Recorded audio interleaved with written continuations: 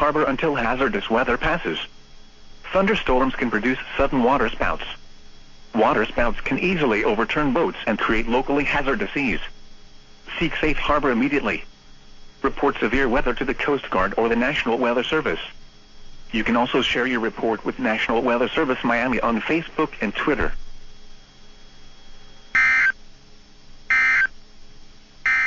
And now the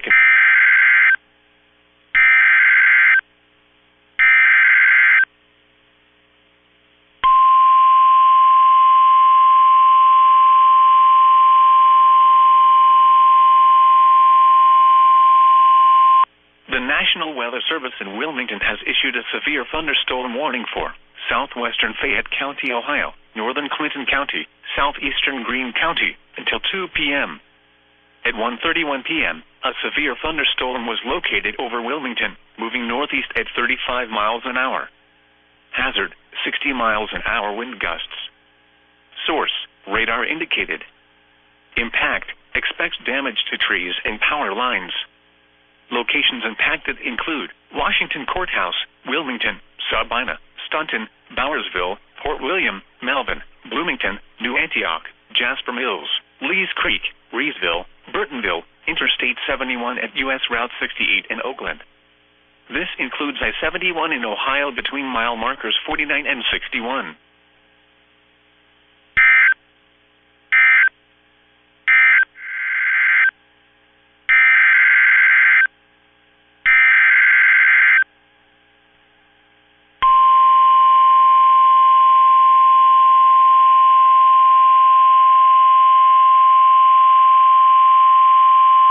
The National Weather Service in Wilmington has issued a severe thunderstorm warning for northern Fayette County, Ohio, northeastern Clinton County, northwestern Pickaway County, southeastern Clark County, southeastern Greene County, southern Madison County, until 2:30 p.m. At 1:49 p.m., a severe thunderstorm was located near Sabina, moving northeast at 45 miles an hour.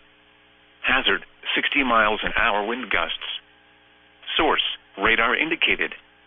Impact, expects damage to trees and power lines. Locations impacted include Washington Courthouse, Sabina, Jamestown, Mount Sterling, Jeffersonville, Bloomingburg, South Solon, Midway, Bowersville, Milledgeville, Octa, Newport, Chenoweth, Interstate 71 at State Route 38, Derby, Rosemore, Bloomington, Madison Mills, Bookwalter and Shady Grove. This includes I-71 in Ohio between mile markers 58 and 88. The 88.3, 205. We're Shadow and Capella. We're going to interrupt our programming at the request of the National Weather Service. We have a severe thunderstorm warning for north central Volusia County, and that will follow next.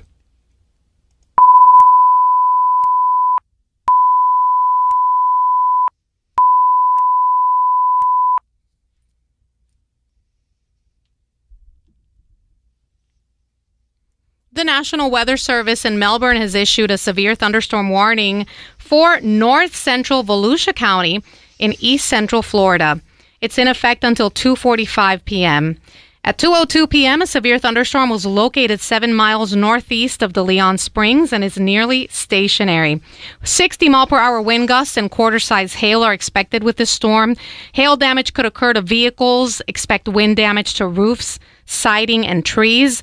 Locations impacted include Daytona Beach, DeLand, and the Leon Springs. Again, it is a severe thunderstorm warning for north central Volusia County in east central Florida until 2:45 p.m.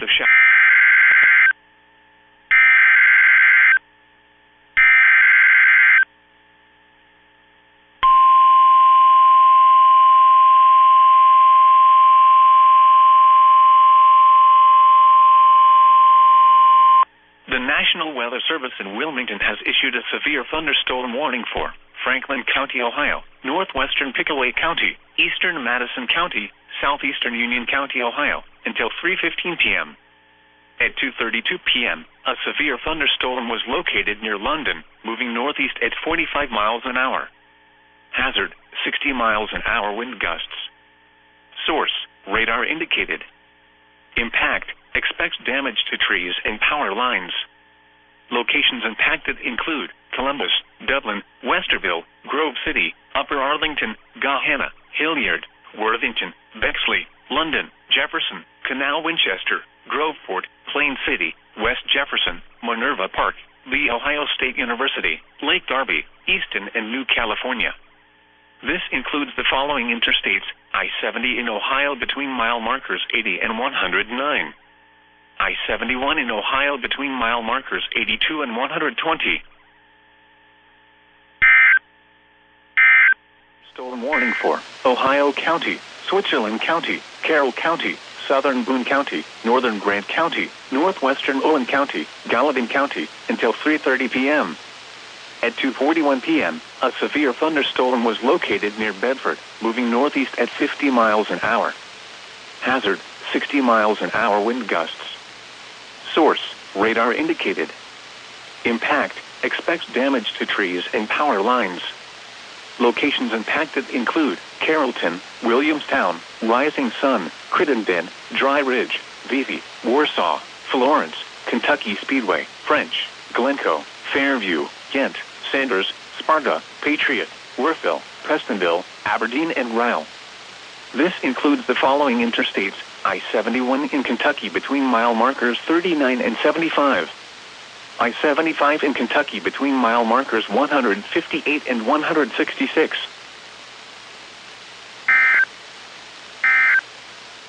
Lows in the mid-60s. Northwest winds.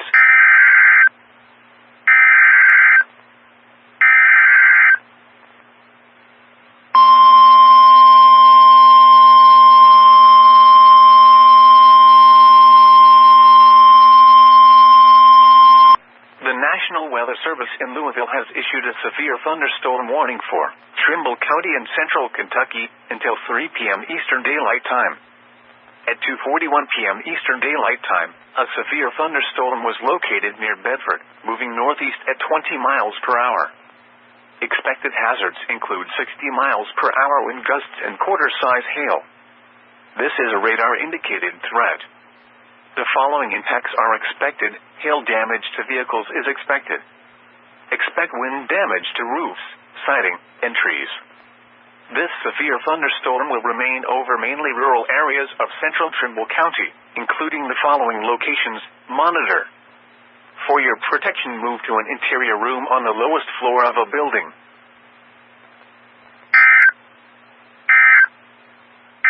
The National Weather Service in Louisville has issued a severe thunderstorm warning for Trimble County and Central Kentucky until 3 p.m. Eastern Daylight Time.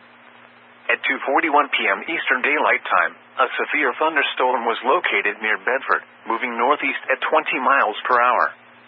Expected hazards include 60 miles per hour wind gusts and quarter-size hail. This is a radar-indicated threat. The following impacts are expected. Hail damage to vehicles is expected.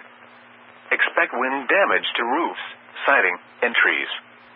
This severe thunderstorm will remain over mainly rural areas of central Trimble County, including the following locations. Monitor. For your protection, move to an interior room on the lowest floor of a building.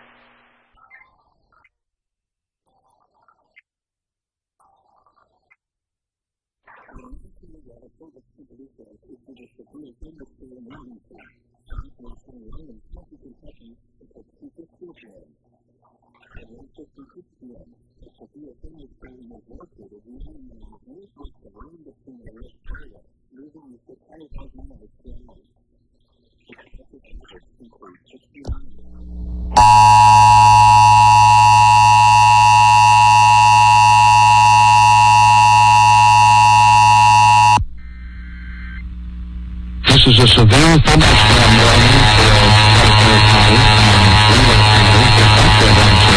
wind at 57.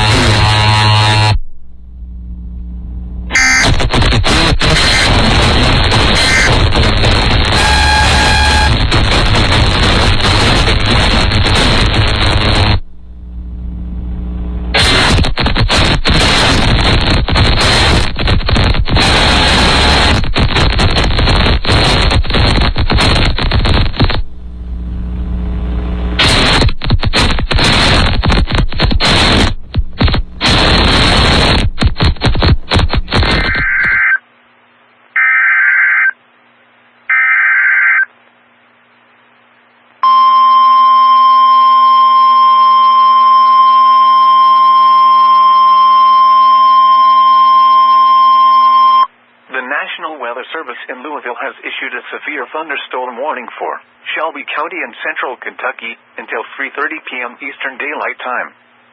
At 3:03 p.m. Eastern Daylight Time, a severe thunderstorm was located east of Sinkville, moving north at 30 miles per hour.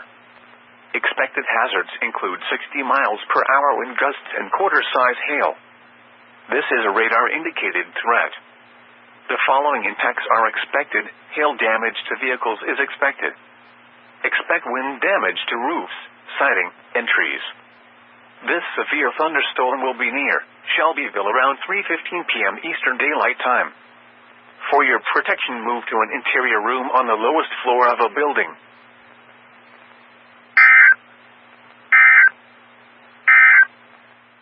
The National Weather Service in Louisville has issued a severe thunderstorm warning for north central Shelby County and central Kentucky, southwestern Henry County and central Kentucky until 3:30 p.m. Eastern Daylight Time. At 2:56 p.m. Eastern Daylight Time, a severe thunderstorm was located west of Eminence, moving northeast at 25 miles per hour. Expected hazards include 60 miles per hour wind gusts and quarter-size hail. This is a radar-indicated threat. The following impacts are expected. Hail damage to vehicles is expected. Expect wind damage to roofs, siding, and trees. This severe thunderstorm will be near Newcastle around 3:15 p.m. Eastern Daylight Time. For your protection, move to an interior room on the lowest floor of a building. Southwestern Cleveland County, northwestern Butler County, until 4:15 p.m. At 3:32 p.m., a severe thunderstorm was located near Reedsville, moving northeast at 45 miles an hour. Hazard, 60 miles an hour wind gusts. Source, radar indicated. Impact, expect damage to trees and power lines. Locations impacted include Hamilton, Oxford, Batesville, Brookville, Milan, West College Corner, Oldenburg, Dartown, Riley, Sunman, Metamora, St. Leon, Scipio, College Corner, Cedar Grove, Mount Carmel, Mount State Recreation Area, Huntersville, Hamburg, and Pentown. This includes I-74 in Indiana between mile markers 145 and 167.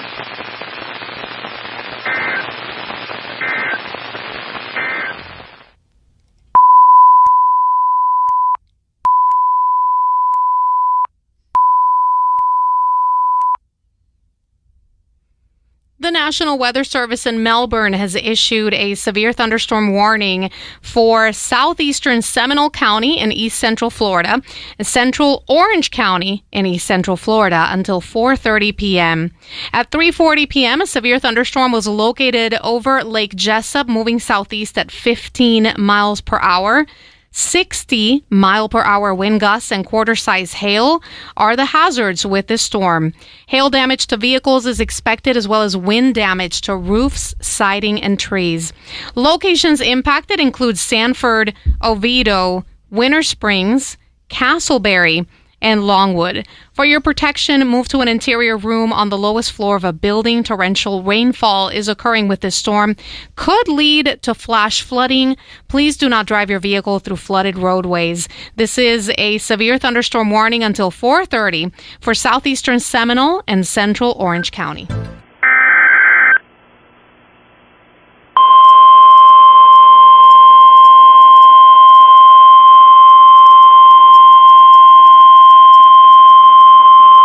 The National Weather Service in Grand Junction has issued a severe thunderstorm warning for west central Routt County in northwestern Colorado, northeastern Garfield County in west central Colorado, southern Moffat County in northwestern Colorado, northeastern Rio Blanco County in northwestern Colorado until 2:15 p.m. Mountain Daylight Time.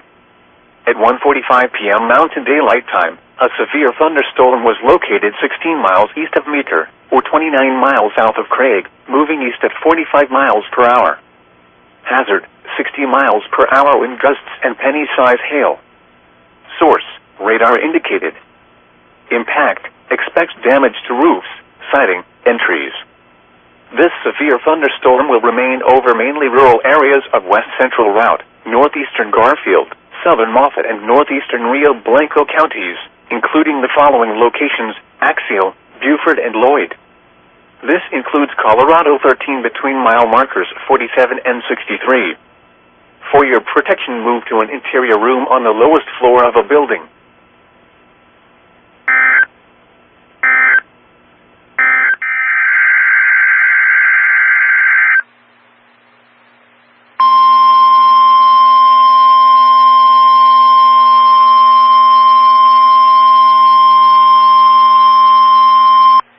National Weather Service has issued Severe Thunderstorm Watch number 313, effective until 10 p.m. Eastern Daylight Time, or 9 p.m. Central Daylight Time.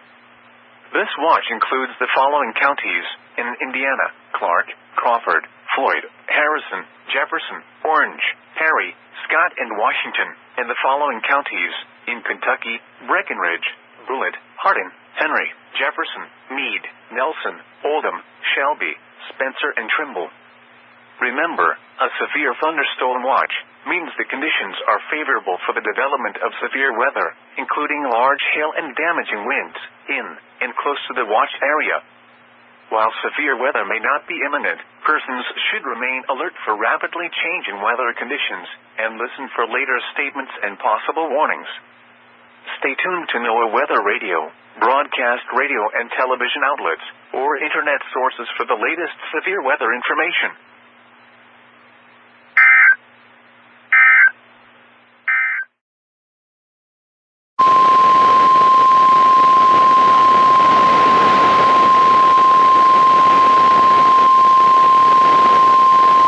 The National Weather Service in Wilmington has issued a severe thunderstorm warning for northeastern Hamilton County, eastern Butler County, northwestern Claremont County, Warren County, until 4:45 p.m.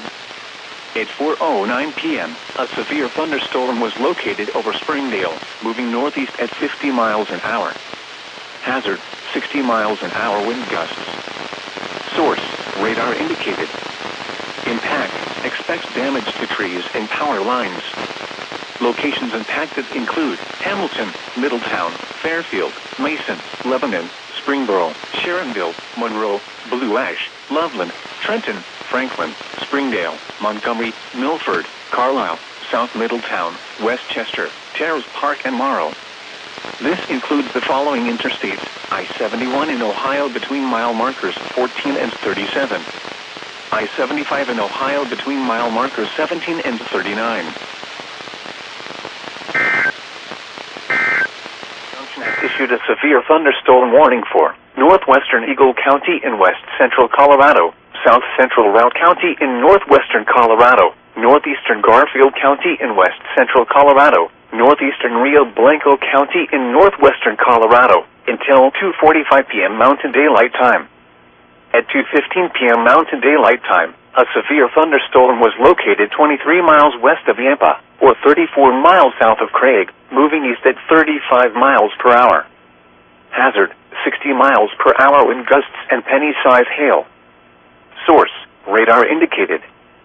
Impact, expects damage to roofs, siding, and trees. This severe thunderstorm will remain over mainly rural areas of northwestern Eagle, south central Routt, northeastern Garfield, and northeastern Rio Blanco counties. This includes Colorado 131 between mile markers 37 and 42. For your protection, move to an interior room on the lowest floor of a building.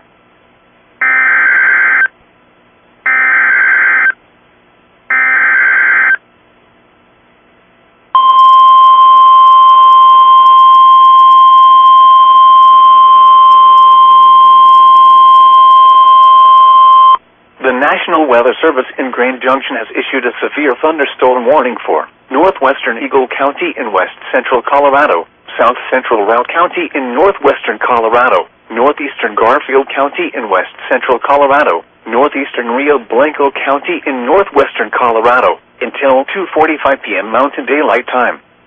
At 2:15 p.m. Mountain Daylight Time, a severe thunderstorm was located 23 miles west of Yampa, or 34 miles south of Craig, moving east at 35 miles per hour. Hazard, 60 miles per hour wind gusts and penny-size hail. Source, radar indicated. Impact, expects damage to roofs, siding, and trees. This severe thunderstorm will remain over mainly rural areas of northwestern Eagle, south central Routt, northeastern Garfield, and northeastern Rio Blanco counties. This includes Colorado 131 between mile markers 37 and 42. For your protection, move to an interior room on the lowest floor of a building.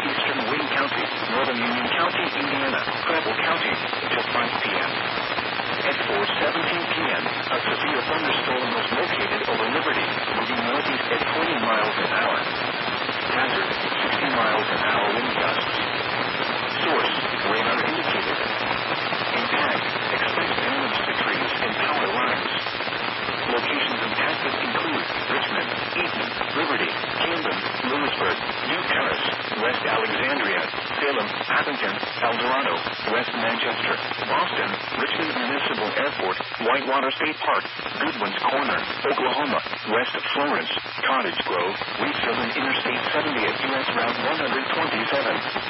This includes the following interstates: I-70 in Indiana between mile markers 153 and 156. I-70 in Ohio between mile markers 0 and 15. National Weather Service has issued severe thunderstorm watch number 314, effective until 9 p.m. Mountain Daylight Time, or 10 p.m. Central Daylight Time. This watch includes the following counties: in Nebraska, Arthur, Keith, Lincoln, Logan, McPherson, and Perkins. Remember, a severe thunderstorm watch means the conditions are favorable for the development of severe weather, including large hail and damaging winds, in and close to the watch area. While severe weather may not be imminent, persons should remain alert for rapidly changing weather conditions and listen for later statements and possible warnings. Stay tuned to NOAA weather radio, commercial radio and television outlets, or internet sources for the latest severe weather information.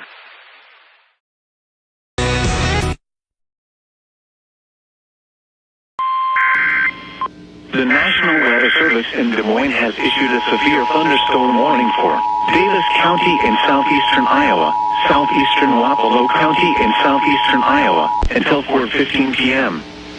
At 3:46 p.m., severe thunderstorms were located along a line extending from near Atomic to 6 miles northwest of Milton to 8 miles northwest of Lancaster. Service in Des Moines has 35 miles thunderstorm warning for expected hazards include 60 miles per hour in Wapello County in southeastern Iowa. This is a radar indicated threat.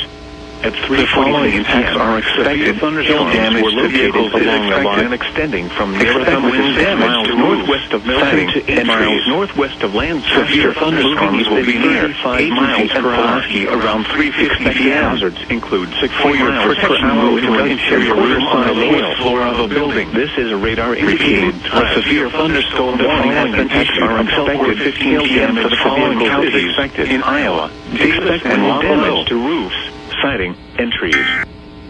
Severe thunderstorms will be near Agency and Pulaski around the current.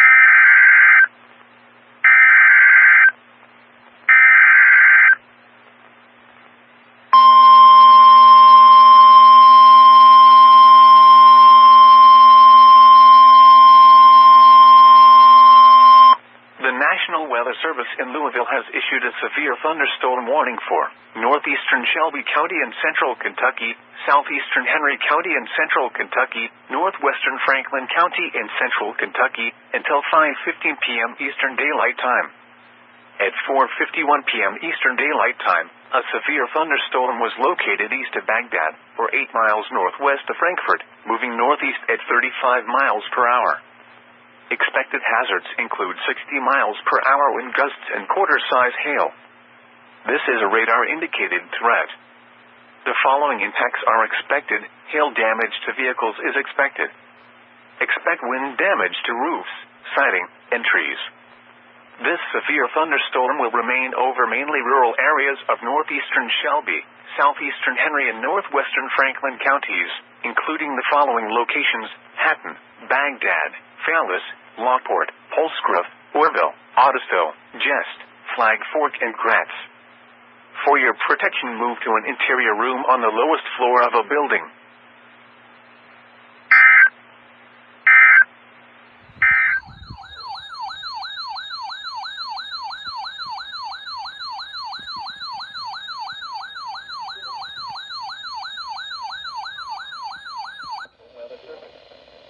The National Weather Service in Lincoln has issued a flash flood warning for northern Marshall County, Illinois, Stark County in northwestern Illinois until 7:15 p.m. At 4:10 p.m., Doppler radar indicated thunderstorms producing heavy rain across the warned area. Up to 3 inches of rain has fallen. Additional rainfall amounts up to 2 inches are possible in the warned area. Flash flooding is ongoing or expected to begin shortly. Hazard: flash flooding caused by thunderstorms. Source: radar. Impact: flash flooding of small creeks and streams, urban areas, highways, streets, and underpasses, as well as other poor drainage and low-lying areas. Some locations that will experience flash flooding include Lincoln, Henry, Wyoming, Tulane, Wayland, Bradford, Farmington, Varna, Lafayette, Camp Grove, Castleton, Marshall, Putnam County Fairgrounds, and Lake Wildwood. Turn around. Don't drown when encountering flooded roads. Most flood deaths occur in vehicles.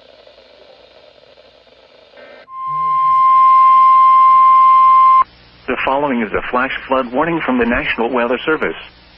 The National Weather Service in Cloud Cities has issued a flash flood warning for South Central Bureau County in north central Illinois, Putnam County in north central Illinois, until 10:15 p.m. Monday.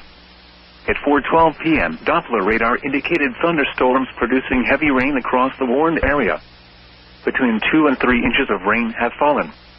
Additional rainfall amounts of 1 to 2 inches are possible in the warned area. Flash flooding is ongoing or expected to begin shortly. Hazard: flash flooding caused by thunderstorms. Source: radar.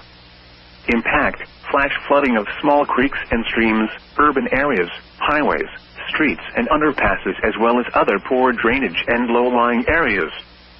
Some locations that will experience flash flooding include Hennepin, McNabb, Putnam, Magnolia, Milo, Lake Thunderbird, Lone Tree Corners, and Floyd. Turn around. Don't drown when encountering flooded roads. Most flood deaths occur in vehicles.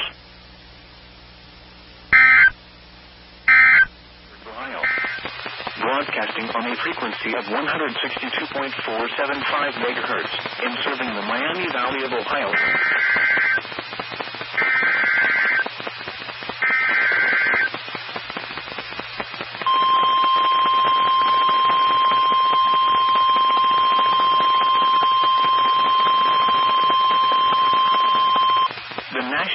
Service in Wilmington has issued a severe thunderstorm warning for north central Montgomery County, central Miami County, until 5:45 p.m. At 5:14 p.m., a severe thunderstorm was located over Englewood, moving northeast at 50 miles an hour. Hazard: 60 miles an hour wind gusts. Source: radar. Impact: expect damage to trees and power lines.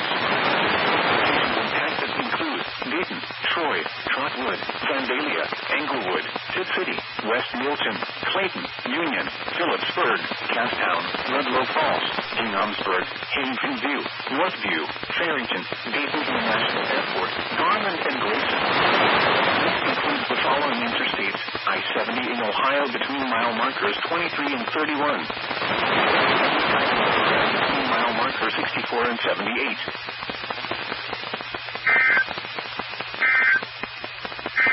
Severe thunderstorm warning for northwestern Davidson County in Middle Tennessee, northeastern Dixon County in Middle Tennessee, central Cheatham County in Middle Tennessee, south central Robertson County in Middle Tennessee, until 5 p.m. Central Daylight Time.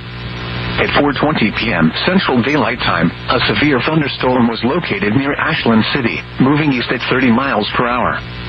Hazard: 60 miles per hour wind gusts and quarter-size hail. Source, radar indicated. Impact, hail damage to vehicles is expected. Expect wind damage to roofs, siding, and trees. Locations impacted include Ashland City, Madison, Goodlettsville, Greenbrier, Coopertown, Ridgetop, Jolton, Pleasant View, Beeman Park, and Whites Creek. This includes the following highways: Interstate 65 between mile markers 92 and 95. Interstate 24 between mile markers 25 and 43.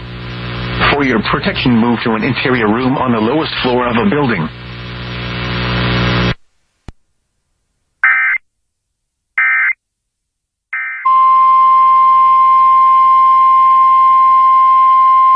The National Weather Service in the Quad Cities has issued a severe thunderstorm warning for northwestern Putnam County in north-central Illinois, eastern Bureau County in north-central Illinois, until 5:15 p.m. At 4:23 p.m., a severe thunderstorm was located over Tuskilwa, or 8 miles west of Hennepin, moving northeast at 25 miles per hour. Hazard, 60 miles per hour wind gusts and quarter-size hail. Source, radar indicated. Impact, hail damage to vehicles is expected. Expect wind damage to roofs, siding, and trees. This severe thunderstorm will be near Bureau Junction around 4:35 p.m. Hennepin and Bureau County Fairgrounds around 4:40 p.m.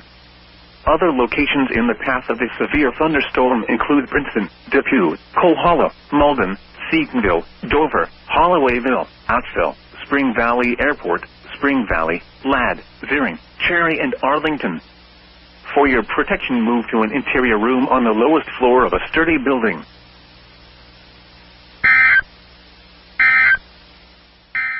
Warning for southeastern Sequoia County, southeastern Marion County, Hamilton County, until 6:15 p.m. Eastern Daylight Time, or 5:15 p.m. Central Daylight Time. At 5:24 p.m. Eastern Daylight Time, or 4:24 p.m. Central Daylight Time, a severe thunderstorm was located near Jasper, moving northeast at 30 miles per hour. Hazard, 60 miles per hour wind gusts and penny-size hail. Source, radar indicated. Impact, expect damage to roofs, siding, and trees. Locations impacted include Chattanooga, Jasper, Saudi Daisy, Signal Mountain, Walden, Lakeside, Whitwell, Fairmount, Harrison, and Red Bank. For your protection, move to an interior room on the lowest floor of a building.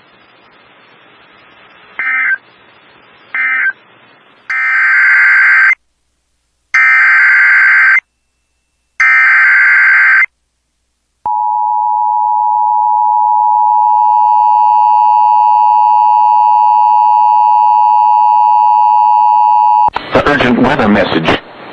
The National Weather Service in Cleveland has issued a severe thunderstorm warning for northern Seneca County in northwestern Ohio, western Sandusky County in northwestern Ohio, southeastern Wood County in northwestern Ohio, northeastern Hancock County in northwestern Ohio, until 6:30 p.m. Eastern Daylight Time. At 5:42 p.m. Eastern Daylight Time, a severe thunderstorm was located 7 miles northwest of Fostoria, moving northeast at 40 miles per hour. Hazard, 60 miles per hour wind gusts. Source, radar indicated. Impact, expect damage to trees and power lines. Locations impacted include Fremont, Fostoria, Gibsonburg, Green Springs, Mobile, Bradner, Wayne, Bloomdale, Bettsville, Risington, Signet, Lindsay, Jerry City, Helena, West Millgrove, Bergen, Bairdstown, Kansas, and Stony Prairie. For your protection, move to an interior room on the lowest floor of a building. Repeating, a severe thunderstorm warning has been issued until 6:30 p.m. Eastern Daylight Time for the following counties in Ohio: Hancock, Sandusky, Seneca, and Wood.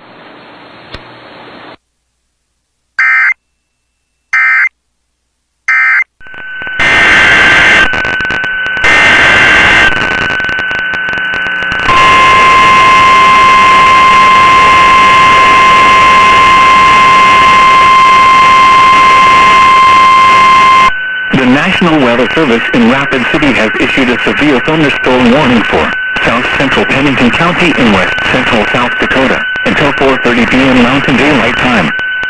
At 3:42 p.m. Mountain Daylight Time, a severe thunderstorm was located over southern Rapid City, moving southeast at 25 miles per hour. Quarter-sized hail was recently reported on the west side of Rapid City. Expected hazards include quarter-sized hail. Severe weather has been reported by the public. The following impacts are expected. Damage to vehicles is expected.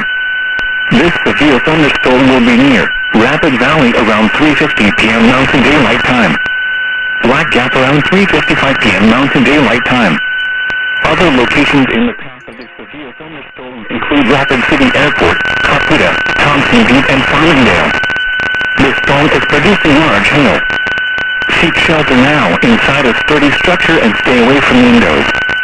Torrential rainfall is occurring with this storm and may lead to flash flooding. Do not drive your vehicle through flooded roadways. Repeating, a severe thunderstorm warning has been issued until 4:30 p.m. Mountain Daylight Time for the following areas in South Dakota, Central Pennington, and Eastern Pennington.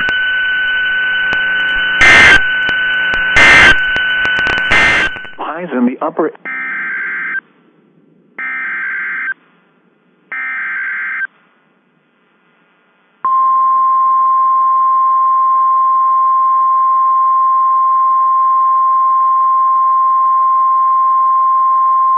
The National Weather Service in Pleasant Hill has issued a severe thunderstorm warning for southwestern Doniphan County in northeastern Kansas, eastern Atchison County in northeastern Kansas, southwestern Buchanan County in northwestern Missouri, northwestern Platte County in west central Missouri, until 5:15 p.m. At 4:51 p.m., a severe thunderstorm was located near Denton, or 7 miles southwest of Troy, moving southeast at 25 miles per hour. Expected hazards include 60 miles per hour wind gusts and quarter-size hail. This is a radar-indicated threat. The following impacts are expected. Hail damage to vehicles is expected. Expect wind damage to roofs, siding, and trees. Locations impacted include Atchison, Rushville, Lancaster, Denton, Lewis and Clark Village, Doniphan, DeKalb, Severance, Huron, Leona, Ayton, Fawcett, Bean Lake, Lewis and Clark, Virgin Islands, and Bindena. This includes Interstate 29 between mile markers 36 and 37. For your protection, move to an interior room on the lowest floor of a building. Anna 1.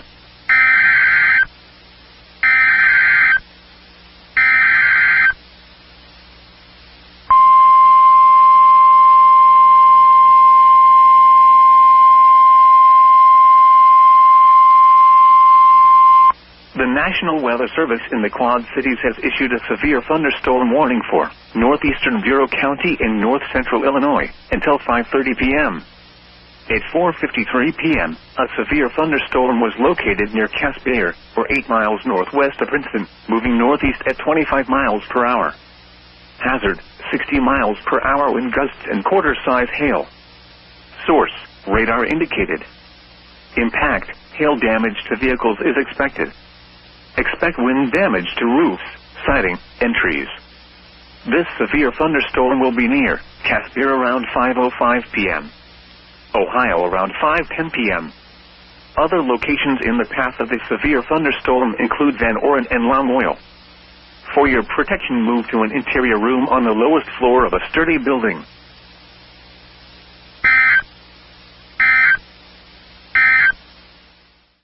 Additional rainfall amounts up to 2 inches are possible in the warned area. Flash flooding is ongoing or expected to begin shortly. Expected hazards include flash flooding caused by thunderstorms. Source, radar. The following impacts are expected: flash flooding of small creeks and streams, urban areas, highways, streets, and underpasses, as well as other poor drainage and low-lying areas. Some locations that will experience flash flooding include Abingdon, Knoxville, Yates City, Williamsfield, McQuan, Gilson, St. Augustine, Tejeda, DeLong, and Snake Den Hollow. This includes the following streams and drainages: Latimer Creek, Cedar Creek, Brush Creek, Pig Creek, Italian Slough, West Fork Kickapoo Creek, Fox Creek, Swab Run, North Creek, Indian Creek, Court Creek, French Creek, Hog Creek, Flea Creek, Middle Creek, Little Hall Creek, Hickory Creek, Brandywine Creek, Walnut Creek, and Littler's Creek.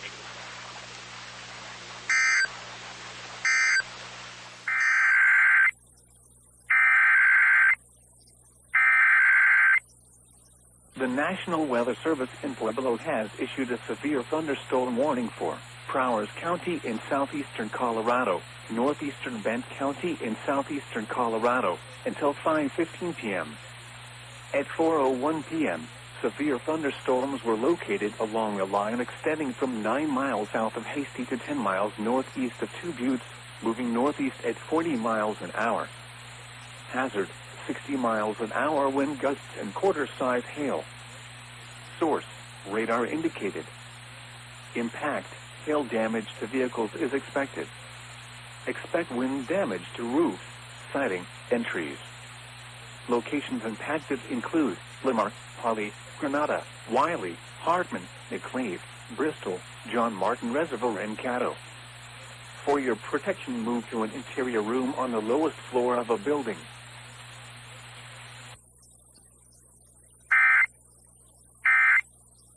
For Northern St. Lucie County in East Central Florida, South Central Indian River County in East Central Florida, until 6:45 p.m. Eastern Daylight Time.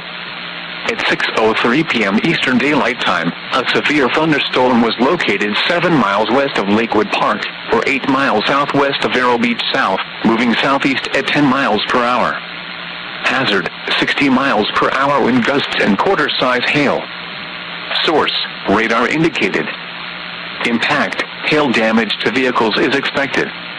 Expect wind damage to roofs, siding, and trees. Locations impacted include Fort Pierce, Indrio, Fort Pierce Inlet, White City, and Queens Cove.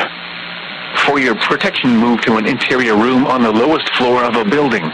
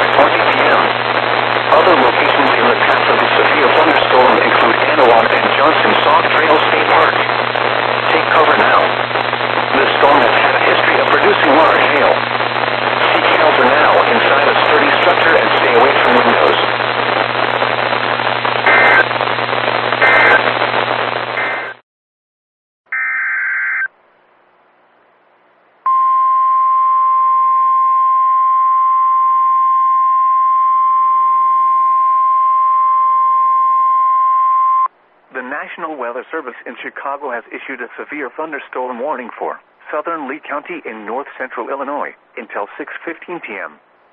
At 5:11 p.m., a severe thunderstorm was located near Walnut, or 10 miles north of Princeton, moving northeast at 20 miles per hour. A second severe thunderstorm was located 5 miles north of Amboy, moving southeast at 20 miles per hour.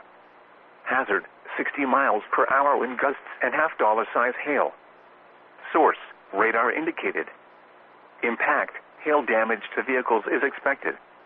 Expect wind damage to roofs, siding, and trees. Locations impacted include Amboy, Sublet, Woodhaven Lakes, West Brooklyn, and Lee Center, including the following Interstate 88 near mile marker 62. This includes Lee County Fairgrounds. For your protection, move to an interior room on the lowest floor of a building. Torrential rainfall is occurring with this storm and may lead to flash flooding. Do not drive your vehicle through flooded roadways. Moving southeast at 10 miles per hour. Hazard, tornado.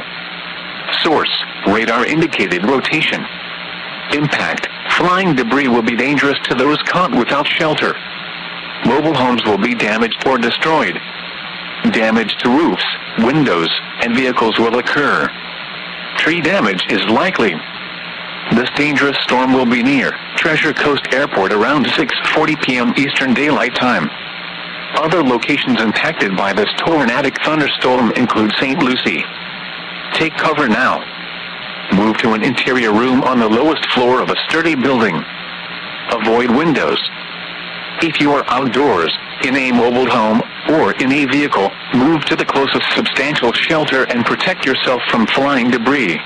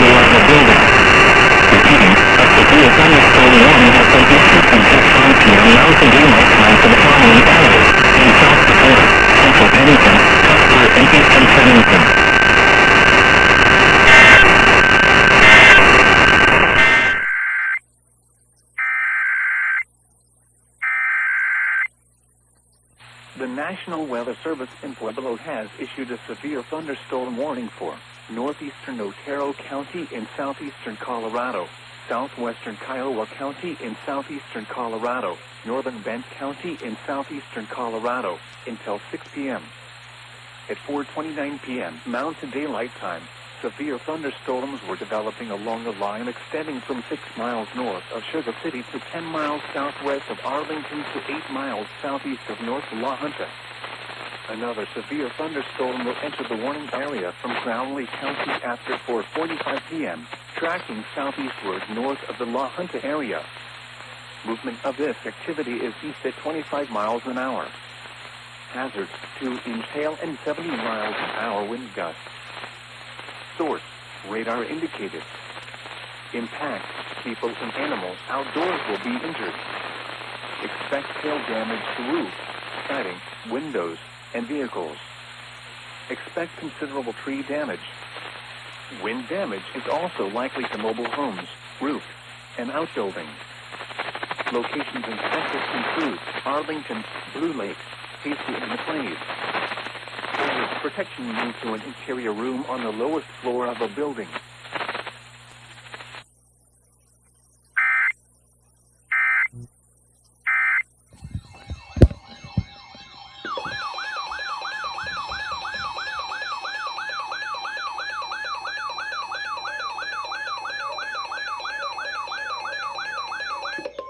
The National Weather Service in Chicago has issued a severe thunderstorm warning for northwestern Russell County in north-central Illinois, southeastern Lee County in north-central Illinois, southwestern DeKalb County in north-central Illinois, until 6:30 p.m. At 5:39 p.m., a severe thunderstorm was located near Paw Paw, or 9 miles north of Mendota, moving southeast at 25 miles per hour.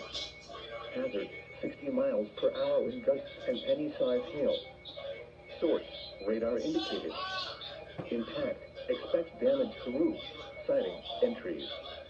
Locations impacted include Mendota, Earlville, Leland, Paw Paw, Sublette, Compton, and West Brooklyn. Including the following interstates: Interstate 39 between mile markers 71 and 84. This includes Tri-County Fairgrounds. For your protection, move to an interior room on the lowest floor of a building. Torrential rainfall is occurring with this storm and may lead to flash flooding. Do not drive your vehicle through flooded roadways.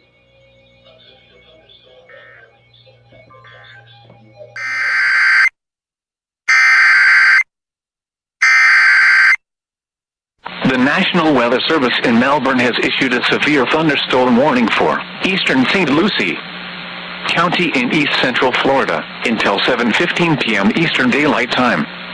At 6:44 p.m. Eastern Daylight Time, a severe thunderstorm was located over Fort Pierce North, or over Fort Pierce, moving southeast at 20 miles per hour.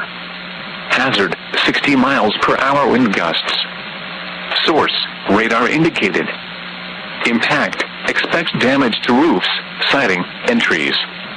Locations impacted include Walton, Fort Pierce, White City, Indrio, and St. Lucie Nuclear Power Plant. For your protection, move to an interior room on the lowest floor of a building.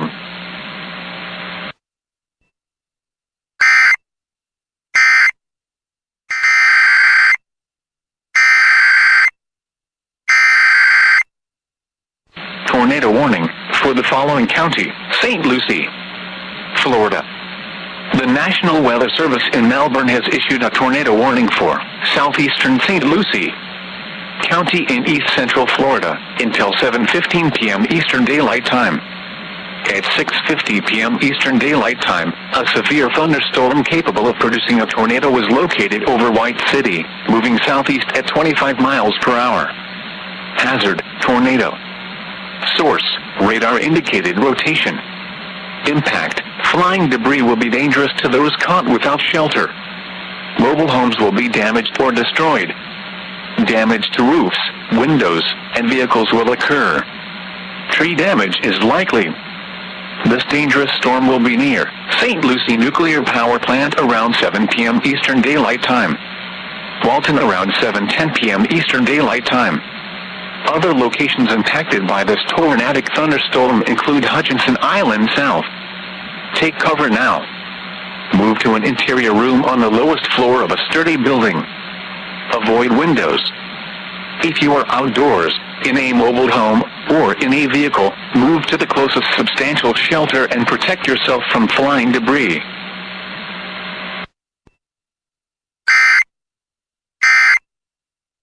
Mostly cloudy with a temperature.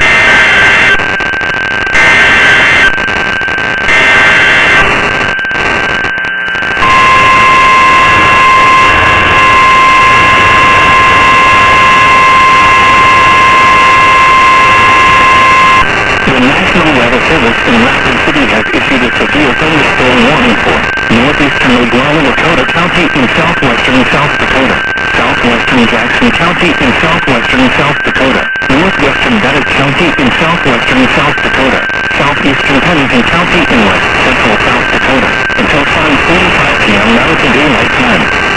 At 4:56 p.m. Mountain Daylight Time, a severe thunderstorm was located over western Badlands National Park, or 41 miles southeast of Rapid City, moving southeast at 40 miles per hour.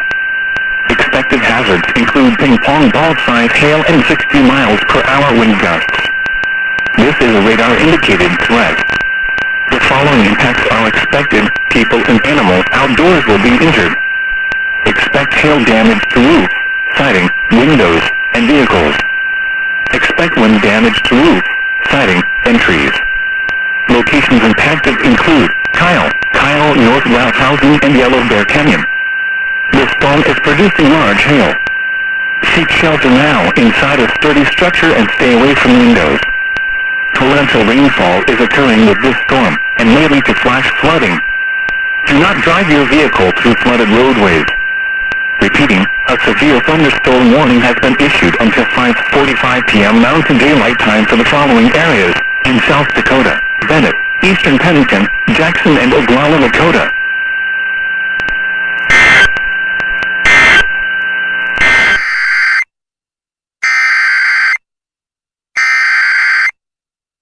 The National Weather Service in Melbourne has issued a severe thunderstorm warning for southeastern St. Lucie County in east central Florida until 7:45 p.m. Eastern Daylight Time.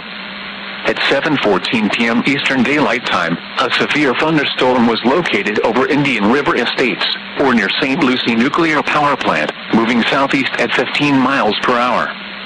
Hazard, 60 miles per hour wind gusts. Source, radar indicated. Impact, expect damage to roofs, siding, and trees. Locations impacted include Port St. Lucie, Walton, Fort Pierce, White City, and St. Lucie Nuclear Power Plant. For your protection, move to an interior room on the lowest floor of a building.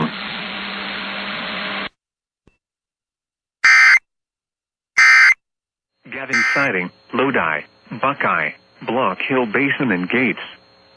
This includes the following highways: Highway 183 between mile markers 73 and 108.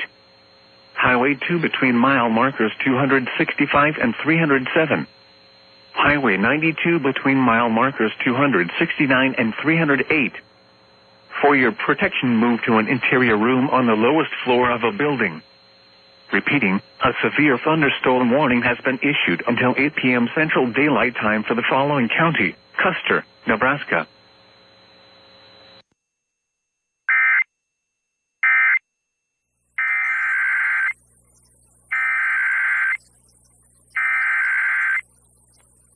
The National Weather Service in Pueblo has issued a severe thunderstorm warning for southwestern Prowers County in southeastern Colorado, northeastern Bent County in southeastern Colorado, until 7 p.m.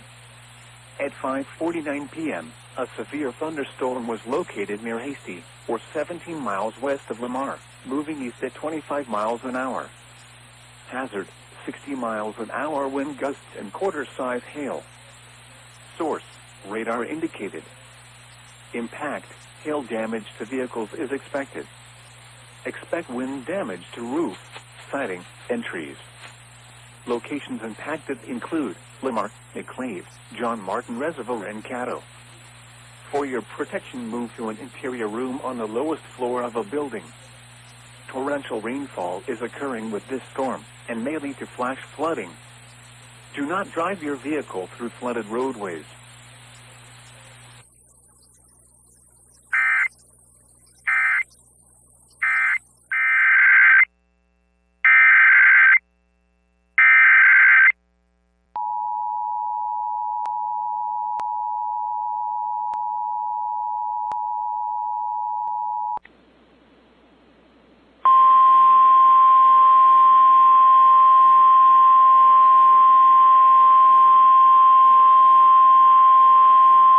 The National Weather Service in Memphis has issued a tornado warning for northeastern Mississippi County in eastern Arkansas, west central Lauderdale County in west Tennessee, until 7:45 p.m. Central Daylight Time. At 7:16 p.m. Central Daylight Time, a severe thunderstorm producing a tornado was located over Luxora, moving east at 10 miles per hour. Hazard, tornado. Source, radar indicated rotation. Impact, flying debris will be dangerous to those caught without shelter. Mobile homes will be damaged or destroyed. Damage to roofs, windows, and vehicles will occur. Tree damage is likely. Locations impacted include Luxora, Burdett, Ashport, Gold Dust, Keysport, O'Donnell Bend, Tuckertown, and Rosa. Take cover now. Move to a storm shelter or an interior room on the lowest floor of a sturdy building. Avoid windows. If you are outdoors, in a mobile home, or in a vehicle, move to the closest substantial shelter and protect yourself from flying debris. Repeating, a tornado warning has been issued until 7:45 p.m. Central Daylight Time for the following county: Mississippi, Arkansas, and Lauderdale, Tennessee.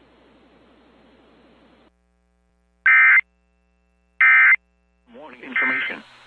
The National Weather Service in Hastings has issued a severe thunderstorm warning for northeastern Phelps County, northwestern Adams County, northern Kearney County, Buffalo County, southeastern Dawson County, until 8:15 p.m. At 7:23 p.m., severe thunderstorms were located along a line extending from near Pleasanton to near Miller, moving southeast at 40 miles per hour. Expected hazards include 60 miles per hour wind gusts and quarter-size hail. This is a radar-indicated threat. The following impacts are expected. Hail damage to vehicles is expected. Expect wind damage to roofs, siding, and trees. Severe thunderstorms will be near Kearney and Elm Creek around 7:40 p.m. Other locations in the path of these severe thunderstorms include Odessa, Riverdale, Gibbon, Kennesaw, and Hartwell. This includes Interstate 80 between mile markers 252 and 292. For your protection, move to an interior room on the lowest floor of a building. Repeating, a severe thunderstorm warning has been issued until 08:15 p.m. for the following counties in Nebraska: Adams, Buffalo, Dawson, Kearney, and Phelps.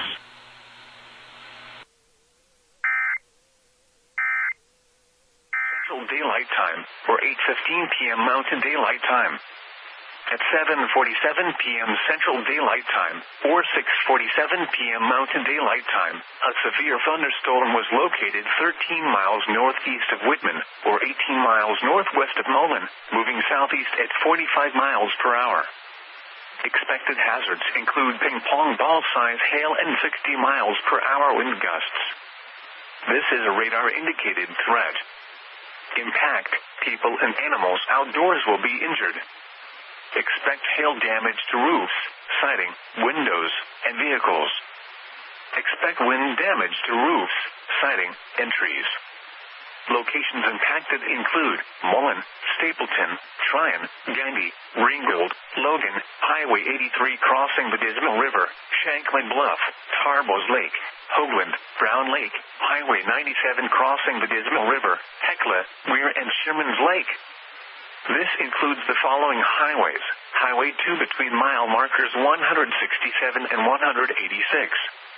Highway 92 between mile markers 199 and 245. Highway 97 between mile markers 17 and 68. Highway 83 between mile markers 106 and 135. The storm is producing large hail. Seek shelter now inside a sturdy structure and stay away from windows. Repeating, a severe thunderstorm warning has been issued until 9:15 p.m. Central Daylight Time for the following county. Damage to roofs, windows, and vehicles will occur. Tree damage is likely. This dangerous storm will be near Axtell around 8:05 p.m. Other locations in the path of this tornadic thunderstorm include Wilcox. This includes Interstate 80 between mile markers 261 and 266. Take cover now. Move to a basement or an interior room on the lowest floor of a sturdy building. Avoid windows. If you are outdoors, in a mobile home, or in a vehicle, move to the closest substantial shelter and protect yourself from flying debris. Repeating, a tornado warning has been issued until 08:15 p.m. for the following counties in Nebraska: Buffalo, Kearney, and Phelps.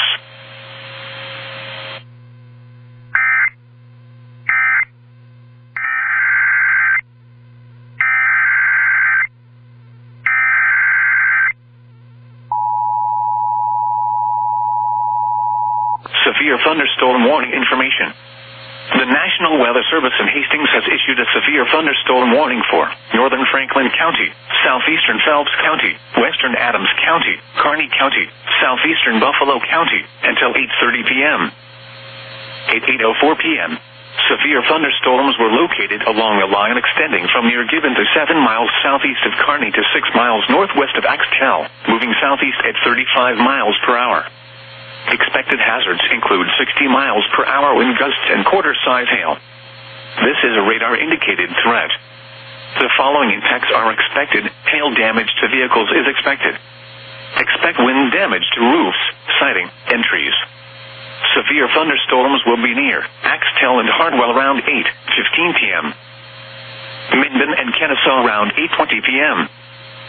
Other locations in the path of these severe thunderstorms include Wilcox, Hildreth, Roseland, Holstein, and Norman. This includes Interstate 80 between mile markers 275 and 287. For your protection, move to an interior room on the lowest floor of a building. Repeating, a severe thunderstorm warning has been issued until 8:30 p.m. for the following counties in Nebraska: Adams, Buffalo, Franklin, Kearney, and Phelps.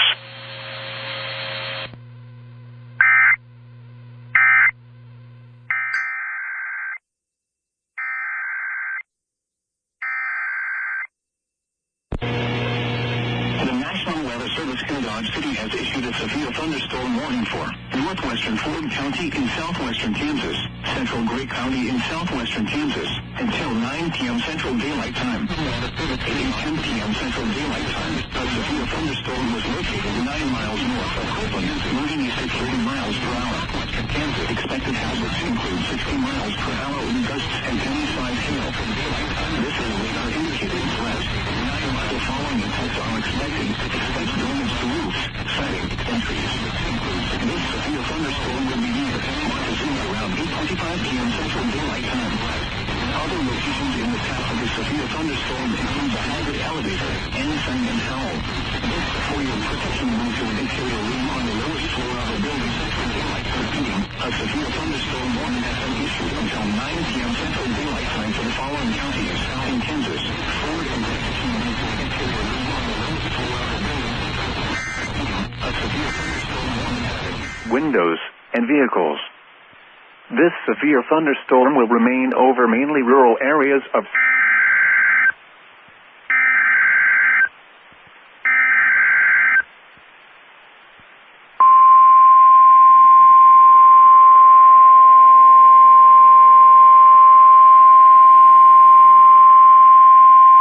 The National Weather Service in Amarillo has issued a severe thunderstorm warning for west central Sherman County, eastern Dallam County, northeastern Hartley County, until 9:15 p.m. Central Daylight Time.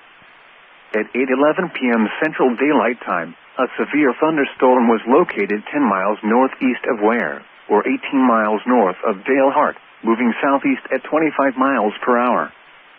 Hazard, 2-inch hail and 70 miles per hour wind gusts. Source, radar indicated. Impact, expect some tree damage.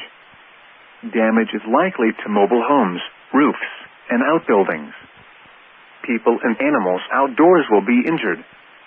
Expect hail damage to roofs, siding, windows, and vehicles. Locations impacted include Dale Hart and Conlin. For your protection, move to an interior room on the lowest floor of a building. Repeating, a severe thunderstorm warning has been issued until 9:15 p.m. Central Daylight Time for the following counties in Texas: Dallam, Hartley, and Sherman.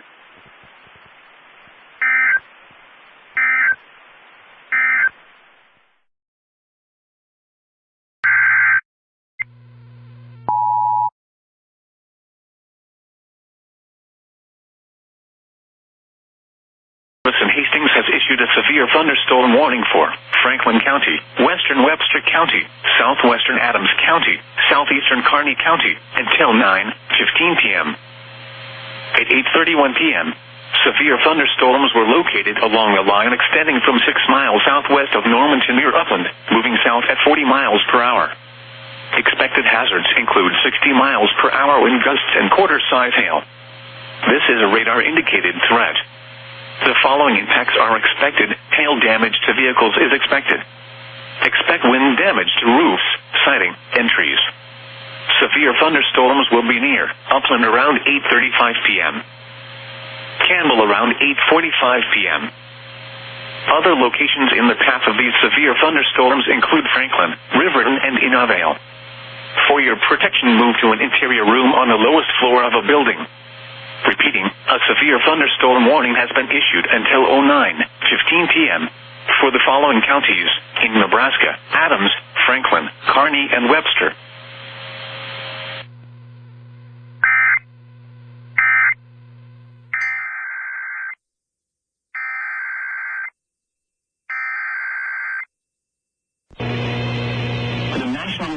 In Dodge City has issued a severe thunderstorm warning for Ford County in southwestern Kansas, northwestern Kiowa County in south central Kansas, southern Hodgman County in southwestern Kansas, east central Gray County in southwestern Kansas, southwestern Edwards County in south central Kansas, until 9:30 p.m. Central Daylight Time. Southern Hodgman at 8:37 p.m. Central Daylight Time. A severe thunderstorm was located near Dodge City, moving east at 40 miles per hour. Expected hazards include 60 miles per hour wind gusts. This is a radar-indicated threat. Thunderstorm with the following effects are expected. Expect damage to roofs, siding, and trees. Hazards. This severe thunderstorm will be near Fort Dodge around 8:50 p.m. Central Daylight Time.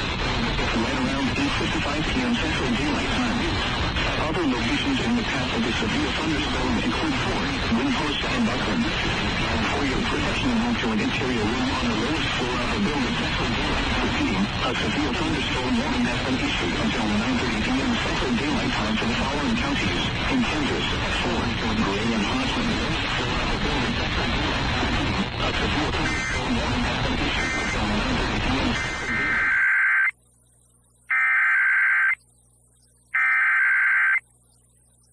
The National Weather Service in Pueblo has issued a severe thunderstorm warning for western Kiowa County in southeastern Colorado, northeastern Crowley County in southeastern Colorado, north central Bent County in southeastern Colorado, until 9 p.m. At 7:44 p.m., a severe thunderstorm was located near Wild Horse Point, or 42 miles north of La Junta, moving east at 40 miles an hour. Hazard: 60 miles an hour wind gusts and quarter-size hail. Source: radar indicated. Impact: hail damage to vehicles is expected. Expect wind damage to roofs, siding, and trees. Locations impacted include Eads, Haswell, Arlington, and Blue Lake. For your protection, move to an interior room on the lowest floor of a building.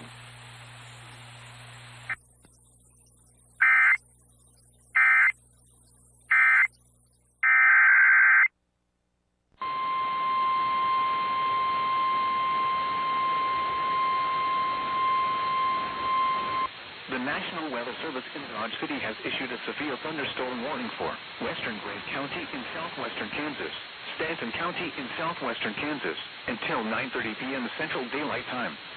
At 8:52 p.m. Central Daylight Time, a severe thunderstorm was located near Johnson City, moving east at 35 miles per hour. Expected hazards include quarter-size hail. This is a radar-indicated threat. The following impacts are expected. Damage to vehicles is expected. This severe thunderstorm will be near Johnson City around 9 p.m. Central Daylight Time. Other locations in the path of a severe thunderstorm include Big Bull and Ulysses. For your protection, move to an interior room on the lowest floor of a building. Repeating, a severe thunderstorm warning has been issued until 9:30 p.m. Central Daylight Time for the following counties: in Kansas, Grant, and Stanton.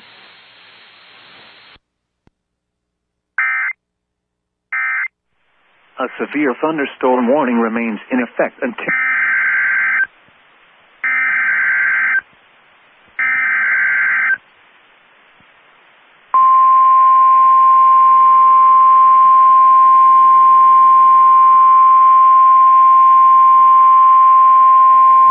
The National Weather Service in Amarillo has issued a severe thunderstorm warning for southwestern Texas County, southeastern Cimarron County, northwestern Hansford County, northern Sherman County, northeastern Dallam County, until 10 p.m. Central Daylight Time.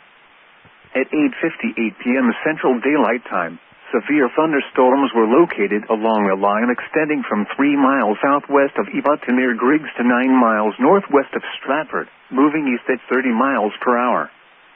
Hazard: 60 miles per hour wind gusts and quarter-size hail. Source: radar indicated. Impact: minor damage to roofs, siding, and trees is possible. Hail damage to vehicles is expected. Locations impacted include Guyman, Stratford, Goodwell, Eva, Griggs, and Texoma. For your protection, move to an interior room on the lowest floor of a building. Repeating, a severe thunderstorm warning has been issued until 10 p.m. Central Daylight Time for the following counties: in Texas, Dallam, Hansford, and Sherman.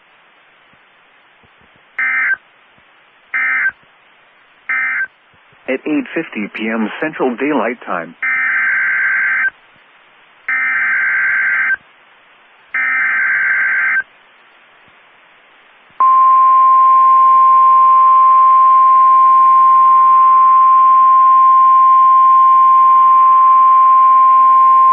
The National Weather Service in Amarillo has issued a severe thunderstorm warning for southwestern Sherman County, southeastern Dallam County, Moore County, northeastern Hartley County, until 10 p.m. Central Daylight Time. At 9:03 p.m. Central Daylight Time, a severe thunderstorm was located 10 miles northeast of Hartley, or 12 miles east of Dale Hart, moving southeast at 30 miles per hour. Hazard, 2-inch hail and 70 miles per hour wind gusts. Source, radar indicated. Impact, expect some tree damage. Damage is likely to mobile homes, roofs, and outbuildings. People and animals outdoors will be injured. Expect hail damage to roofs, siding, windows, and vehicles. Locations impacted include Dumas, Cactus, and Four-Way. For your protection, move to an interior room on the lowest floor of a building. Repeating, a severe thunderstorm warning has been issued until 10 p.m. Central Daylight Time for the following counties in Texas: Dallam, Hartley, Moore, and Sherman.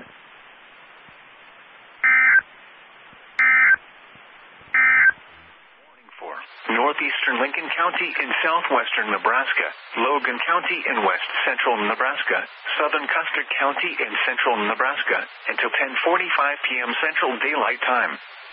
At 9:12 p.m. Central Daylight Time, a severe thunderstorm was located near Stapleton, moving southeast at 45 miles per hour. Expected hazards include 70 miles per hour wind gusts and ping-pong ball-size hail. This is a radar-indicated threat. Impact, people and animals outdoors will be injured. Expect hail damage to roofs, siding, windows, and vehicles. Expect considerable tree damage.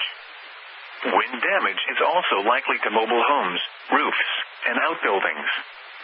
Locations impacted include Stapleton, Arnold, Callaway, Oconto, Gandy, Logan, Etna, Milldale, Burr Oak, Lodi, Buckeye, Shanklin Bluff, Tarbos Lake, Pleasant Hill, Hoagland, Brown Lake, Finkville, and Cumro. This includes the following highways: Highway 183 between mile markers 73 and 79. Highway 92 between mile markers 219 and 262. Highway 83 between mile markers 103 and 124. The storm is producing large hail. Seek shelter now inside a sturdy structure and stay away from windows. Repeating, a severe thunderstorm warning has been issued until 10:45 p.m. Central Daylight Time for the following counties in Nebraska: Lincoln and Logan.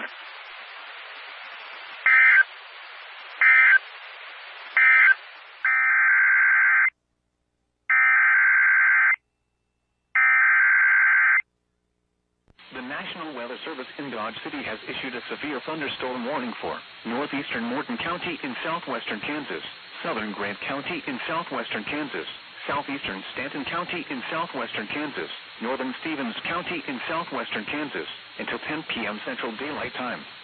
At 9:16 p.m. Central Daylight Time, a severe thunderstorm was located 12 miles south of Big Bow, moving southeast at 25 miles per hour. Expected hazards include quarter-size hail. This is a radar-indicated threat. The following impacts are expected. Damage to vehicles is expected. Locations impacted include Moscow, Cave, and Woods. For your protection, move to an interior room on the lowest floor of a building. Repeating, a severe thunderstorm warning has been issued until 10 p.m. Central Daylight Time for the following counties in Kansas: Grant, Morton, Stanton, and Stevens.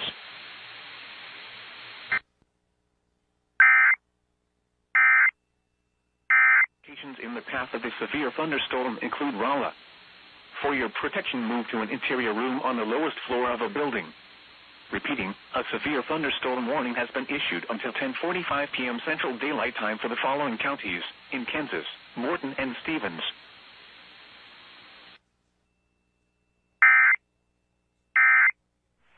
For your protection, move.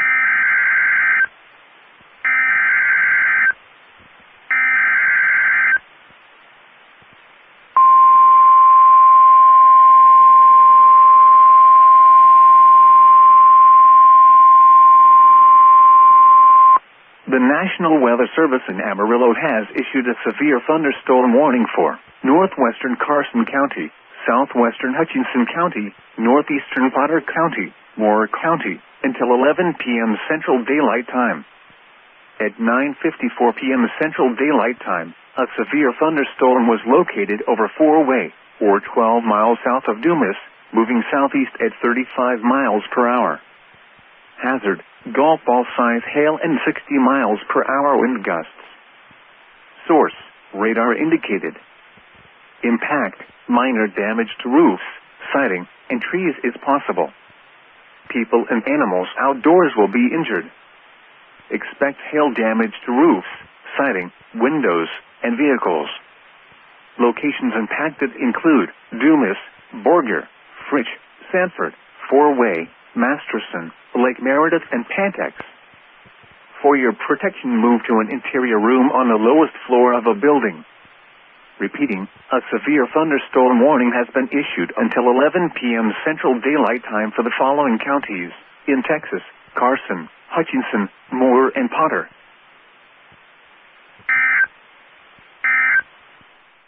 Eastern Phelps County, Northwestern Kearney County, Buffalo County, Southeastern Dawson County, until 11:30 p.m.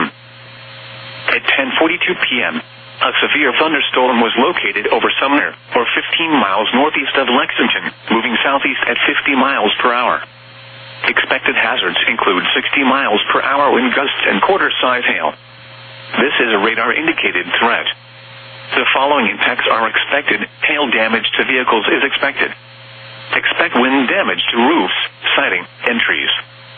This severe thunderstorm will be near Miller around 10:45 p.m. Amherst around 10:55 p.m. Elm Creek around 11 p.m.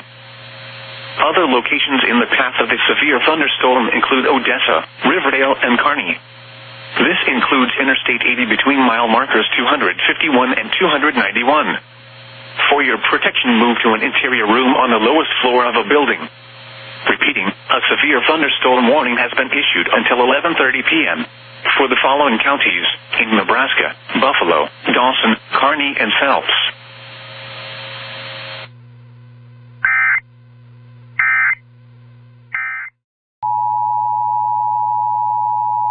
Severe thunderstorm warning information. The National Weather Service in Hastings has issued a severe thunderstorm warning for Eastern Phelps County, Kearney County, Southeastern Buffalo County, until midnight.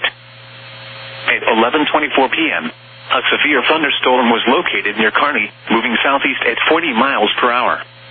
Expected hazards include 60 miles per hour wind gusts and nickel-size hail. This is a radar-indicated threat. The following impacts are expected. Expect damage to roofs, siding, and trees. This severe thunderstorm will be near Minden around 11:40 p.m. Other locations in the path of the severe thunderstorm include Hardwell and Norman. This includes Interstate 80 between mile markers 267 and 287. For your protection, move to an interior room on the lowest floor of a building. Repeating, a severe thunderstorm warning has been issued until midnight Tuesday for the following counties in Nebraska: Buffalo, Kearney, and Phelps.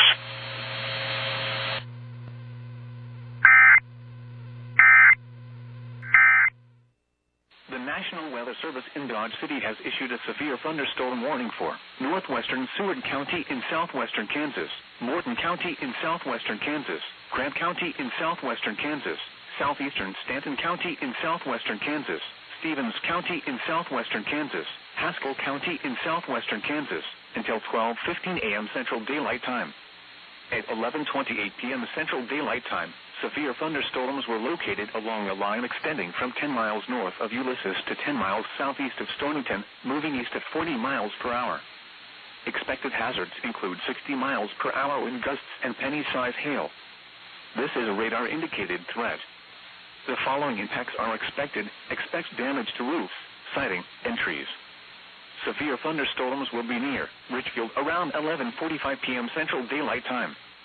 Other locations in the path of these severe thunderstorms include Hickok, Wilburton, Rolla, Sublette, and Favorita. For your protection, move to an interior room on the lowest floor of a building. Repeating, a severe thunderstorm warning has been issued until 12:15 a.m. Central Daylight Time Tuesday for the following counties in Kansas: Grant, Haskell, Morton, Seward, Stanton, and Stevens.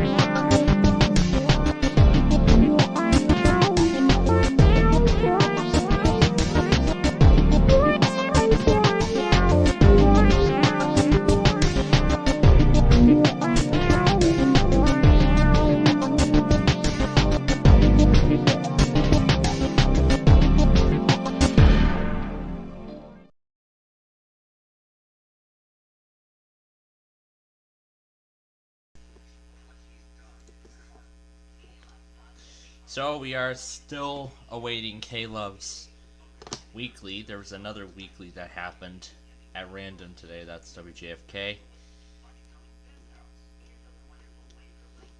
It's not here. It's probably on the other one. We'll see the complete alert log description. But anyway, good afternoon. Man, this math homework is taking me a lot longer than it should, but I mean, there is a reason for it. So.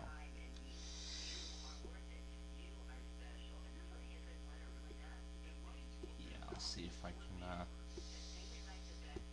yeah, like, a lot of these problems are, like, very difficult on my end.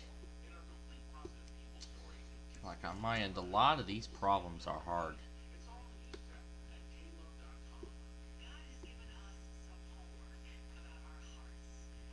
And this is not the, and that's not the kind of homework I have. No way. But once I get this done, once I finish this homework here, we'll get Minecraft going. But actually, before we do get started with it, though, KFAV's Morning Brew intro actually sounded a lot different this morning for Halloween. And I hate dealing with school on Halloween, which is absolutely a bad idea. But either way, I'll actually go ahead and show you the video so you can get a good idea of what it was like this morning. Oh, that was only part of it. I'm actually gonna go ahead and play the entire thing. And boy, Gage got a crack out of this when he heard it this morning. See, it's normal. But just wait.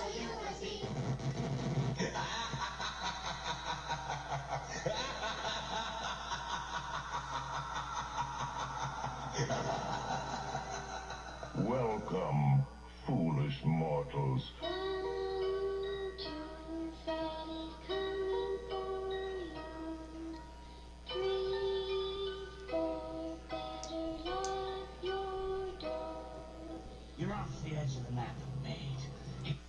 What the heck is all this?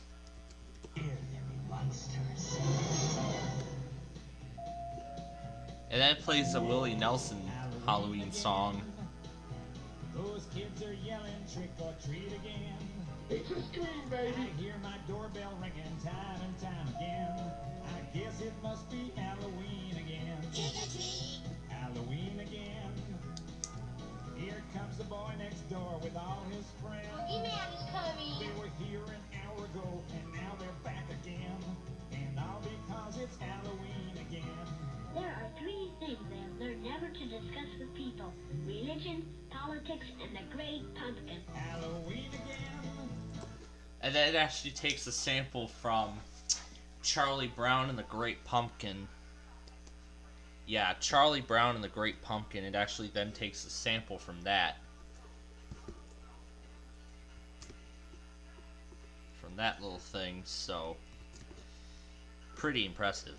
I'm sick of getting up to open my door. I sit down and then that bell starts ringing. Here come more and more. This ain't no candy store. Man, this is Spooksville. I don't know where that was even taken from, but I suppose from what Gates said, this was actually supposed to be a remake of. It's supposed to be like a custom version of Willie Nelson's On the Road Again.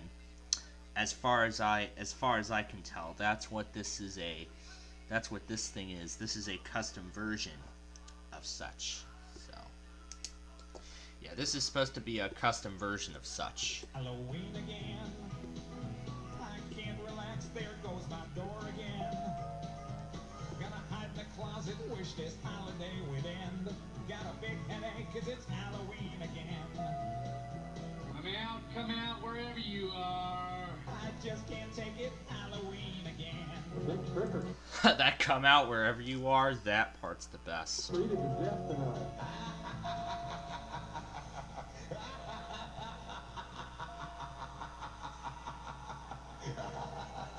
Kind of get the feeling might be a little something different going on around here this morning. Good morning and happy Halloween. Welcome to Monday, the 31st day of October, 2022. Halloween, one of my favorite days of the year because we get a chance to be what we ain't. At least I hope what we ain't. We can put on the monster thing and do our deal. We can dress up in costumes and have some fun. We're going to do that this morning for you here on the Westplex Morning Brew. No costumes necessary because we're on the radio, so you can go ahead and imagine whatever costume you want to here this morning. But certainly we're going to get you into the spirit, pun intended. And we've got all kinds of great Halloween music. We've got some great Halloween giveaways headed your way and some other good stuff. Facts about the day, all headed your way here on your Monday morning. We'll continue with the great hot country with Lainey Wilson after we check Fox Radio Network News.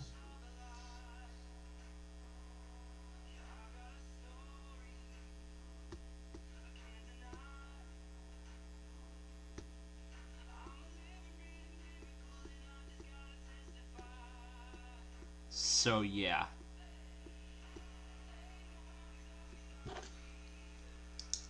So yeah, that's what that is. That's what that thing is. Plus, WETA tested this afternoon, and also this morning I was able to get. Relax and worship all weekend long. Worship now. Plus, I got a complete collection of Air 1 IDs. Baby flowers. Oh, but God. On Air 1. Worship now. Worship on the go. Download the Air 1 app and worship now. Your worship station. Air 1, worship now.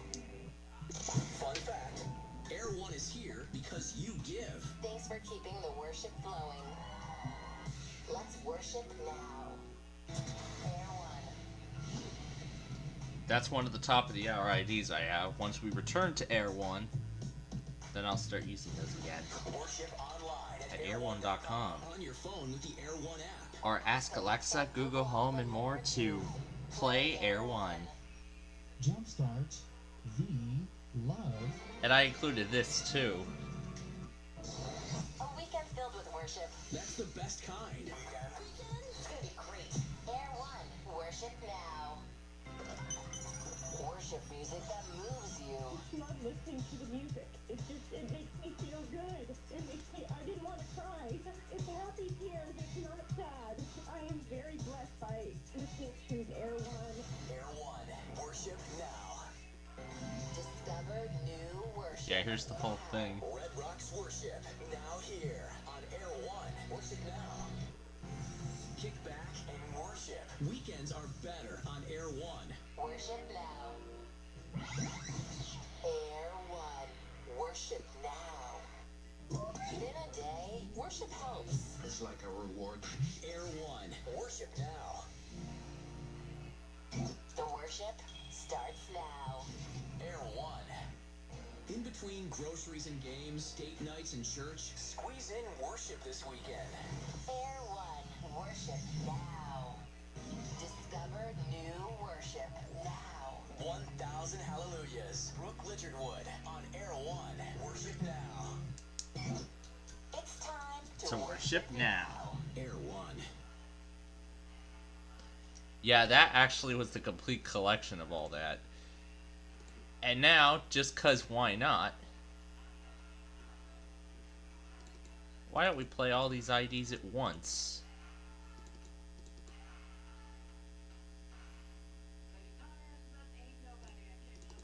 Let's play them all at once. It's time to worship now. Air 1. It's time to worship now. Air 1. Air 1. It's time to worship. It's time to worship now. It's time to worship now. We can play these all at once.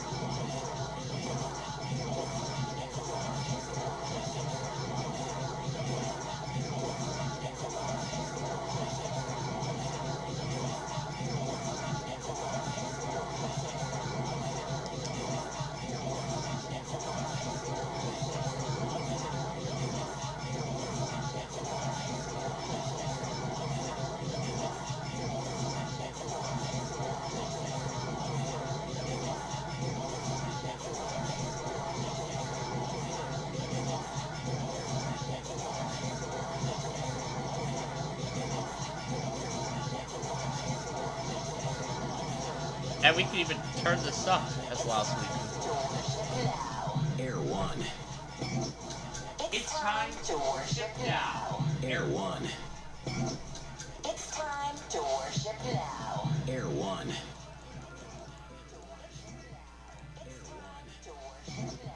It's time to worship now. Air 1.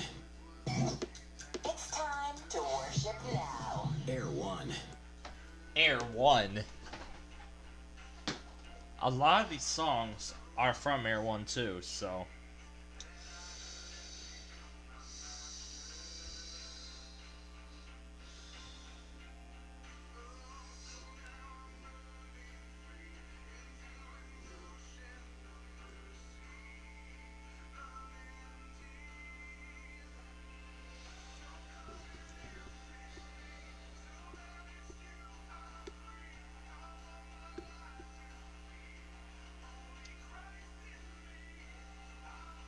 But here's the problem with a lot of these Delta math things. Oh yeah, I put Thomas train music over HO scale collisions. I've been having fun watching those before the weeklies began. I've been having fun watching these. Basically, it was a bunch of HO scale locomotives colliding with trucks and knocking down train signals and everything like that. A lot of stuff being knocked down.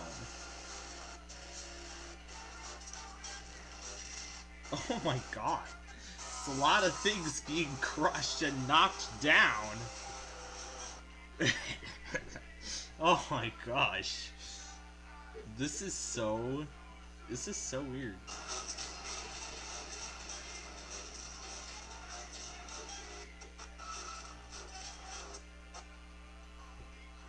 It's so weird what he managed to accomplish. There's the afternoon ride down the Veterans Tollway.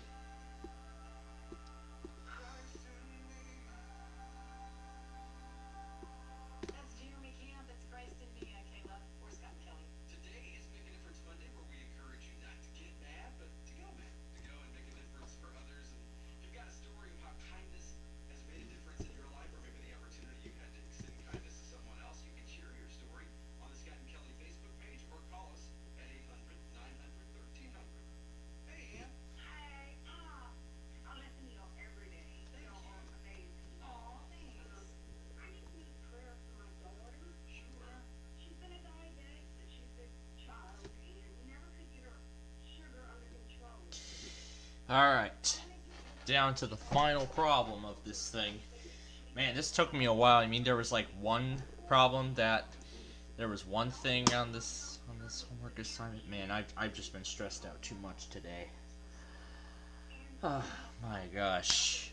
But this is why, people. This is...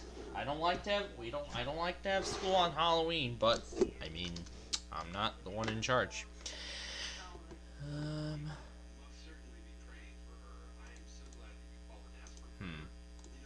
Hold on a moment, let me,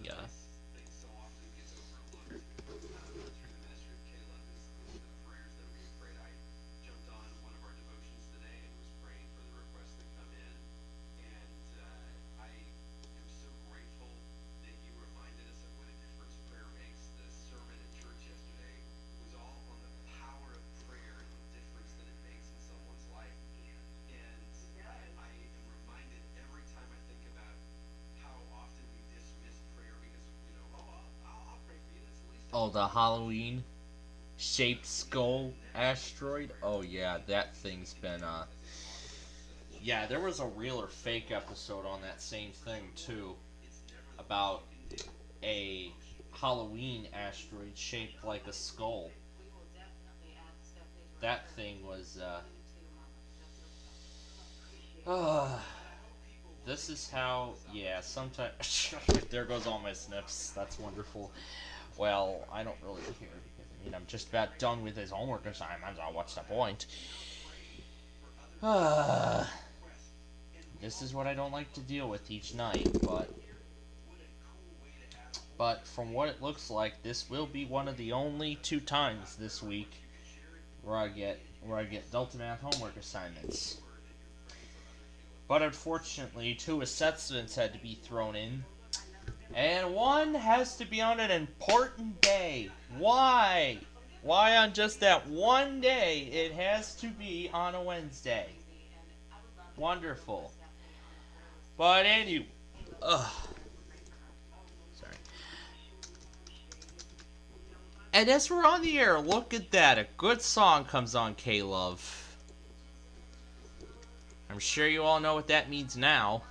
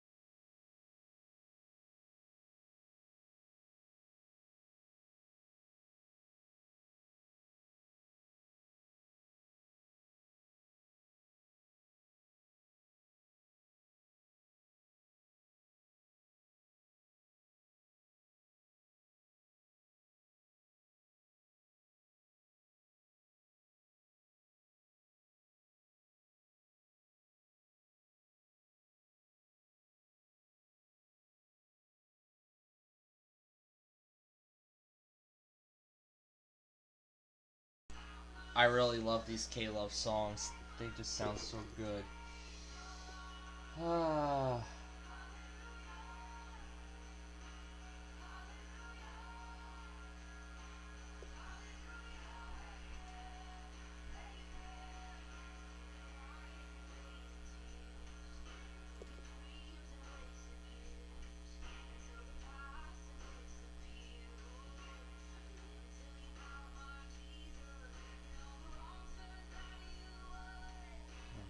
done with this here, so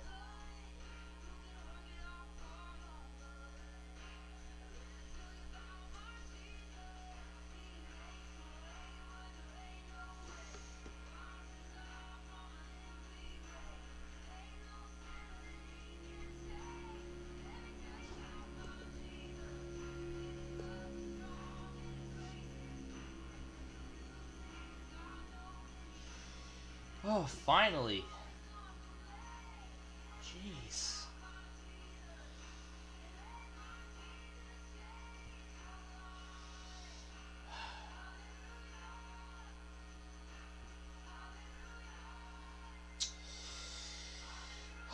That one took a long time. Alright, now with it finally complete, now let's get on to our main feature of the evening. As I try to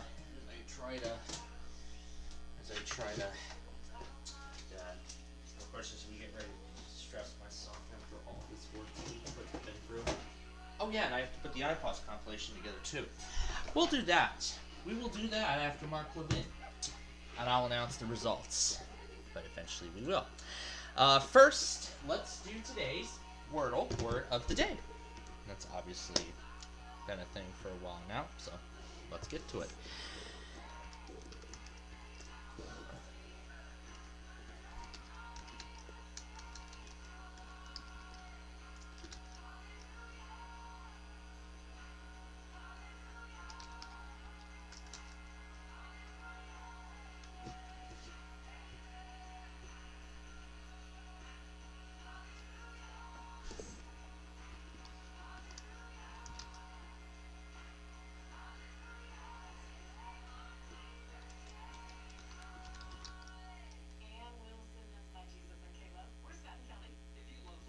Let's try this. Oh, we are close.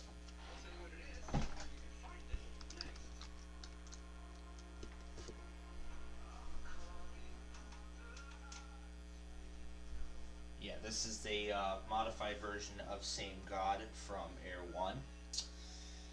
Both EMFs share their playlists independently with one another, so that's why we hear some of the same songs that we heard on Air 1 on K-Love. Like, for instance, The Healing. I don't think In You has made it to K-Love yet. I'll have to see if it's on their playlist.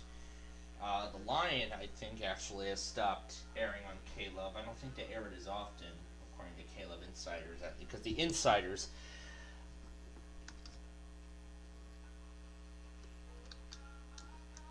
Alright, what letter will finish it?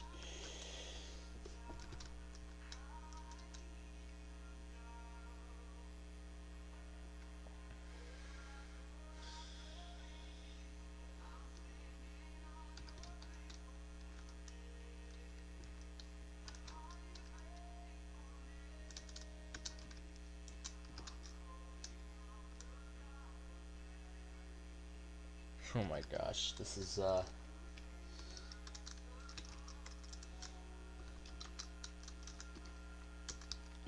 this one's a little tricky too. Aptly. A-P-T-L-Y. I have never heard of that word before. I have never heard of that word ever, which is strange. Alright, so now with that done, let's go ahead and get to this week's edition of Minecraft Live. We will, of course, have Game 2 of the World Series, Game 3 of the World Series later tonight. We'll also have, I'm sure the Halloween festivities are probably getting underway. As it has not gotten underway in our neighborhood just yet. I'm sure it's going to be later on in the evening that it will get going. I'm sure the Halloween festivities will get started later in the later this evening, so we don't have to worry about it right now.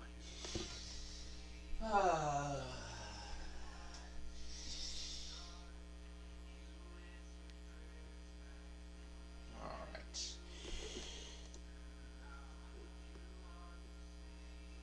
Issues to 50 plus related things, yeah. And then once we are done with Mark Levin, of course we're going to put the IPOS compilation together, which again, like always, will include all the tests from earlier today. And I will actually announce the results of them all later as well. So, now as we get going, let's recall to last week's episode. So for those who remember from last week's show, we started working on the I-202 extension, which is a supposed extension project of the I-202 tollway, and plus later on in the future, once this is complete, we are likely set to change the route of one of the older sections through the railroad park into Chicago on the riverfront. That's what we're looking to do.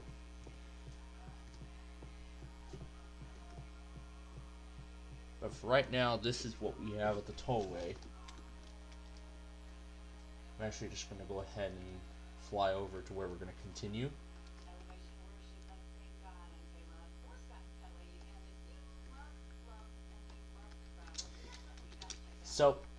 So here it is. Here's exit 18. This is where we're going to continue from today. So here's where we stopped last week. So here's where we're going to continue this week. I'm expected to bring I-202 up to 50 exits. I'm expected to bring it up to 50 exits by the time this thing is done. There are expected to be I expect to have 5 toll booths along the route. There will be 1 toll booth at the beginning of the interstate. So at the beginning of the tollway, there will be a toll.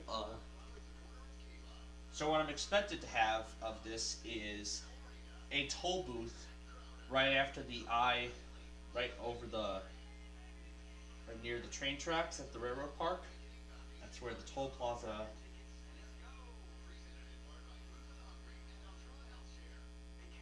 Actually, I'm getting ready to cut it down to.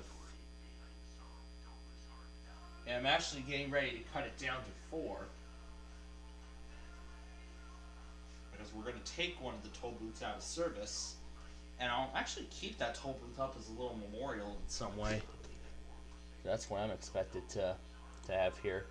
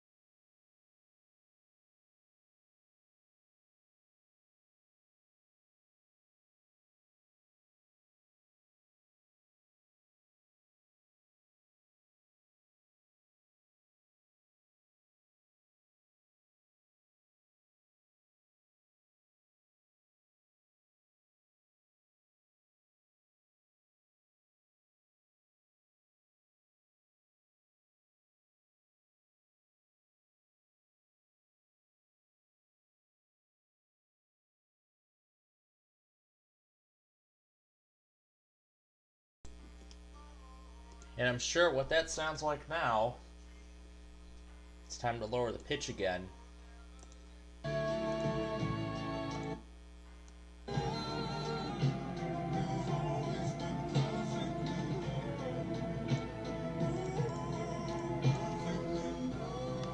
I'm ready to hear brighter days in this pitch.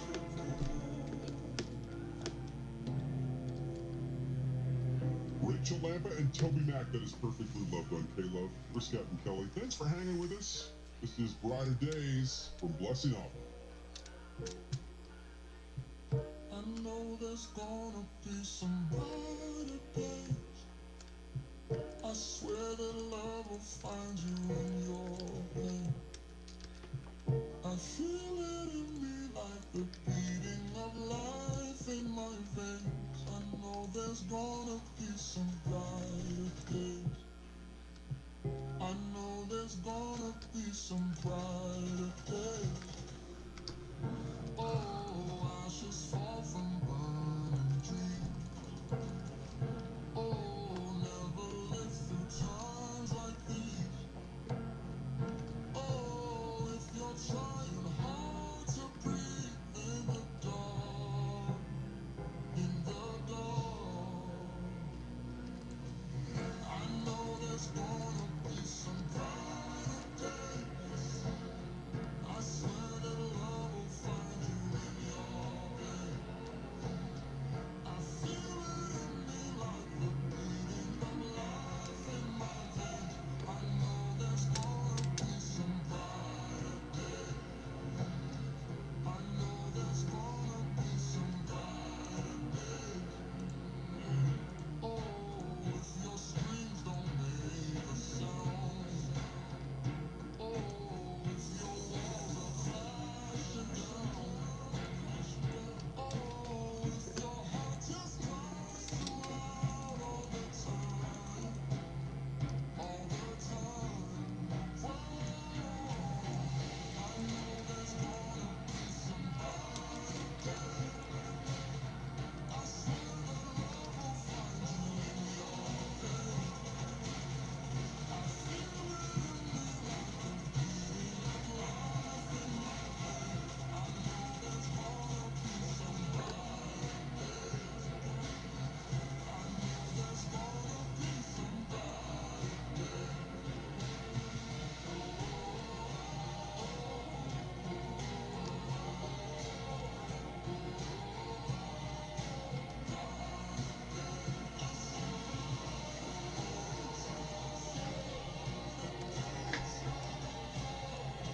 Probably not going to test after this song.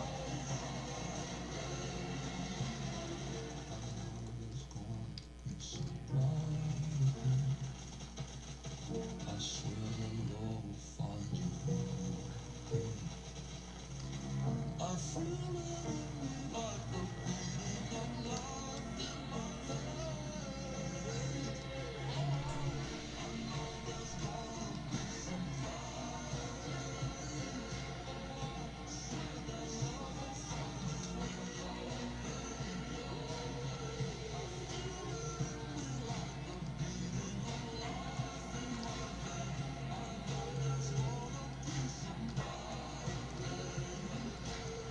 I know there's gonna be some brighter days. I know there's gonna be some brighter days. Stay with Kayla and stay encouraged. Alright, here we go. I'm ready for this. This is a good one right here. True love that gave us a brand new beginning.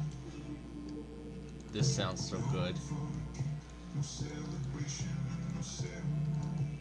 In that little town of the valley. This is the story of the coming Lord. Can you hear the prayers that people pray? Can you see the skies begin to break? When heaven and earth run face to face. Oh, how the world forever changed. For God is with us. God is It's Mark Levin time.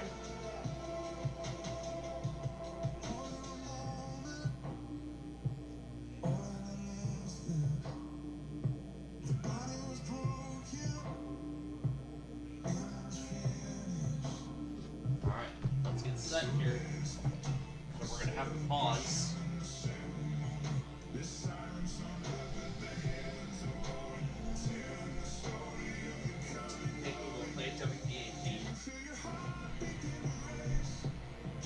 Streaming WBAP from Odyssey.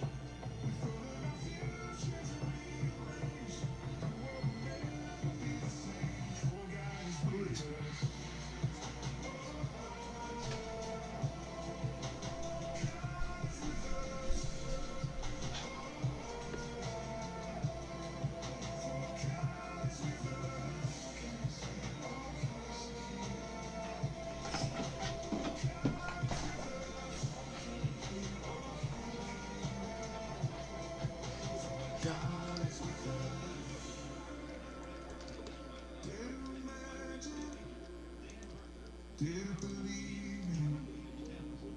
True love that gave us the reason for leaving.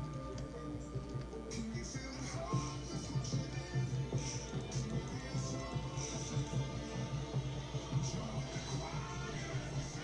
Alright, we're going to have to pause. Alright, WSPC, and let's do this.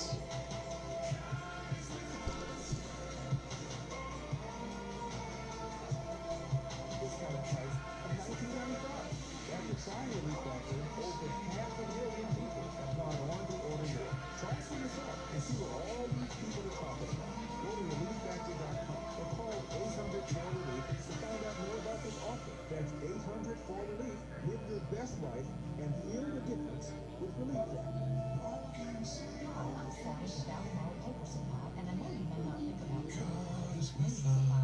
Hey, love, here's Scott and Kelly, and here's Chris McClary. We have paper towels, napkins, aluminum rolls and pans, table covers, to-go boxes, cups, plates, cake boxes, and much, much more. And if it's not enough to have that variety, we have prices that can't be beat. Pick up your paper products in our great showroom today. We're at 735 Okay, now for WGOA. Albemarle out behind Ingles and online at albemarlepaper.com.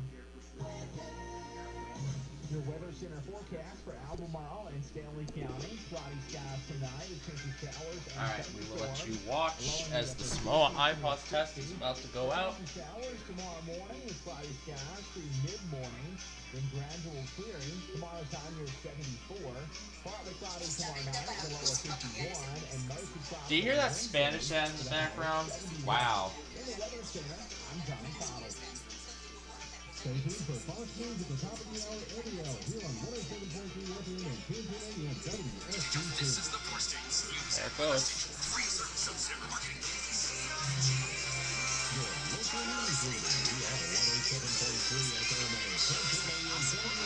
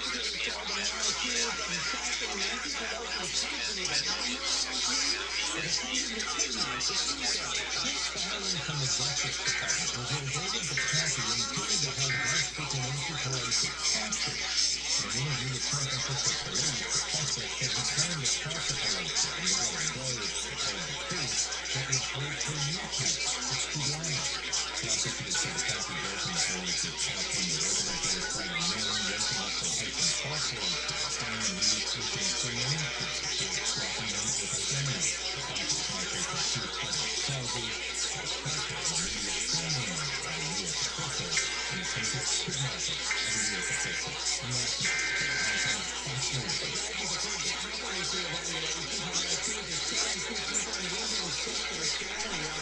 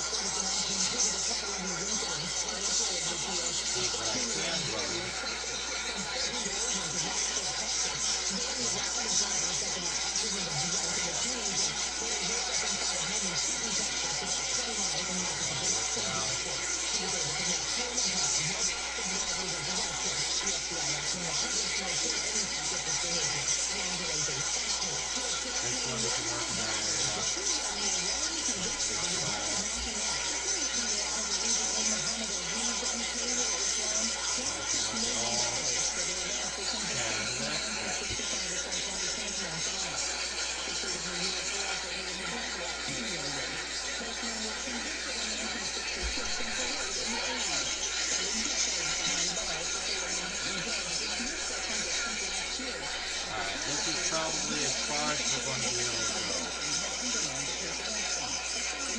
Alright. Whatever stations we can't get on, we'll have to get those.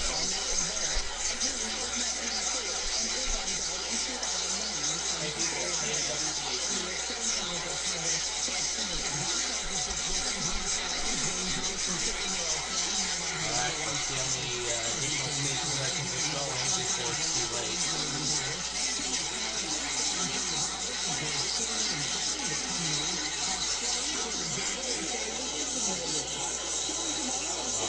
Let's see how many more I can get going.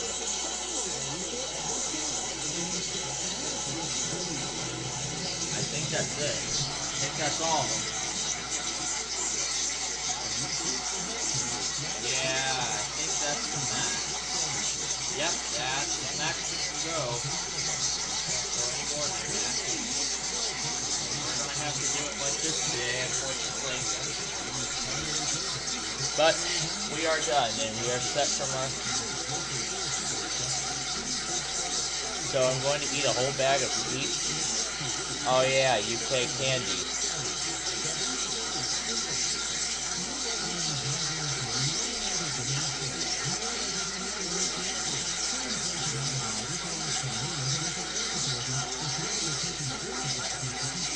And now, with that said, we are done.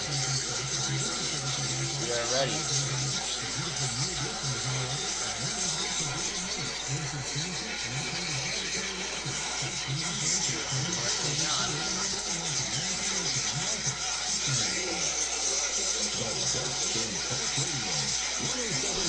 FM and 1010 AM WSPC. In the bowels of a hidden bunker somewhere under the brick and steel of a nondescript building, we've once again made contact with our leader, Mark Levin.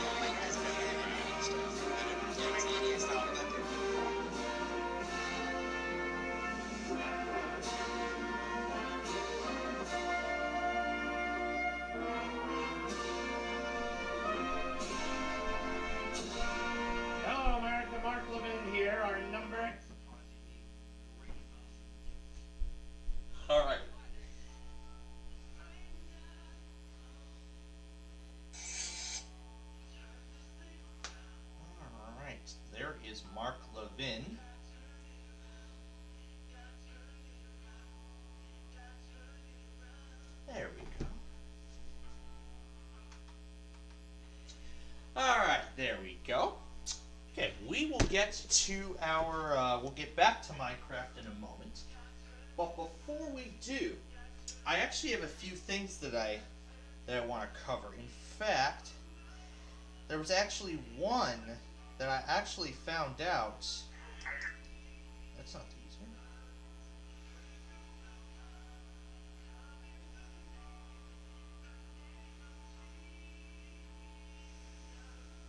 Weather radio, slick cloudy skies. The test of its capability to relay non-weather-related emergency alert messages. If this had been an actual emergency, you would receive information on the situation. Yeah, so somebody recreated a civil emergency cap test message.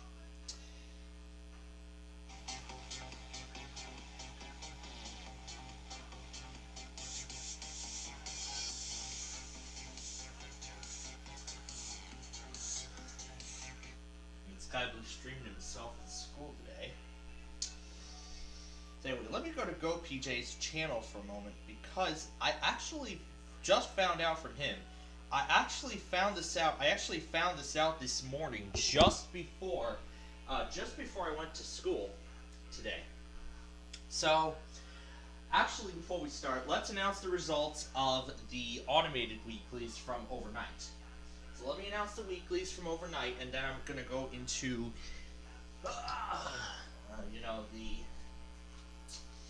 the iPause tests from today. So, let's start with when we signed off last night. So, I'm sure you might have seen the Sunday test compilation. If any of you have not seen it yet, I encourage you to do so. And I will be announcing everything exactly as it happened. So, those Kentucky stations, those 3 Kentucky stations, look to no longer be streamers, as far as I am aware.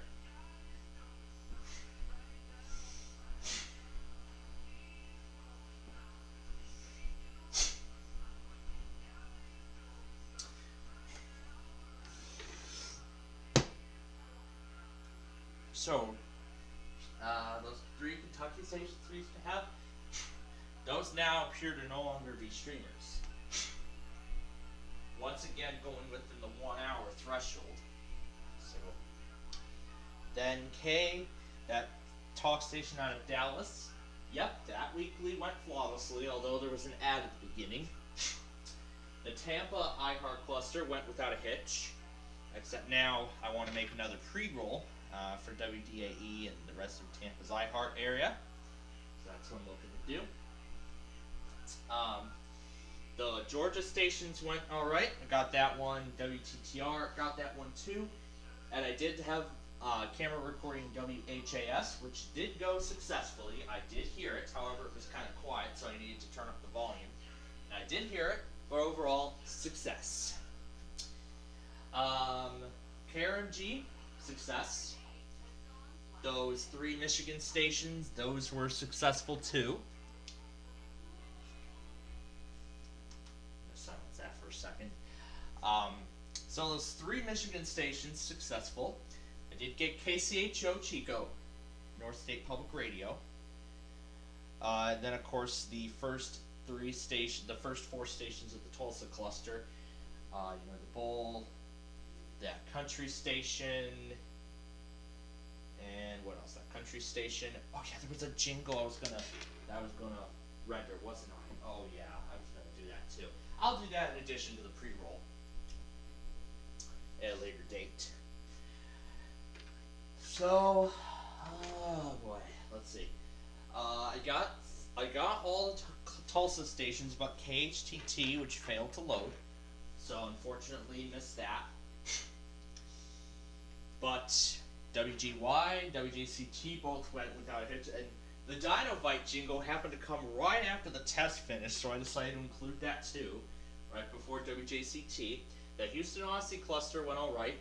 WWLK, unbelievably enough, was playing with. I heard the beginning of Copacabana right before WWLK's test.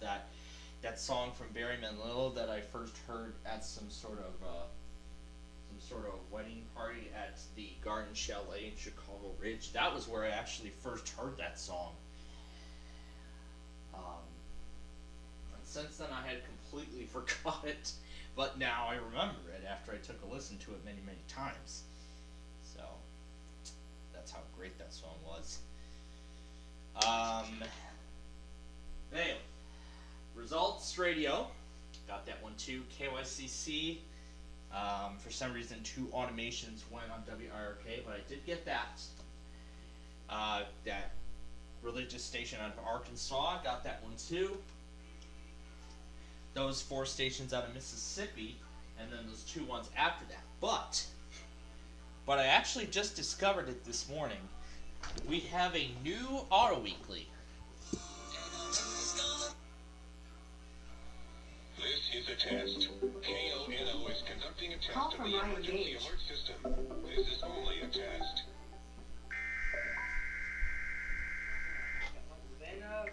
Yep.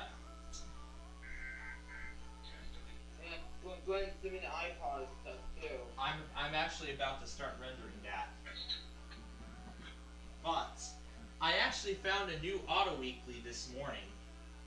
It's this station here. This is a test. KONO is conducting a test of the emergency alert system. This is only a test. That's KONO. That happens at 4. It sounds like it. That sounds. They're copying KFAB. In some way.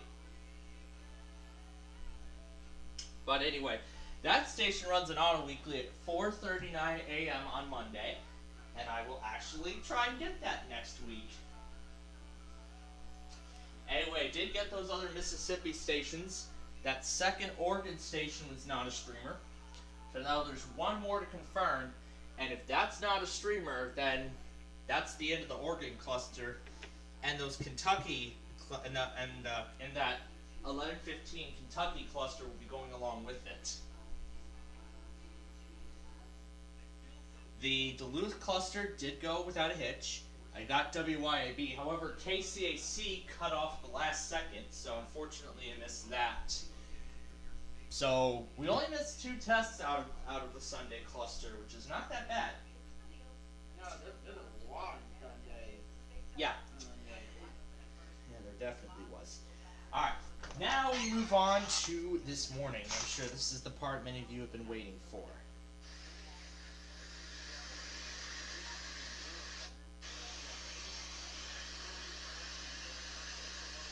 I'm getting to the senior monthly tomorrow.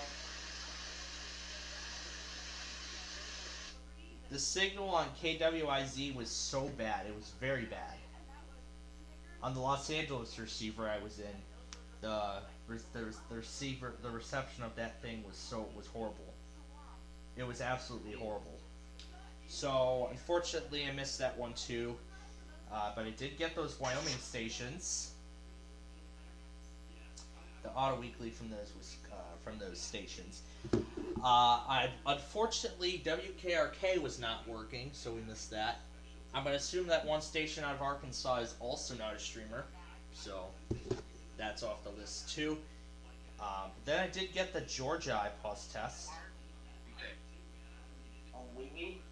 WWWE, yep. Of the emergency alert system. This is only a test.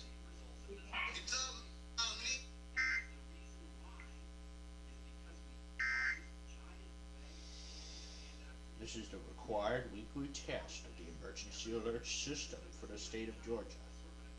It may affect your area. Listen carefully.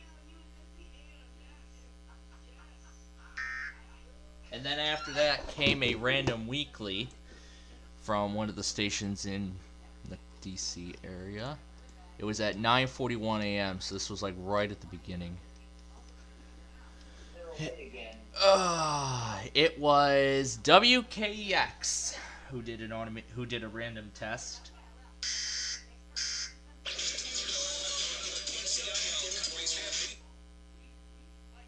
And then, of course, came the incredible barrage of Louisiana stations.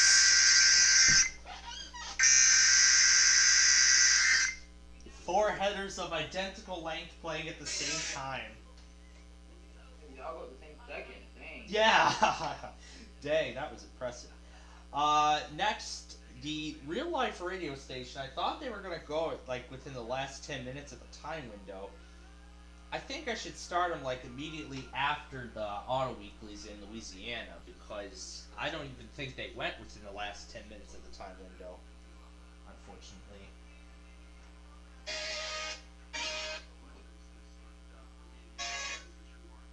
Meteorologist Andrew Ice. Warning. Just a test from the state of Idaho. Master.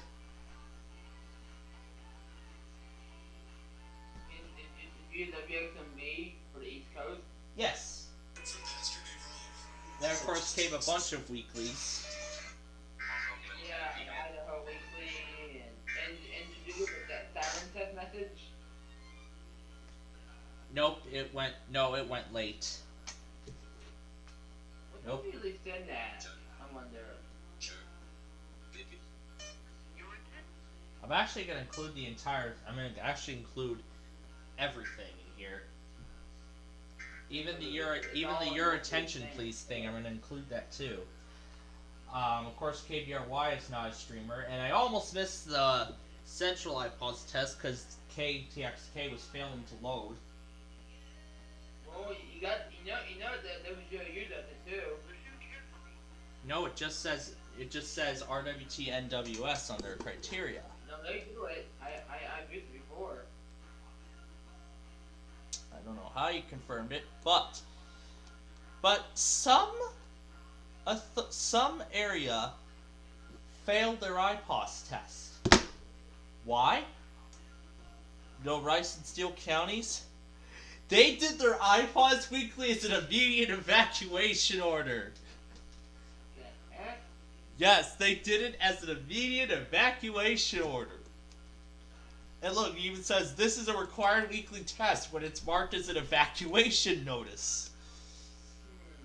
Oh my god. Did you play Amber last night? No, I didn't see it.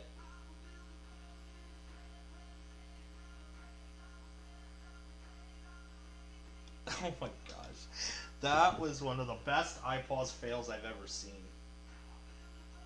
We got Blues Halloween hockey on the way. Yep. So and that was. There was no Halloween national anthem. They just opened that regular. I thought they were having like a spooky intro.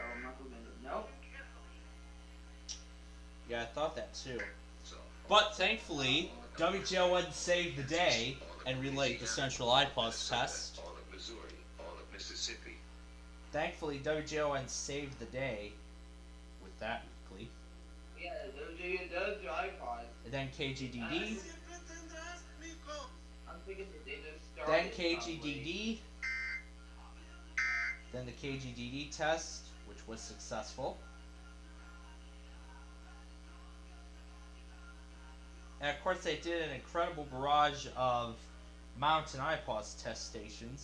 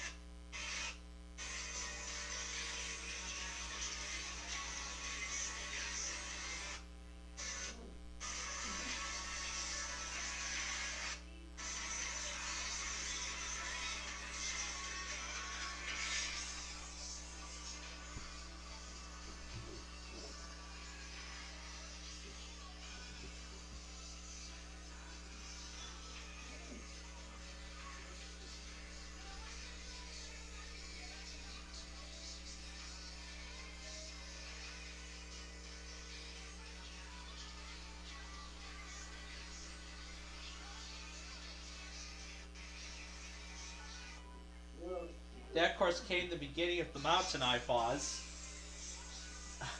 I can found the WJON email this weekend. Yeah, WJON and several other mountain iPod stations were going simultaneously. Yeah, I found their email this weekend.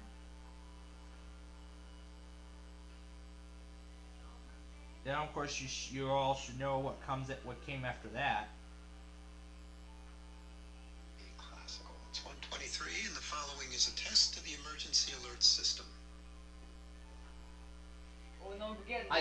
the second time in a row we had tested on a Monday. Before Fox back. That's the second.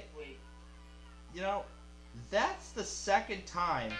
That's the second time I've seen WEDA test on a Monday around 12:30. Light rain, sleet cloudy. That's the second time I've seen them do that. Mountain. That's the second time I've seen them do that. And don't forget, before our Fox back this weekend, so it's going to be different next weekend, though. Before our Fox back an hour. But once I was blind and now I see. Before Rico's at 9 o'clock. And then when WWOS did their test, before that, I decided, you know what? Let's go ahead and record the entire scripture they're talking about. So I decided, why not record that? The beginning it. Area. Listen carefully. Then came the Alaska I pause. Then came the Alaska I pause. Don't forget, before our Fox back this weekend, I mean, that's before Rico will be at 9 a.m. next week. And of course, Dojo was playing the normal pitch of Jamaican Jam right before Hawaii's test went out. Attention, please. Carefully. 5 p.m. and ending at 6 p.m.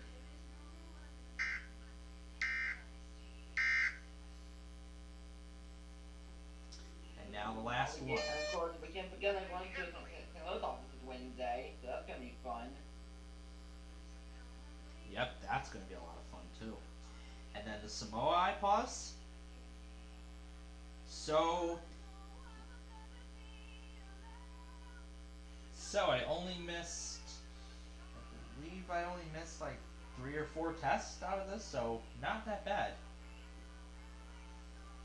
So I did miss. Don't forget, next week, Puerto Rico will be earlier next week because before our clock's back this weekend. Yeah, that's right. That's right. Puerto Rico will be at 9 a.m. starting next week. Yeah, Yep. it's going to be at 9 a.m. now. That means their test is going to be following Mobile's test starting next week. The weekly on the Good morning with Dan and Michelle on Air 1. Worship now. Oh, that morning ID I didn't make yet. I'm going to send that too.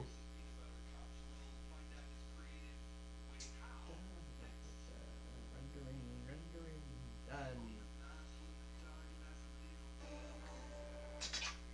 That means starting next week, Puerto Rico is going to follow Mobile's test starting next Wednesday. Yep. And then I'll actually start making a habit of getting that again. Yep. WSKN. 1320 AM. WSKN. Yep. JS. How funny is that? That's going to be fun, yeah. We run into Jackson. We need a Jacksonville for this thing again. Hey, we also need a Jackson, Mississippi stream too. Yes, we do.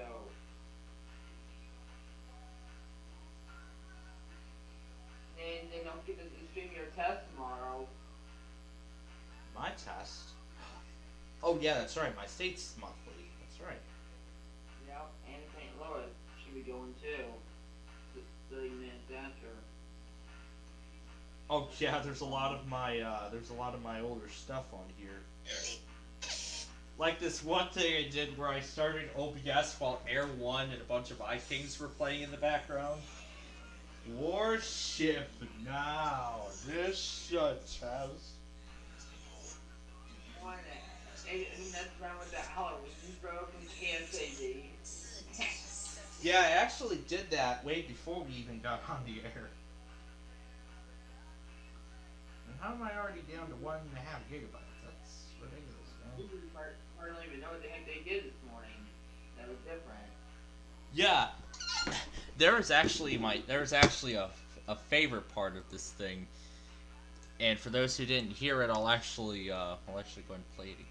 Here's the Halloween version. I can't relax, there goes my door again. Gotta hide in the closet. Just you come out wherever you are. Come out wherever you Come out wherever you are. Come out wherever you are.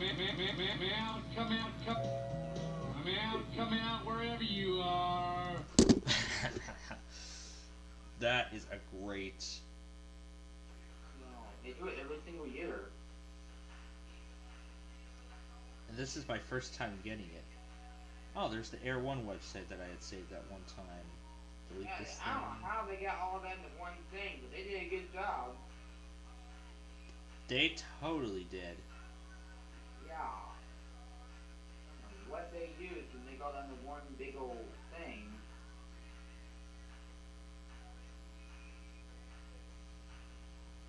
It literally starts as no Mickey Mouse, but then it cuts off and goes into the other stuff after the letters. Yeah, right after it goes MICKYMOUSC. And then it cuts off, goes to the Halloween stuff. They're trying to scare you.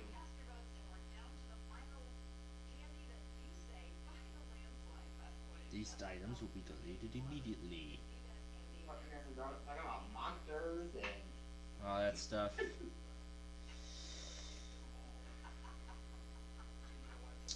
It's always GarageBand that takes up the most amount of space on my phone.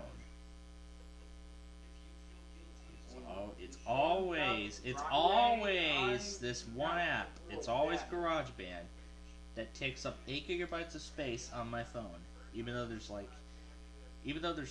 a whole bunch of space left.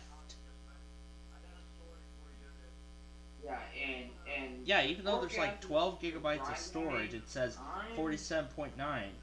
iMovie doesn't even care. Oh, now it cares. Alright, there we go. That is the IPOS test, and I'll actually get KONO's test next week. This is a test. KONO is conducting a test of the emergency alert system. Can't wait to start getting that weekly next week. Yeah, that's the same Mr. KFG does. It's the exact same message. Yeah, that very identical. ID, but that's the same message. So yeah, overall a very successful Monday test compilation. But now I can't wait for what's coming up tomorrow. We got Illinois. We got It's going to be an Miami City. incredible barrage of stations during my lunch break. Oh, how fun will that be? Therefore, rather than playing Ticket to Ride today, I managed to get caught up on the Gold Rush game show. And I watched yesterday's episode. And they still haven't gotten a winner on the Super Rush yet. There still has not been a winner on the Super Rush. Anyway, KFAD is done for today. KLI, that will be tomorrow. WTOP, we'll see if they do it tonight. Yeah, let's see if they give us a Halloween test. Oh. We did good. Oh, if we see that happen today, my gosh. Imagine if they fail. If they fail, Then they have to redo it. oh gosh. If WEDA ever fails their weekly one day, I wonder what it would be like if WEDA ever fails their weekly one day. It'll fail because it's not a streamer.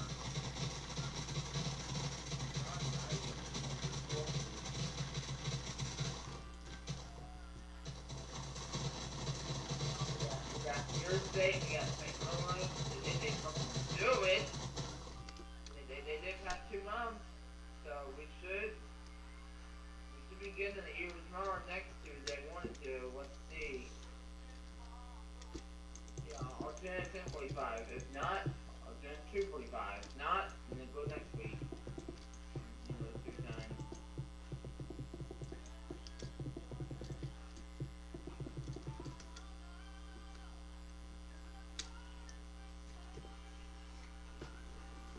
And of course, now I have the WGON email. Oh yeah?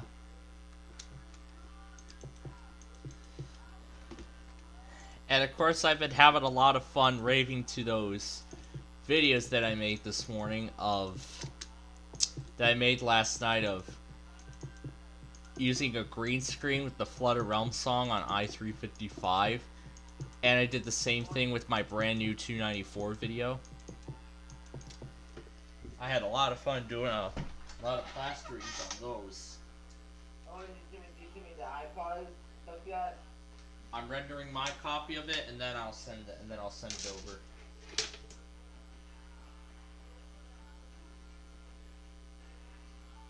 But overall, we were pretty successful on the Sunday test. You're running out of storage. Only 97% left. What a shame.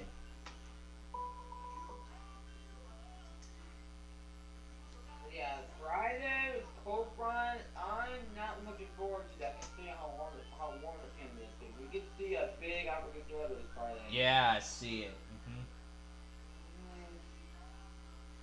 Alright, now I'm gonna go ahead and take off my intros.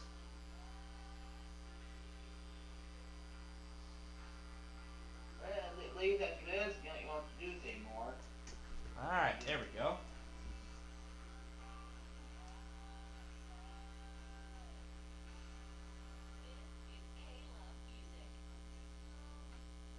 And now for our drunky test of the emergency alert system.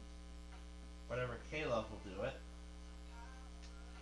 Watch and do it overnight during trick or treat. You know what? That's a possibility. Are you going out tonight? No. I am gonna leave a camera recording it though. In case they do go, yeah. And keep on WLAC, dude, for a Christmas quiz. We need to figure out when they're gonna start doing their Christmas flip over. It should be this week or next week, I would think. Yeah. Good for KDK. They should be flipping to one this week or next week. I think they do. Yep, at some point.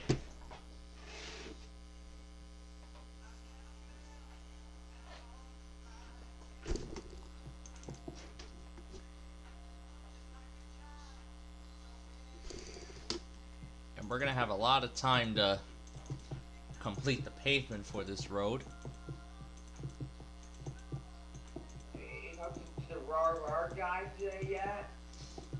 Oh, I was looking through the phone gallery this morning, and I was thinking of sending you a picture of my dad actually looking like a lion.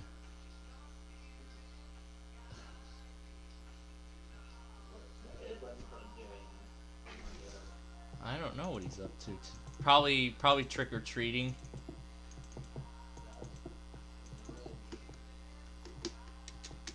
I'm gonna have a lot of fun with this road once it's done. That could be a spooky blues game. Oh, jeez. Yeah, we lost our last four, and that's not our normal thing for us. So we haven't lost the last four since before Craig took over. So that's not bad.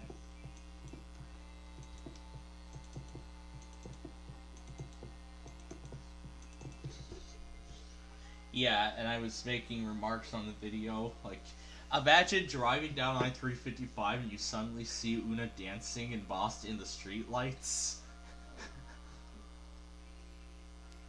Imagine. And we're still doing baseball stuff. Well, yeah, because we have Game 3 of the World Series tonight.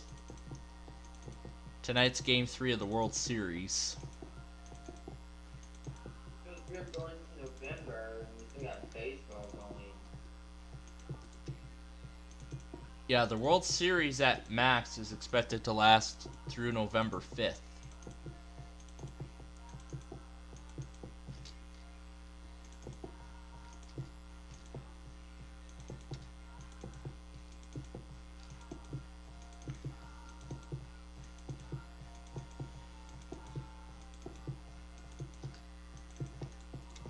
Your demo has failed. Please try again. All the time.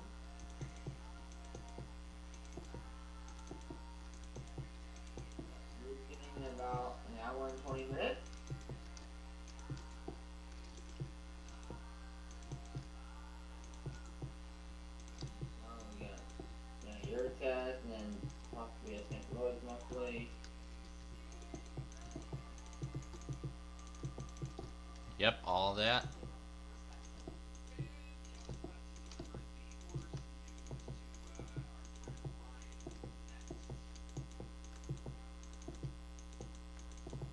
But right now it's Chris Tomlin on K-Love. And yes, I was listening to Philadelphia K-Love this morning. Have you heard the Roar song yet? Nope.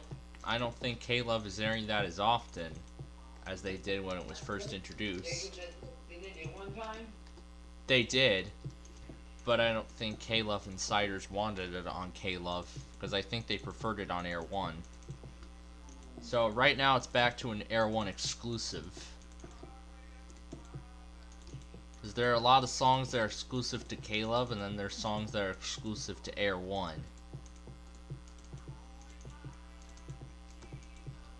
What song do you think K-Love will test after, if they do it tonight or sometime tomorrow? I don't know, but hopefully it doesn't interrupt like that one time.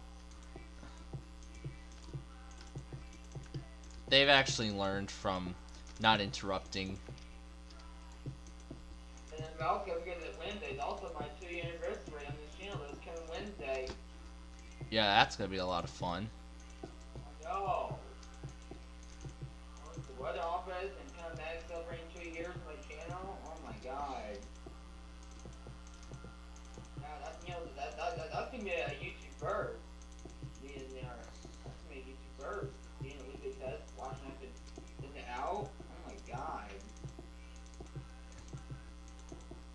So the channel is late. You know, that's gonna be our fault. Oh, yep. Or for early. That's gonna be us.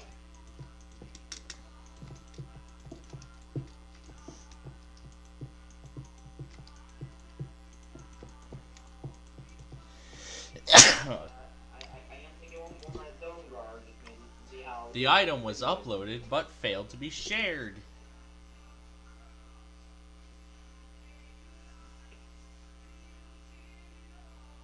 Yes, I am thinking one of my zone guards to see how good the signal will be in there. And see if it even goes off. You know, see. That could be interesting to see what it does. Alright. You are set now. Alright, now you're all set with the iPause.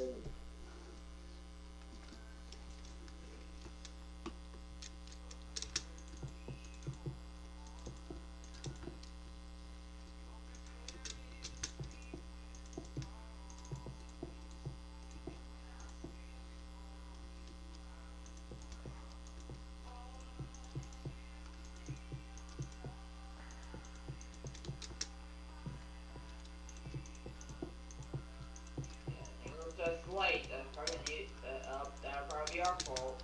Ha! Alright, one time they went at 11:10 that one week. That was ridiculous. Oh, yeah. I had a call and they said they got really good and they forgot about it. Ridiculous. And then I had a call this morning because the HWO wasn't up today. So I had a call this morning. If I could call in a problem right before I go Wednesday, that'd be funny. Right before they do the weekly. If I had to call the report that someone's missing on the radio, oh my god.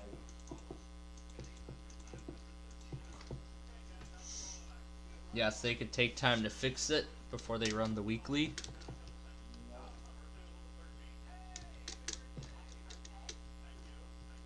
Imagine if they let me press the send button. Just imagine. It's like it let me press the send button.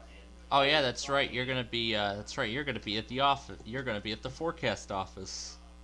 Yeah, so I'll get to watch them do it. That's gonna be a YouTube first for anybody. Yeah. I know Northern Indiana has done it once, but I know somebody's already done it. But however, it was during the CRS days. Why? Yeah.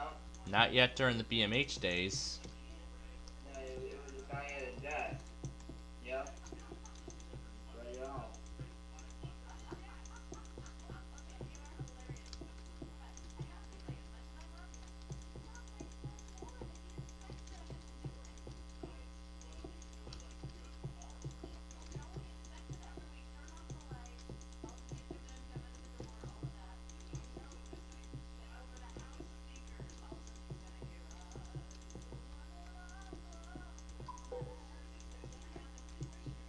Alright, so now that we're done with that, with Mark Levin, now it's back to construction.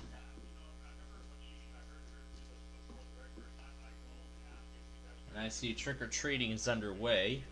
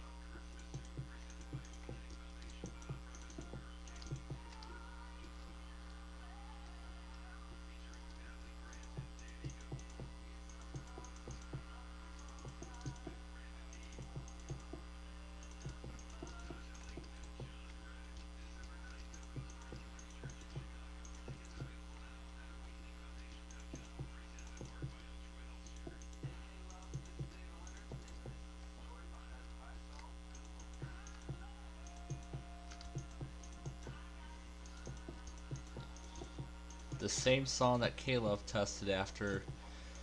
If I can recall, I think that wasn't the last time. It was a different one. It was a different one last time.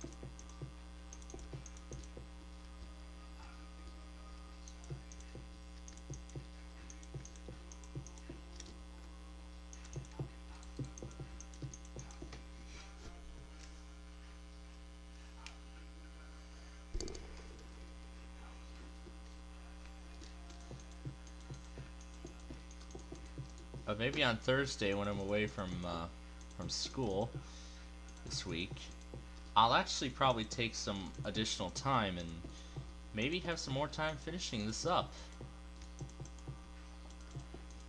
Or we could wait until Tuesday when we do our monthly test program. We could do that too. However, I don't know how we're going to do this yet.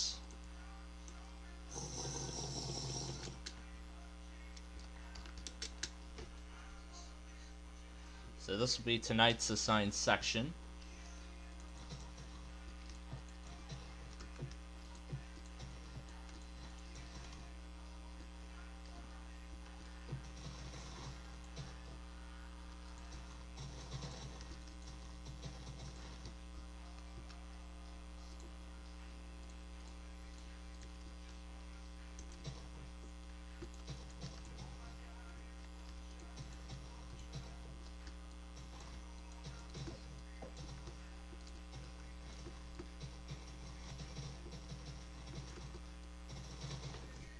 we'll see how many exits we can make.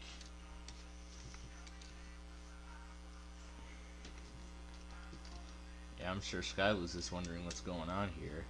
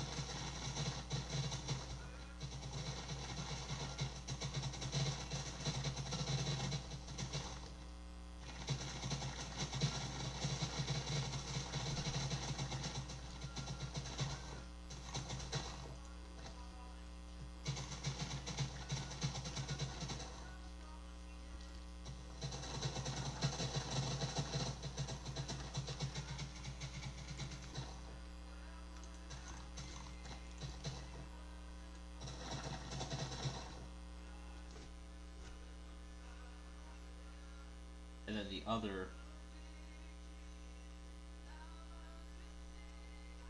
best one was when I did the same treatment with the new Malong Bridge video that I literally made this weekend, and not even like a week later, it already gets a little remix.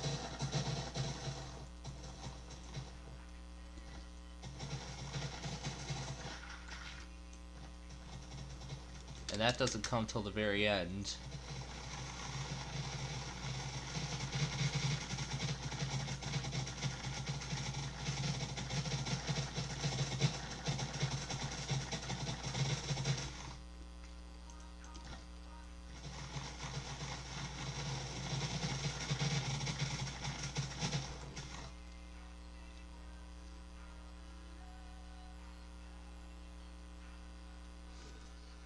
And I'm even considering extending 102 as well.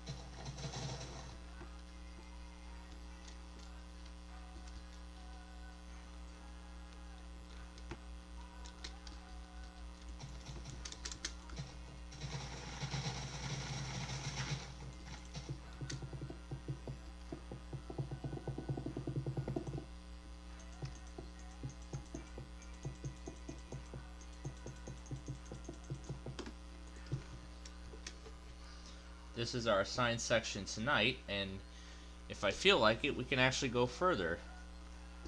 We'll actually go further if I feel like it, but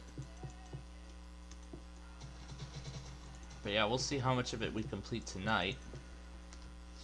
And this is all again in preparation for a new Street View video coming soon.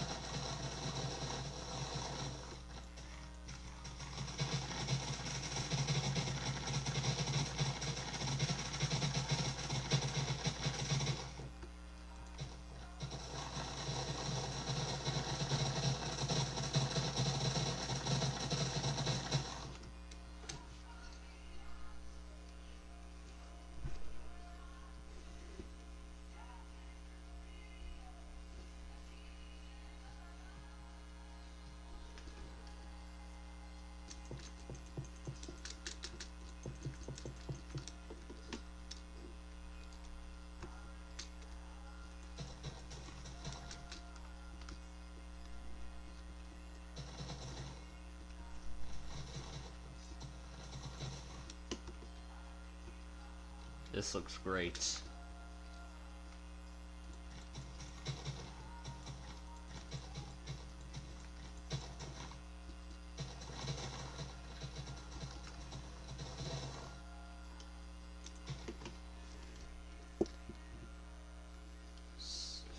So that's exit 19. This is going to be exit 20. I want to bring 202 up to a 30 exit threshold.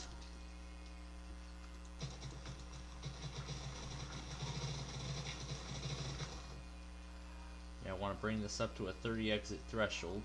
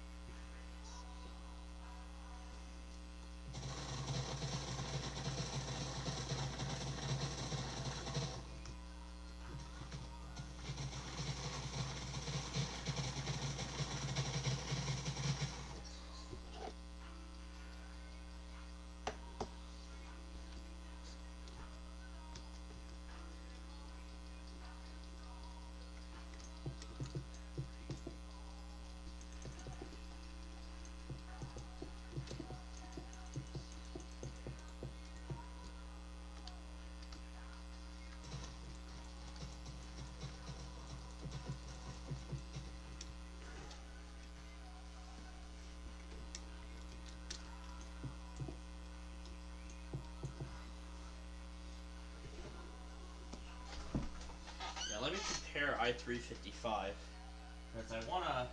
because I actually want to match the amount of exits that are on I-355.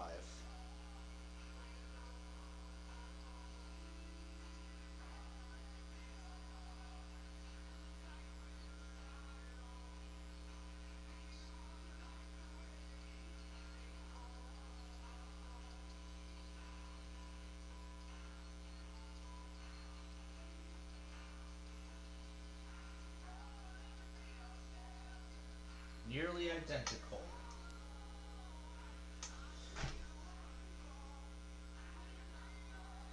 So this will be a nearly identical design.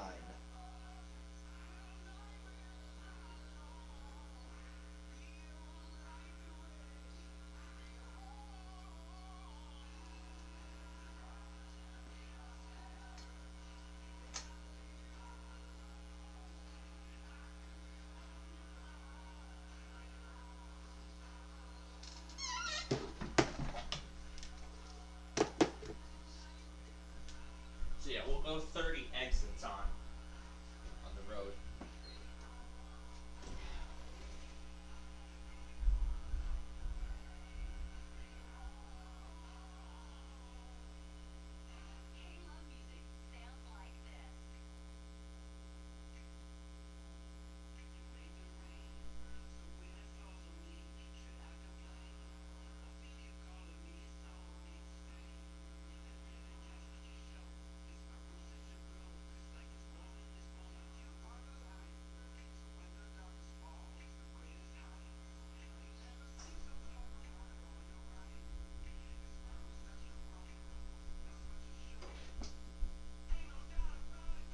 And I come back and Toby Mac is on. That's wonderful.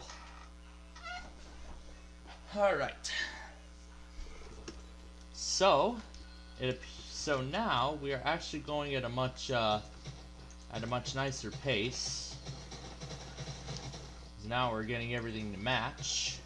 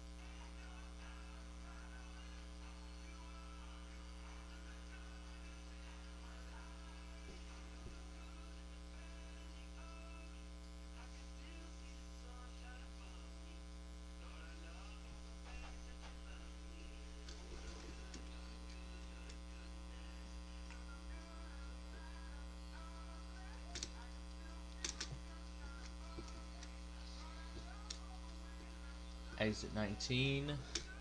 That's exit 20. Right there is going to be exit 21.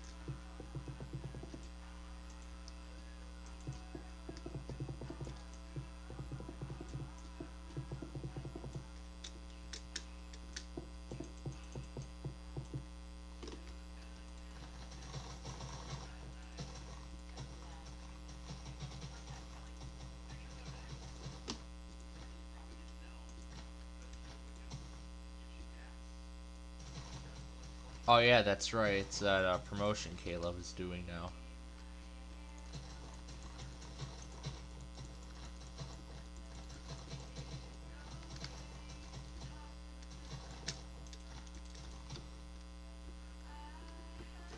So yeah, we're getting as we complete more and more sections, we get nearer and nearer to the end.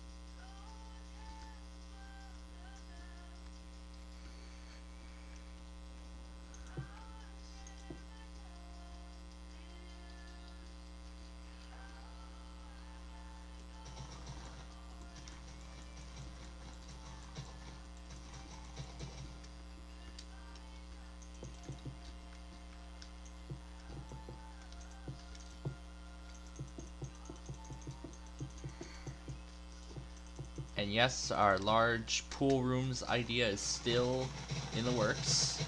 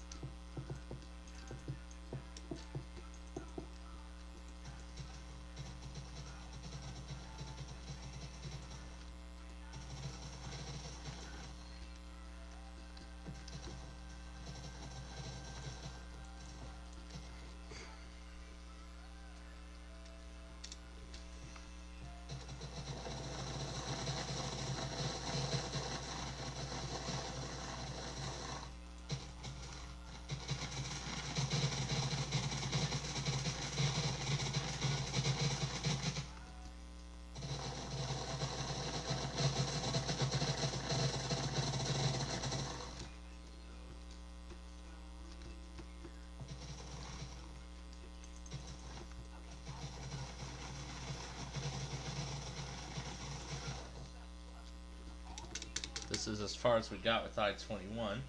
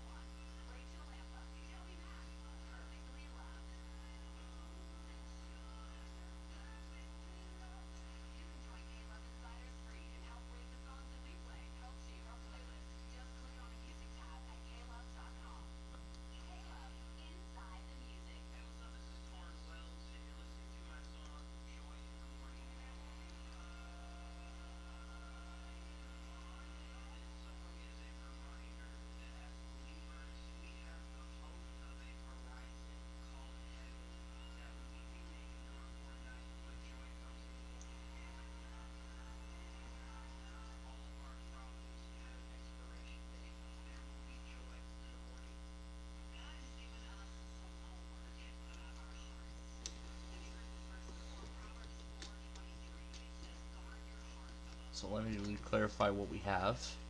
So this will be exit 19. This will be number 20.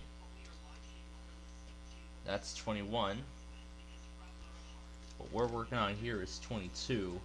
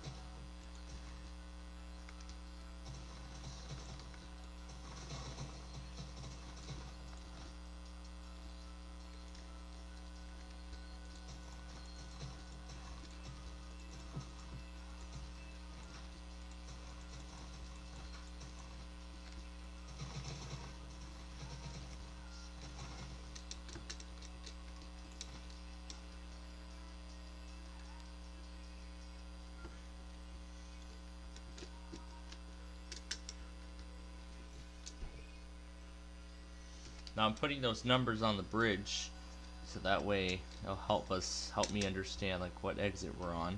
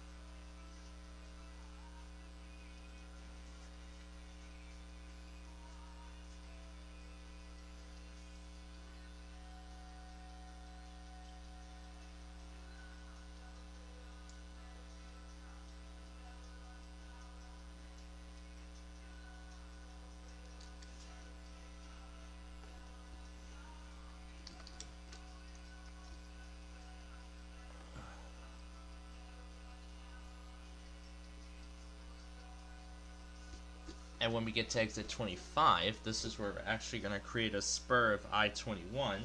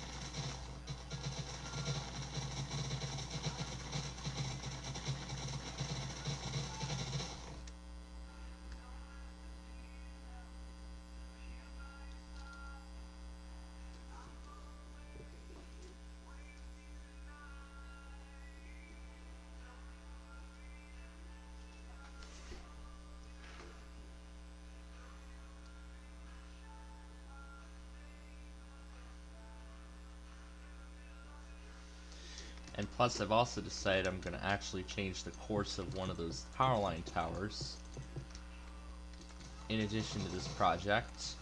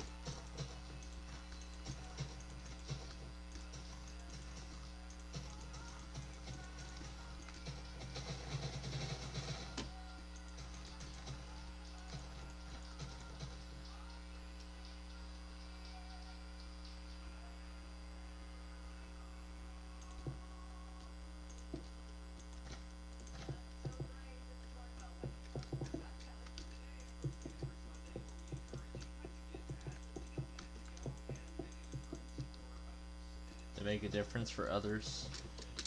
That is totally not what today felt like.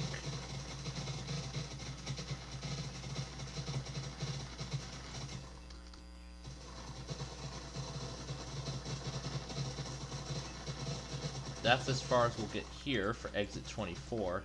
Then exit 25 will be the beginning of the interstates. Will be the construction of another major interstate. Alright, right now it's time for us to pause and let's go watch the week premiere of America's Game.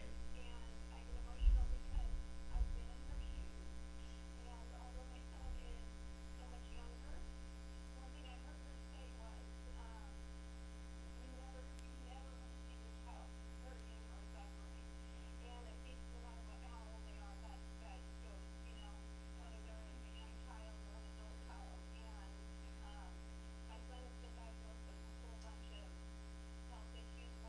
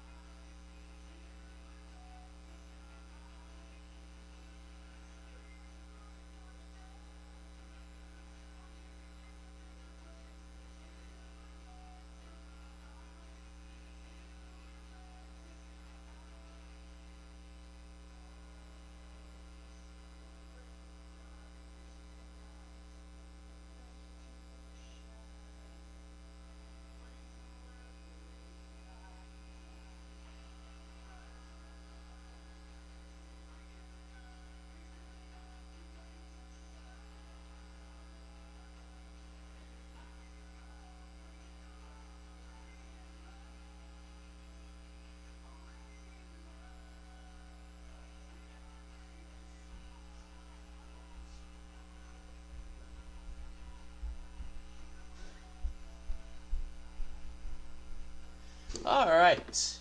There is tonight's episode of Wheel of Fortune.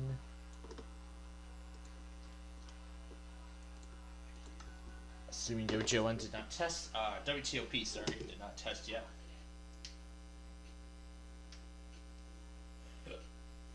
Alright. So, now that we're done with Wheel, let's get back to construction.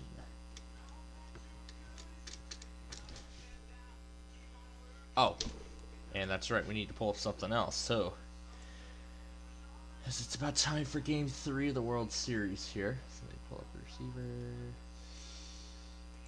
SDR. And, yep, it's on Phillies K-Love. We need to be on WIP. Well, no one can control that. The problem Need to be on WIP. is how long it took. I feel frustrated for anyone down there who spent the day traveling and waiting at the ballpark, all that stuff for no reason. And the way I view it, when you factor the baseball in, I don't think this is a good thing for the Phillies. We could spin it that way if we want to. Tucker, what do you feel in terms of good or bad this postponement for the Phillies? Because it does change these pitching rotations around. It does not avoid the Syndergaard start. That's still going to happen. It's just they're moving it around. But it makes me nervous about Zach Wheeler in Game 6 because why isn't he pitching Game 5? Yeah, the only thing I would say that does make me a little more confident is not only do you get Ranger Suarez now available for Game 3 and Game 7, which I think is huge if you do get to a Game 7, but also if Aaron Nola pitches Game 4 instead of Game 5, that gives him the opportunity to come back in Game 7 as well. And you can point to the Astros, and they certainly had a much deeper pitching staff than the Phillies, and lengthening this series benefits them too. But for a Phillies staff that's really thin, that goes about 2.5 deep in the rotation and maybe 3 deep in the bullpen, depending on how Zach Eflin's feeling that day, I think it does help them by giving them a shot to use Ranger Suarez in 2 more starts instead of just 1. And it gives you a shot with Aaron Nola to not only start in Game 4, but come back on short rest and maybe help the bullpen when you get back to Houston over the weekend. Yeah, it does put pressure, though, on these 2 guys in 3 and 4, Ranger and Nola. Because you know what I like? I like having to know what I need to do before I need to do it. What I mean by that is, like, if Game 5 rolls around, because that was originally supposed to be Aaron Nola, right? It was supposed to be Syndergaard tonight, Suarez on for Game 4, and Nola in Game 5. You know what I felt good about in Game 5? I felt good about Aaron Nola either Hey Google, play 101 ESPN. putting the hammer down, giving the Phillies the advantage before they got back to Houston. Like, think about the next 2 games. I feel like the pressure now goes to because the Blues are getting going now too. Advantageous for them in 5 and 6. Now, maybe 7 becomes a little bit more advantageous this way. Tucker just explained it with Ranger and Nola. But think about the pressure on the Phillies now in Games 3 and 4. They have to win at least 1, if not both, because in Game 5, it's Noah Syndergaard in a bullpen game, maybe Kyle Gibson in a bullpen game, and then Game 6, it's now a clearly not right physically Zach Wheeler. So it's almost like, the back of this, the way it's flipped around with this rain out, it could give the Phillies an advantage maybe earlier in the rest of the series, like tomorrow and on Wednesday. But the middle on the back, I do think it becomes an issue. Let's talk to Jose, who's leaving the stadium. Hey, Jose. Hey, how you guys doing? Good, Jose. What are you thinking tonight? Well, we drove down there. I know people are frustrated. It's easy to be frustrated. I mean, it is what it is, because I've lived in a block. It's stuff happens. It's frustrating, and I get it. There were rumors. It was going to be Thursday. I'm glad it's not. I'm a missionary. I got to go to the country Thursday. So it's tomorrow, and I get to go. But well, there is a game because you mean your game now? Yeah, right. Yeah. I think you're standing in line at somewhere. Everybody got a million theories of what's going to happen. As far as the guys, the pitching, honestly, my take, and it's probably a little cheesy, but, we shouldn't even be here. Every series, whether it was against St. Louis, definitely against Atlanta, and for the most part against San Diego, everything rolled us out.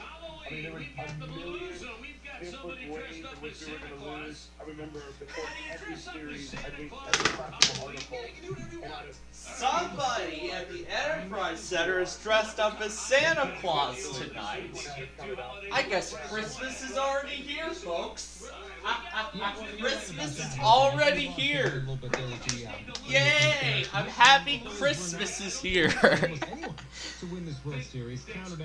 You know what that reminds me? Hey Google, play K-Love Christmas. The Astros have been picked as the better team, and they are. The Astros are a better team. That doesn't mean the Phillies can't or won't win the series. I mean, better team is great. Right? It's on paper. Now that wants me to play Christmas music already. The Astros check all those boxes. The Phillies don't. The Phillies only won 87 games this season. There you go. There's your. That's enough. Hey Google, play 101 ESPN. We're in the World Series and it's a best of 5. I mean, what the experts say. All right, let's get back to ESPN before this gets weird. Before we wait for Game 3, if you don't think these two teams are closer than their records at this point, then you're not paying attention. You're really not. I mean, you kind of are just going back to the big picture and ignoring the reality of these two teams since the beginning of June, which is. The Astros have been better, but the gap is like 8 games, not 20 games. That's different. You know, they've been about, 2 games per month different than each other, maybe 1.5 games per month different over the course of 5 months. They're not that much different over the course of, since June. So the Phillies absolutely have a real chance to win this series. Audrey in media. Hey, Audrey. Hey, how you doing? Good, Audrey. How are you? So, a lot of good comments, but I went down to the game, and we knew, it's possibility it's going to be postponed, but you know what, it's still fun to go down, and you know what, we're going to get our tickets tomorrow, and we're going to do it all again, so we take one today. But what I wanted to say was, there was a lot of good comments tonight, but what I wanted to say was, I was hearing you worried about facing Verlander again. And I have to say, we beat him in Game 1, so why are you so worried? We can beat him again. Well, they can, Audrey. Obviously, they hit him in Game 1. It's just, when there's a pitcher that great, I'd rather not see him again because, water kind of finds its level. I mean, you have to think eventually he's going to pitch well again. Yeah, but we could also hit well again. Sure. I mean, Audrey, you're right. But then that game was a tale of 2 games within the game, right? I think he retired the first 9 Phillies, and then they got him in the 4th and 5th inning, and I hope it happens again. I mean, you might be right. Maybe they have a number. Yeah, I feel kind of bad when you're like the hometown, team radio, and you're kind of like boo-booing our men, our fans. Well, no, I mean, they have a great chance to win the series. I just don't think tonight is a good outcome for them. I think playing tonight would have been a better outcome. I don't like the way it all sets up, with the new scenario. I think it's worse. Well, I hope you're wrong, but I mean, go Phillies. You got it, Audrey. Appreciate it. I mean, it doesn't, wrong or right doesn't matter. They're either going to win the series or lose the series. I mean, it's just my opinion on what tonight does to the series. It changes it, right? Like, it moves the whole thing around and shakes the pitching up. And I don't think it's advantage Phillies. I mean, they still have to start Syndergaard or Gibson, which I can't believe Gibson's name is reinserted to this. I thought we were done with that. Are we sure Kyle Gibson's even with the team anymore? If I was in charge, he would not be. I mean, no one's seen him in like 6 weeks. I did see him at one of the celebrations. Maybe the pennant. I think I saw him celebrate. Yeah, I mean, they did wrap up both series at home, right? So, yeah. Should have been one of them. Yeah. I thought we were done with the idea of him pitching a game. And the Verlander thing is funny. I mean, his World Series ERA for a career is awful. I mean, it's gone to levels where I think I saw a stat where Madison Bumgarner, who obviously is one of the great postseason pitchers ever, if he went back out on the mound and pitched like he had 23 runs in a World Series game, he'd still have a lower ERA than Verlander. Don't you worry? Like, you keep beating up on someone who's obviously great that eventually it's going to turn? You are tempting fate a little bit. Yeah. You also want to ride the hot hand, don't you? You kind of, like, if you gave me an option tomorrow, would I rather face Justin Verlander or Framber Valdez? I'll choose Justin Verlander 100 times out of 100. Well, that's fair. No, Valdez really struggled in last year's World Series.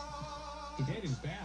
He's a better pitcher. Maybe it's because he's using some sort of substances on his wrist or whatever he's doing over there. But Yeah, he's better now. Yeah, I think it's fair to say Valdez is a more difficult task right now for the Phillies. We just watched the first 2 games. Valdez shut them down. Meanwhile, Verlander, they got to. I just like the idea that Verlander comes back sooner and then potentially could pitch in a game 7. I don't like that's not great. He's one of the great pitchers of all time. I mean, eventually, I think he will pitch well. I'd rather avoid him and beat up guys not named Justin Verlander. Matt is in Reading. Hey, Matt. Hey, how's it going? Good, Matt. What are you thinking? Bad day with the rain. I think the game being delayed equally benefits the advantage both teams, but what definitely gives the Phillies advantage is that they left that off day in there. The 5-day straight would have been advantage for the Astros, absolutely. Matt, there's no doubt about that. Like, I think with the off day, it's a debate. Like, we could go back and forth on which side benefits, but you're right. If there was no off day, it would have been an obvious disadvantage for the Phillies because their bullpen is just not deep enough to go 5 straight days. Well, all right, folks, welcome back to the Enterprise Center. Halloween night, I'm Joe Vitale with Cypress Kerber. Hey, Joe, I got this Toyota starting line. Sit down, ice low. Deal with the LA Kings here this evening. Jonathan Quinn. He'll be the cage with Philip Deneau, Victor Arvidsson, Mike Anderson, Drew Downey, and Trevor Moore. To the LA Kings, down to the Blues. Jordan Bennington will be back for the Vikes. Leverage here, Seiko Pavlovich, David, and Robert Thomas up top. Troy Krug and Justin Falk, they will be your defenders. The starting line was brought to you by Toyota. You visit your St. Louis area Toyota dealership today. That's your favorite Toyota model. Toyota, let's go place. There are some players that when you Not they're not evil, but the NFL, all that stuff you mentioned is collectively bargained. Like, the players may not have wanted it, but they signed off on it. I mean, the players have no say in this. This is just, like, they're moving things around and setting a schedule strictly so they don't get embarrassed by the NFL on ratings. All right, the Blues are about to get underway. The NFL's not concerned because they beat baseball. Like, they're a bigger sport. They're not concerned about it. They win. Sounds like Game 3 is delayed because I don't see the scoreboard updating. Matt, it happens every year. Every year, when there's a primetime NFL game, it beats the World Series. It's happened for years now. Now, the Amazon Prime thing will impact it, so you may be right for Thursday, but if we get to a Game 7, if Game 7 happens on Sunday night, Phillies, Astros, or the Chiefs and the Titans, more people will watch the Chiefs and the Titans. In St. Louis, the Blues and the LA Kings. The Blues are 3-4. The LA Kings are 5-5. St. Louis right now 7th in the Central Division with 6 points. First, I mean, also a story. Why the NBA plays on cricket? Like, they do it to maximize eyeballs. But the reason it's frustrating tonight is because it impacts the people here who are trying to go to the game and sitting outside in their park. Like, we had callers sitting outside at 6:30. Not wanting to go into the parking lot and waiting to turn around in a game that everyone with a half a brain knew wasn't going to be playing. But they refused to call it because the glimpse of hope the radar would change, even though it probably was better, because that would have been better for TV. Like, I don't begrudge baseball for what they did. Like, when the lockout happened and they moved everything back a week for the playoffs because they lost the first week of the baseball season. You think like it was an accident that they scheduled it the way they did? Friday, Saturday, no Sunday. Monday, Tuesday, Wednesday, no Thursday. Friday, Saturday, no Sunday. You think that was an accident? No. In fact, I think that's why in the LCSs there was no off-day schedule between games 5 and 6 because they found a formula they liked. Everything they do is for TV. I get that. I don't think they're evil because that's what they do. But when you're waiting 3 hours to postpone a game for notice, it's probably postponed. That's very tough. Well, I understand that. Keith is the... There's the St. Louis zone, and he hits the defenseman over the near wing. Here's a shot way wide, and he goes into the corner. Right to the point of the right side, holds it in. Put it down low, and Rosen is the first one there. Quick play of the puck to the near wing, Bortuzzo sweeps it ahead. He skates to the blue. He's got the red line and dumps it in. He's going to send Torochenko flying in. Something really going to handle in the corner. Coming back out to the neutral zone as Edler goes over to the right side. And Lemieux plays it. Puck off the stick of Gallier. Now a shot to the bottom of the circle. I would not say very well. Sent on goal off the stick of Blake I Lazat. think he's been okay. I would support Scott him going and have to give it. He's a 3-inning starting pitcher. It's a bullpen game. Back forward, get it in deep, and now up the near side. Elliott in, shoots that one off the arm of Bennington. They don't trust him to go more when he doesn't have good stuff anymore.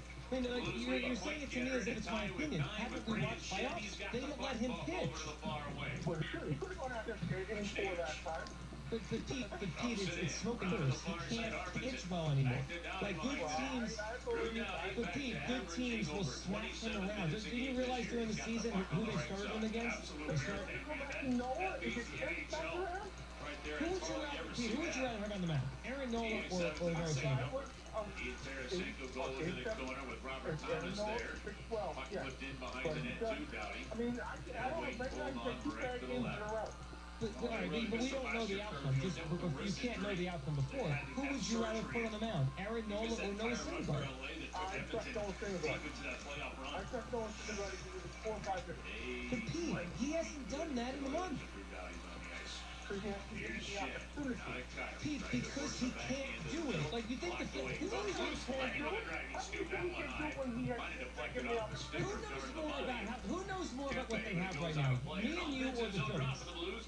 They're in the World Series, Pete. They're in the World Series. Like, they got here, but they know what they're doing right now. Sponsored by Bud Light for your chance to win select prizes while supporting local participating bars and restaurants. An option to So do I. And then after 3 innings, I want him watching the game from the dugout. Never been easier to win. Visit this barblue.com for details. Blues win the face-off, Letty with a shot. We agree on that. I don't think he's going to blow up and give up 9 runs in the first 3 innings. But if you continue to allow good hitters to tee off on him, he will give up runs. No, but Aaron Nola has a higher ability to get through 6 or 7. He's had dominant postseason starts. Noah Syndergaard hasn't had a dominant postseason start in 7 years. He's not a good pitcher anymore.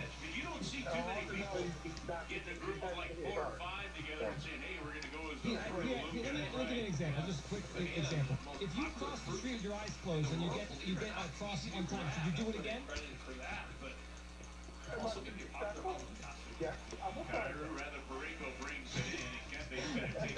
Dude, I love you, I appreciate you. Alright, well, if you want to do it again, I mean, it's a game. That's what it sounds like. I didn't expect that response. Yeah. I close my eyes across the street again. That's what Noah Syndergaard is against good offenses. He's closing his eyes across the street. Yes, I mean, sometimes he gets across unscathed. But the next time he might get hit by a truck. I mean, that's why the Phillies don't allow him to pitch more than 3, maybe 4 innings. And I'm not saying he's pitched poorly in this postseason. I think he's actually done a solid job in what he's been asked to do. Especially that Braves story. I thought he did a nice job in Game 4 starting that series. But he's not going to pitch 5 innings or 6 innings in a playoff game against the Houston Astros or World Series game. If they continue to see him, they're going to tee off on him. That's why. Jeff is up on WIP. Hey, Jeff. Blues go Hammer, Missouri power play. Mardishev forced it on goal. It's cleared away by the Kings to the neutral zone. One thing I agree with you, MLB is terrible to do the way they did it. It The Kings have taken 52 winners this season, the most in the NHL. Mardishev with Krug. He's passed down low to Butch Davis. Stick handles in the space, hands it off to Krug. Over to Thomas. Trying to go back door with it, and Tarasenko that's blocked away. Thomas again. Vladimir Tarasenko with 63 career power play goals for the Blues. That's tied with Pavel Demitra. Tarasenko gets the puck to the near side for Krug. Over to Butch Davis and way out high. He walks in, he goes to shoot it. That's blocked off the Kings player in flank and Krug right away. Thomas again. Another pass knocked away. Tarasenko great play to hold it Jeff, you spun it into a positive. You get some good food right here. I like that. But it gives it up all the way. Gord being cleared. 3 goals this way. Butch Davis to Krug. He shoots the save. The rebound to the near circle. And that's Tarasenko to Thomas again. Far corner to Butch Davis to Krug. Straight away. Moves in Thomas to Tarasenko. Shot on. And he missed his mark. He had it open to the back of the net. He put it into the pad of Jonathan Quick. What an absolute incredible save by Jonathan Quick. Krug's going to move it over to Butch Davis on the one-timer. He's going to slide into Tarasenko on the seam. He got the whole net if he goes high. Keeps the puck on the ice, and Quick brings a great pass in. Kyler brings it in, lost the handle. great support by O'Reilly. Gets it back. Skyler to the blue line. Ball over the bottom left to Neighbors. Neighbors in the corner to Kyra. Moves in the ball straight away down to Shen. Top of the right circle. Right across it through to the far side. This LA Kings team quite used to penalty killing. Blocking some as Grandchamp goes in. Gets tripped up. No call. Downey has the puck over to Grunstrom on the near wing, and he clears it all the way down the ice. That'll take the time off the clock. Keppe's out of the box. And Blues 0 for 1 on the power play. Well, you can't ask for a better chance than that for the Tennessee. If you get one grade A like that, where you have to hold it, if you go high on one time, you take that for a 2-minute power play. The Blues had just missed their mark there as now they step outside. 13:25 to go. Jeff, that'd be nice, but I don't know why they wouldn't tell us tonight. I mean, if they're down 3-1, Jeff, that might be a different story because then they're, they need to pitch him like they're about to be eliminated. They're going to try it, but I think something's going on physically with him, Jeff. I was there the other night watching him, and I obviously saw it on TV. His velocity's down a lot. Something physically is going on.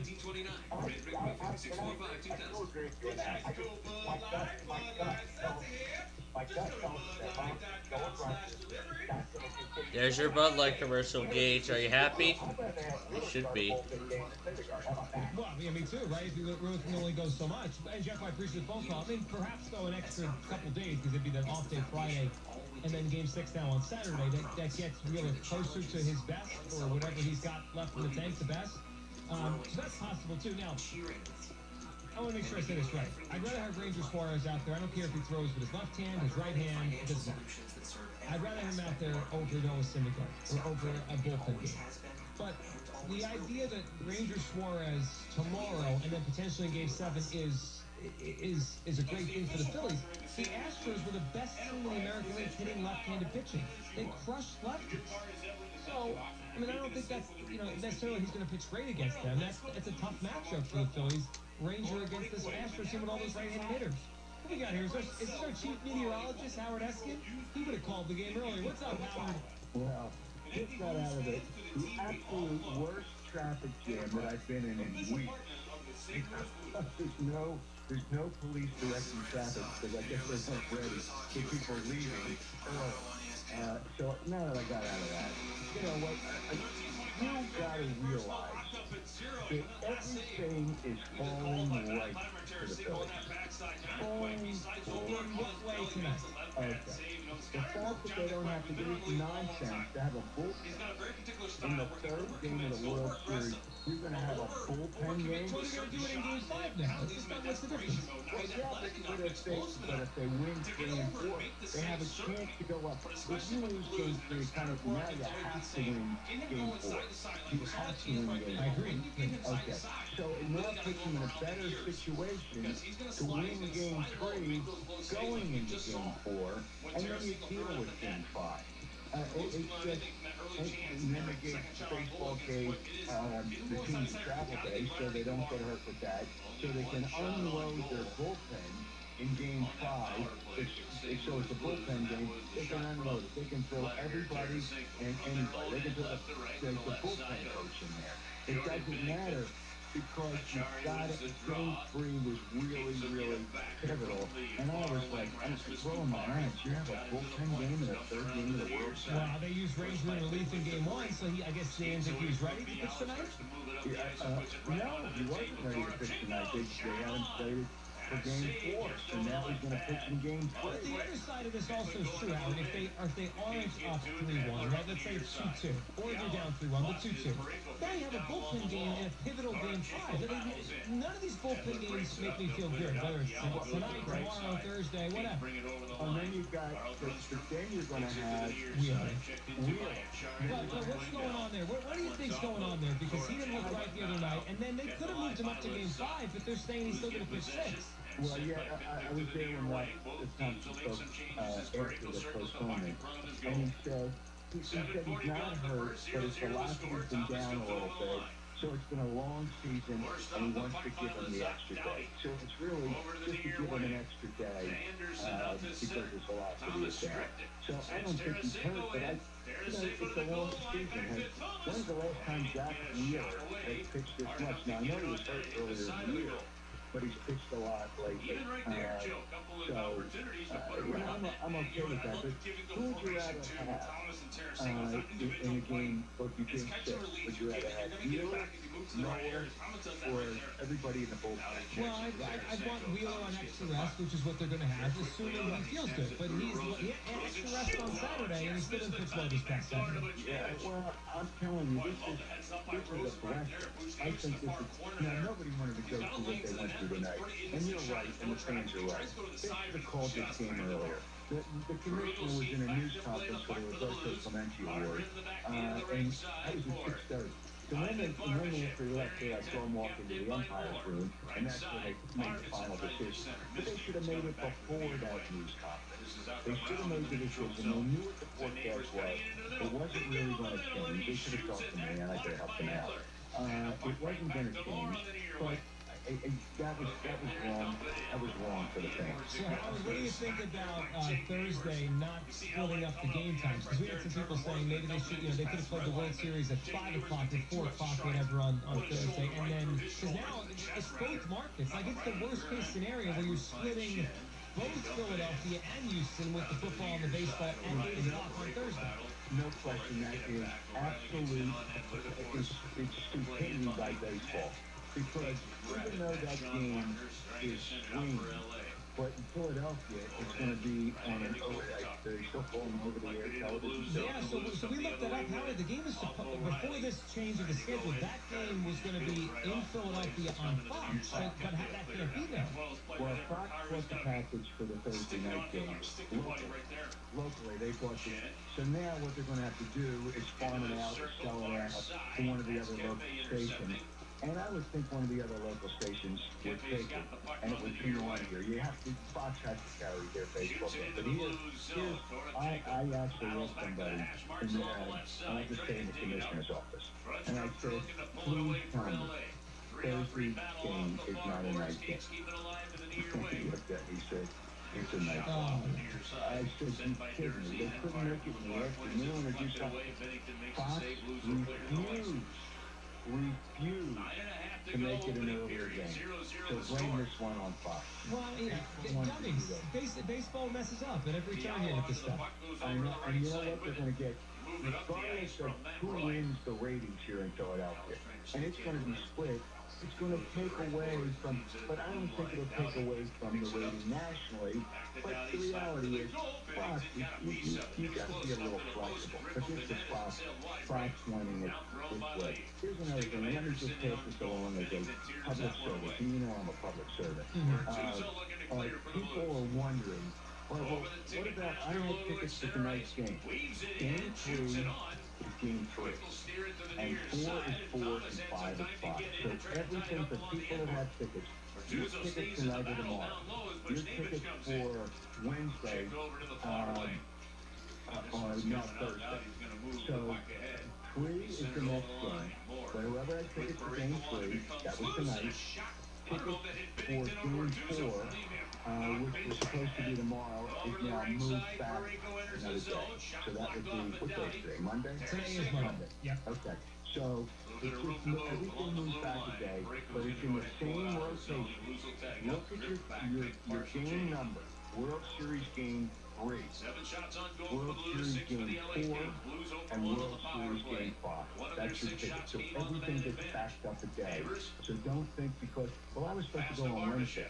Well, you're not going on Wednesday now if you don't have game, what's it, game 4. Yeah, you can show up whatever day you want, but you can only go to the game your ticket says. So hopefully people understand it. There's going to be a lot, and that's kind of a shame because in the regular season, all right, well, this game is going to be made up whenever. But, it just goes in the same rotation. So hopefully people understand that have tickets. And there's some people that can't go. I have a friend who's a Phillies fan, who's coming from Denver. And his tickets were for Wednesday. I said, So right now the game is delayed.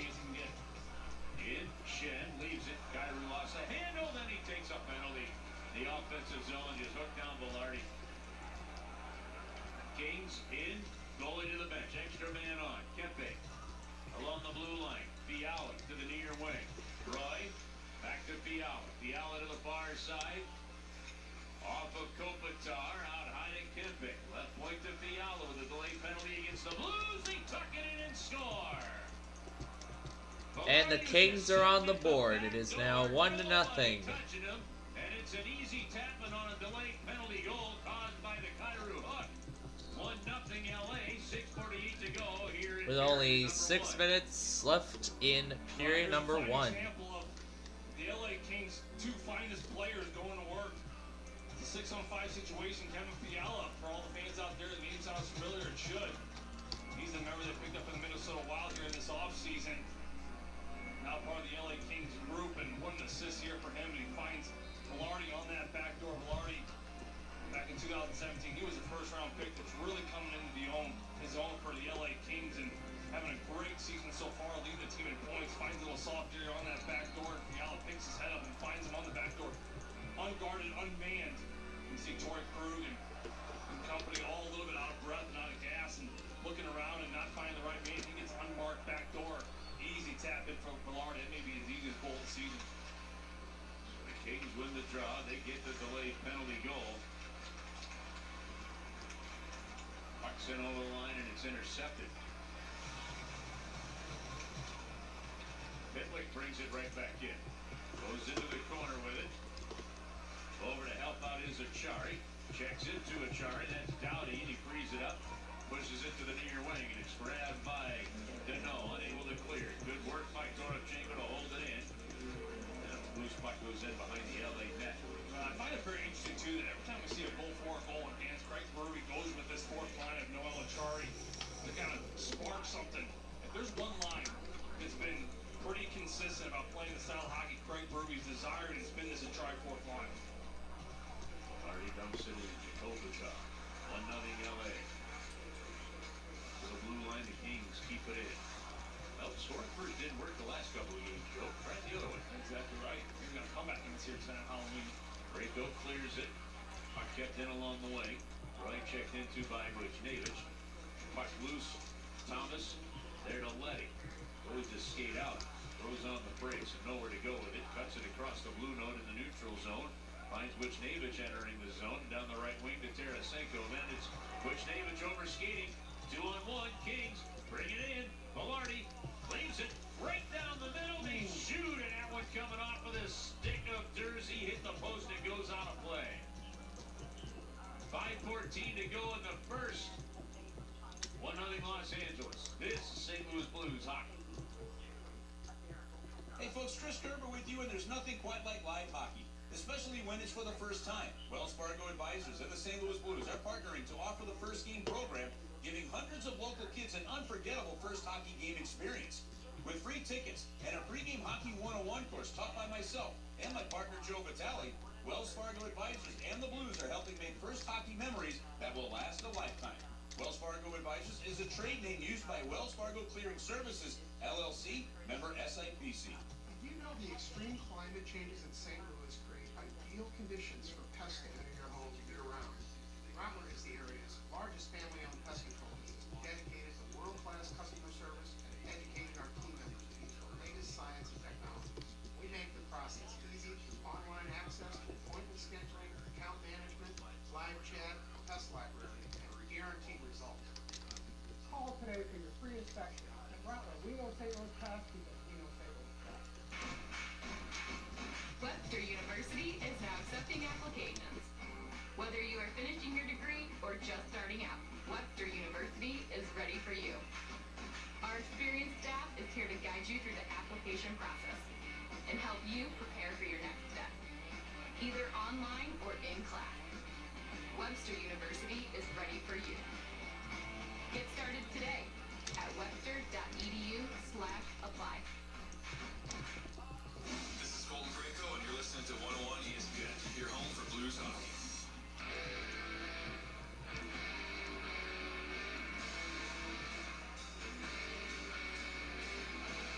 Get that energy up, Blues fans. Sit on the run every game day to grab a coffee for just $1. We're your store, St. Louis on the run. Participating locations only. 1-0 LA. Velarde scores from Fiala and Kempe. The late penalty goal. Cairo would have been going into the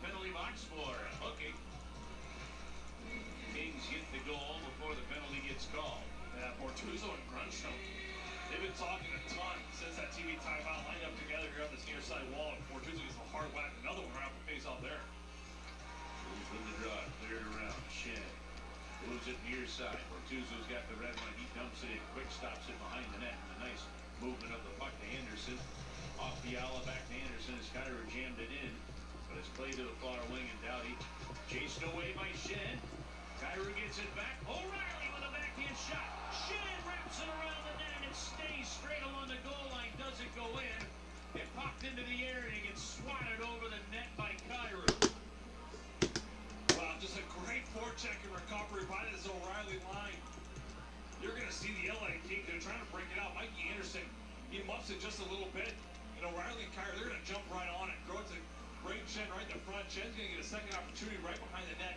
He's going to go for the wrap. Forehand wrap. It gets above the goal line, throws it towards the net, like you said, Curbs. It just literally goes right across the goal line from post to post. And there's no traffic or no skates in front that's going to bump and go into the goal line. Blues dump it in from center ice, and that one reflected off of Philip Deneau when he was in the neutral zone. Falk's going to argue with it, but I think Deneau was in the neutral zone as well. No.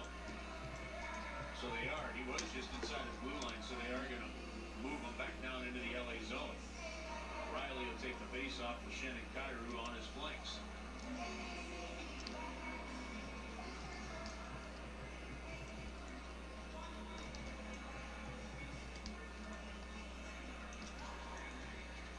O'Reilly kicked this puck into the face-off circle. Nearly won it back himself. The Kings jump on it. Moore skates it out. Over to Deneau. Pass. It's blocked away. Deneau will recover the puck to Victor Arvidsson, and O'Reilly gets inside on him. Cleared it to the line, not out. Held in by Alex Edler. Dump it down into the corner. Arvidsson comes over, and Moore has it with Krug after. Moore's on his backhand. It's loose right in front. Bennington sees it, and he will cover up. 4:08 to go here in the first period of play. With the Blues win, you win at Wendy's. After the Blues win, stop any St. Louis area Wendy's for a free small frosty. No purchase necessary. Offer good for only 24 hours after each Blues win, so act fast. When the Blues win, you win at Wendy's. We'll bring you back in a moment. This is St. Louis Blues Hockey.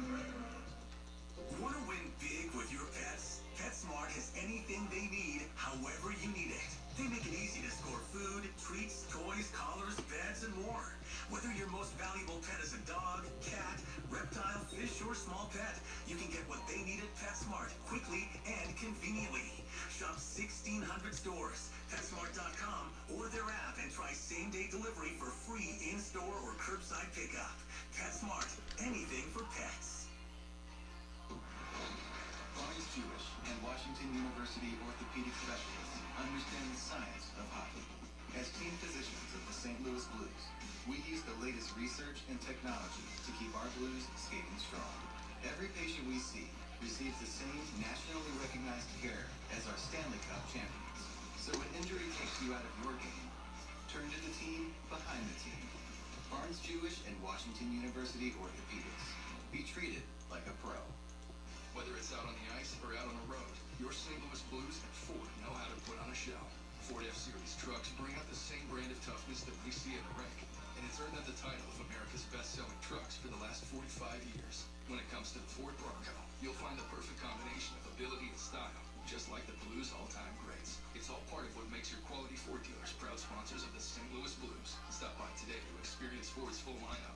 Let's go Blues. Based on 1977 to 2021 CY total sales. This is Braden Shannon, and you're listening to Curbs and Joey on your home of the Blues, 101 ESPN. Well, back to the Enterprise Center, 4:08 to go here in the first. Blues still down 1-0. Ivan Barbashev going to be on the defense zone face-off here. Ivan Barbashev's an interesting one. You know, Curbs, he scored in the season opener against the Columbus Blue Jays on this ice sheet. But he has been scoreless since, and looking to find a little bit more of an offensive touch here as he continues into this season here. We're going to need a little bit more from him. He just ran right over the top. Blake was out to win that face-off, and he skates it up over the line. Dumps it in behind the net. Brown with Roy on him. The Neighbors. Goes into the corner. Lazat checks into Neighbors. Brown trying to get in and help out along the wall. Barbashev stole it. Goes in behind the net to Brown. Brown to Bortuzzo, and his shot misses the net wide. Rosen put it down to the corner, but not a lot on it, and Barbashev recovers for the Blues. Brown trying to force it in front, broken up by Lazat. They cleared over on the right side. Kings, Kaliev gets it out. Into the far corner, neighbors, Kopitar, do battle there. 7th season as captain, Ron J. Kopitar. I was just looking at him coming in on Jake Neighbors right there. Jake Neighbors and Kopitar. It just, I don't know why, but with a young player like Neighbors and Kopitar's come breathing down his neck on that play right there, at some point he's got to be thinking, geez, that's Kopitar coming right at me. I've been watching him for years, and all of a sudden here he is. Here's a slap shot high by Anderson. In the blue zone, it goes to the far wing. And it's Buchnevich clearing it out. Thomas to Tarasenko. To Thomas, back to Tarasenko to Buchnevich. And it went through his legs and missed his stick for a tap-in. Thomas to Buchnevich. Snaps it. Parayko. Slap shot right on. Quick to save. With 2:34 to go, that's 8 shots on goal for the Blues, and Joe, 3 of them. If you count the Shen wraparound, which is a little bit tough, but 3 of them had plenty of net. Well, I tell you what, that Buchnevich chance right there, that is a perfect example of a goal that goes in last year. For whatever reason, it's just not going in right now. Thomas and Tarasenko right back to Thomas, and they find Buchnevich on the back door, emptying that tap in, and it goes right between his legs, and he can't grab it. He just cannot grab it. But again, that's the goals that were going in last year. Right now, it's been a little bit tougher. Talk about players gripping their stick a little bit tight. You almost wonder if it's starting to really creep into the St. Louis team. But coming around to the near wing, I mean, they legitimately could be up 4-1 right now. Thomas into the corner. Goes down low. 3 Blues get on it in the corner. This line working it. Comes off the wall. Just misses the stick of Tarasenko. Moore skates it out. Right wing. They dump it into the corner. Krug going after it with Arvidsson. Arvidsson lays it in behind the net. Puck wrapped to the near side. Moore hands it off. Jersey will play it in behind the net as it goes to the far corner. Krug gets checked into. Quick card play by Kupari. Tarasenko will drop it back as he gets possession in front of the Blues bench. Forwards finish the change. Falk, nowhere really to go with it. They let him skate up to the red line. He'll pass that to Pitlick. Down the right side. Fiala breaks on him. He put it into the corner. Toropchenko holds it along the boards. Speeds to an open Achari behind the net. Off the boards. Far side to Rosen. Rosen waits. Shoots it. Trying to shoot it high and missed the net. And coming off of it again. That's Achari down to Pitlick. Returns it to Achar. Roy's on his back. The puck fired off the referee. It was intended for the point that Rosen would have gotten there to him, but that's knocked away. The puck cleared by the LA Kings. Out into the neutral zone. Pitlick gets it back. Skates it down the far wing. Goes past Jersey. Pitlick looking for some support. The defense change. Centered that one to O'Reilly. It hit him in the skate. Bounced over to Roy and cleared out. Again, another great chance right there by St. Louis, just right in the skates. We saw the same thing the other night, Curbs. A defensive zone pass from Falk to O'Reilly through his skate, turnover, goal again right there. Pitlick to O'Reilly, great spot, great position. It's just a couple inches off still. 30 seconds to go in the opening period. 1-0 LA leading. Velarde scoring at 13-12 from Fiala and Kempe. O'Reilly knocked it loose. Gets it back from Kyrou. Then to O'Reilly. Looking at Kyrou. Kempe reached around him and poked it away. The puck played to the near side. Bounces past Parayko and out of the zone. 10 seconds to go. Long pass comes up to Kyrou. Skates it in. Goes right into Shen. That's going to be the end of the period. Blues go to the intermission.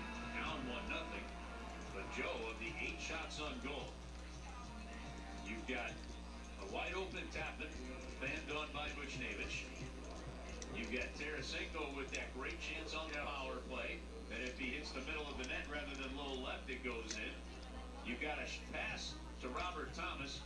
He was tied up a little bit, but Jonathan Quick had left the post, and if it goes towards the post, it probably goes in, and then you've got that last opportunity as well. So you could say 4 out of the 8 shots on goal have been terrific chances. Well, I mean, Buchnevich's back door, tap in, it goes right to his skate. Braden Shen's wraparound, literally right to the goal line. I mean, listen, I marked him. You have a player like Sean Jersey. He hit the crossbar right after LA goes up 1-0. To me, that's really the only other grade A chance that these LA Kings had. Unless I'm missing something. I didn't see a ton. They score the goal on the 6-on-5 delay call from the Kyrou penalty, and then Jersey hits the aside from that, that's about all the grade A's LA had. Now you flip the chances. Analytically, the Blues should be leading this game. Now they're not. But at the same time, this is the story with the St. Louis Blues so far and over the last 4 to 5 games.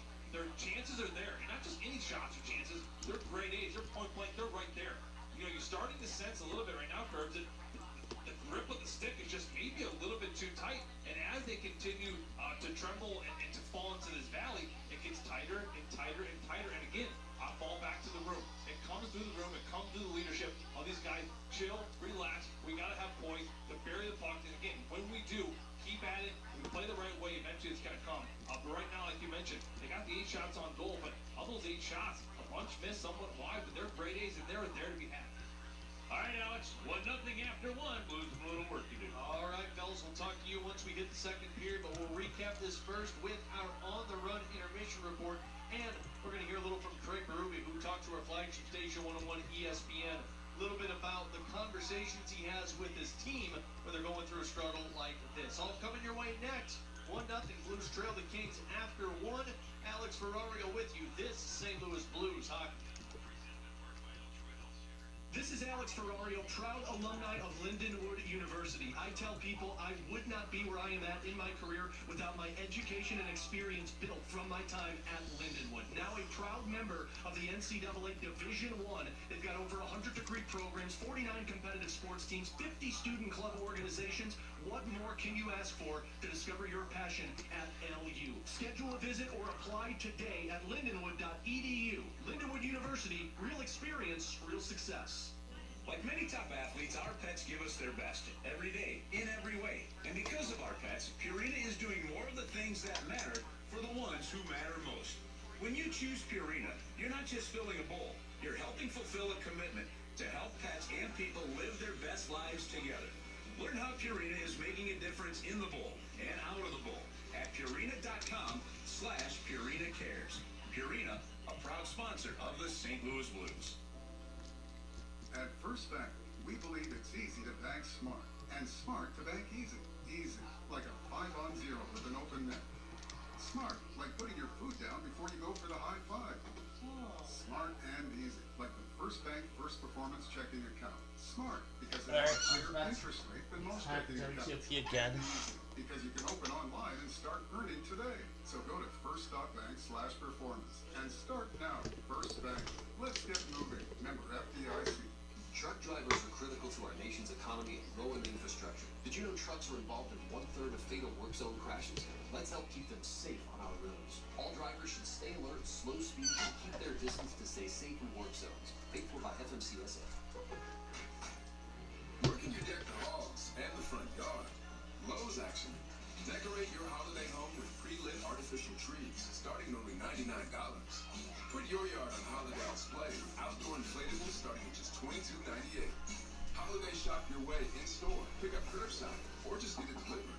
And check back daily for deals during Black Friday month. Start saving now at Lowe's. Home to any possibility. While supplies last, selection varies by location.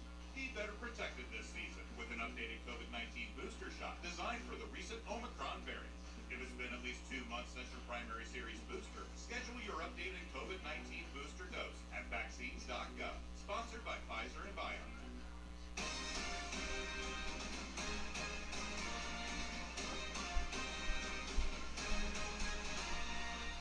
Off of Kopitar, out hiding Kippick. Left point to Fiala with a delayed penalty against the Blues. They tuck it in and score. Velarde was just sitting at the back door, nobody touching him, and it's an easy tapping on a delayed penalty goal caused by the Kairu hook.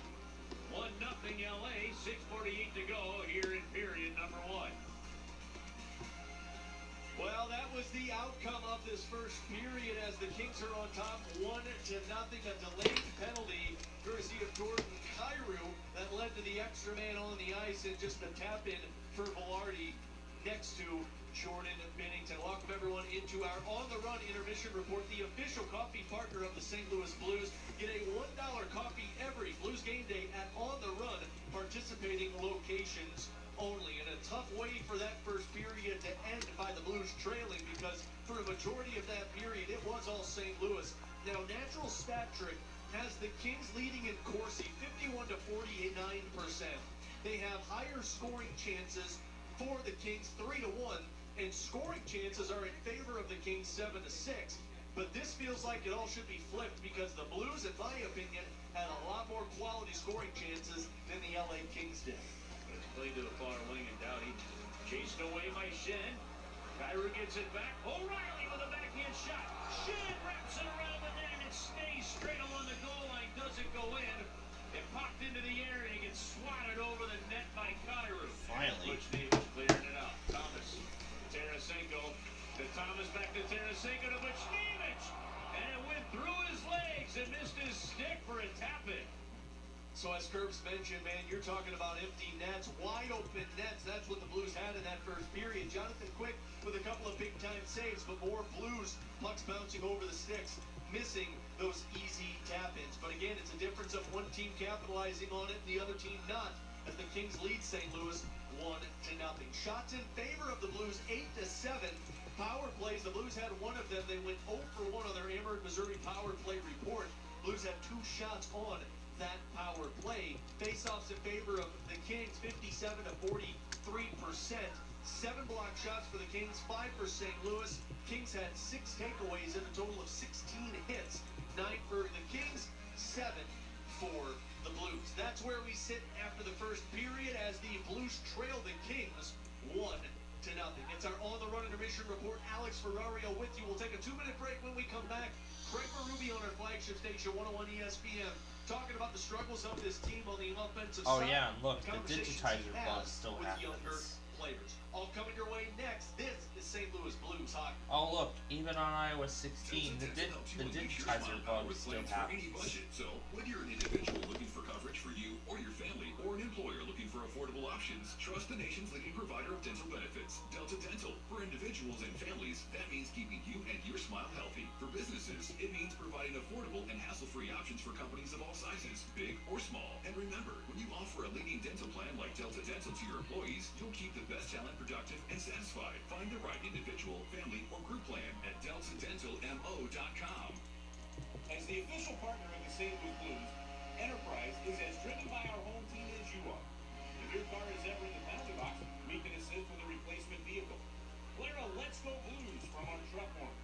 Go on a breakaway with an Enterprise Exotic. And Enterprise sells more quality 1 to 3-year-old used vehicles that you can throw a towel at. Connecting Blues fans to the team we all love. Enterprise, official partner of the St. Louis Blues. Did you know that termites cause an estimated $5 billion of damage to U.S. homes annually? At Rottler, we've set up a non-invasive termite protection system that can detect the presence of termites before they damage your home.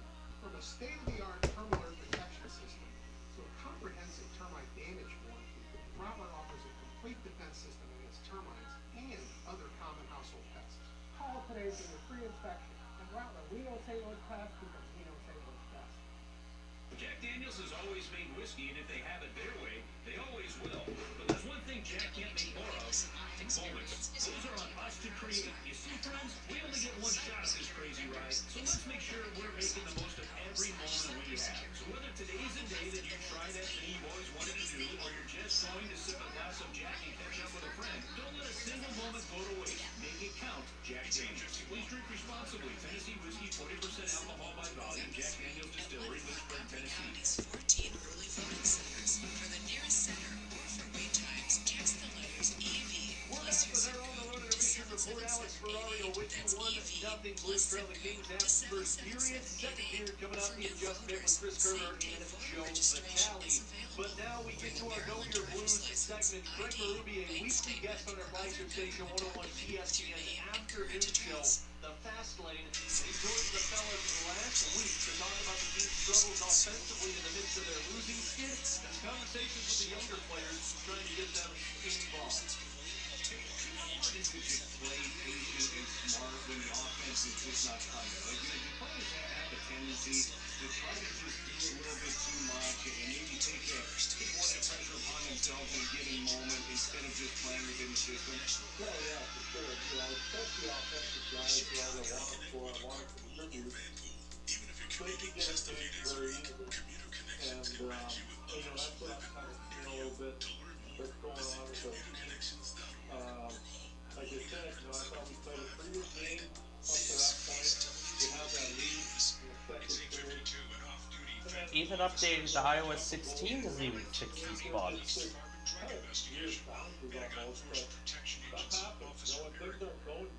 Corrupted the Wi-Fi driver breaking, sometimes the digitizer not responding. We can't chase the game. We gotta let the game, you know, we gotta dictate how we want to play the game, but at the same time, we can't go out and chase it. Chief, just so some of our listeners, obviously, like they're learning at the same time as we're talking about it, listening to you, they learn a lot every week. But when you're looking at these guys, when things are going right, the things you're looking for from a line, offensively or production-wise, what does that look like? What does this entail? Well, I think you want to, the line, you want to see offense. You want to see chances, I mean, offensively, how they're created and what they're doing and how much ozone time are they, you know, having and controlling, and then the other side of it, what are they doing defensively? You know, are they giving up more than they're getting? Are they giving up more than they're, you know, creating? So things like that, we have all those stats and is it broken? all that, so we look at all that stuff. So, Coach, for some of our listeners who probably get frustrated and go, well, why don't they just get to the inside? For you as a head coach, Listen Live Experience is brought to you by Red Hat and all of Carosoft's cloud and FedRAMP solutions. Explore them all at Carosoft.com. How do you coach that to these guys and hold them accountable? Yeah, video for sure. And like I said, I thought we did a better job with it last night. For the most part, I think that we went to the net pretty hard last night. We had some good chances in the game. The WTOP Listen Live Experience is There brought we to you go. by Red Hat and all of Carosoft's cloud and FedRAMP solutions. Explore them all at Carosoft.com/cloud. This is just another Monday. It is the third Monday in a row that Ukraine has been hit with massive missile strikes, and each time they shoot down a greater percentage of the missile. JJ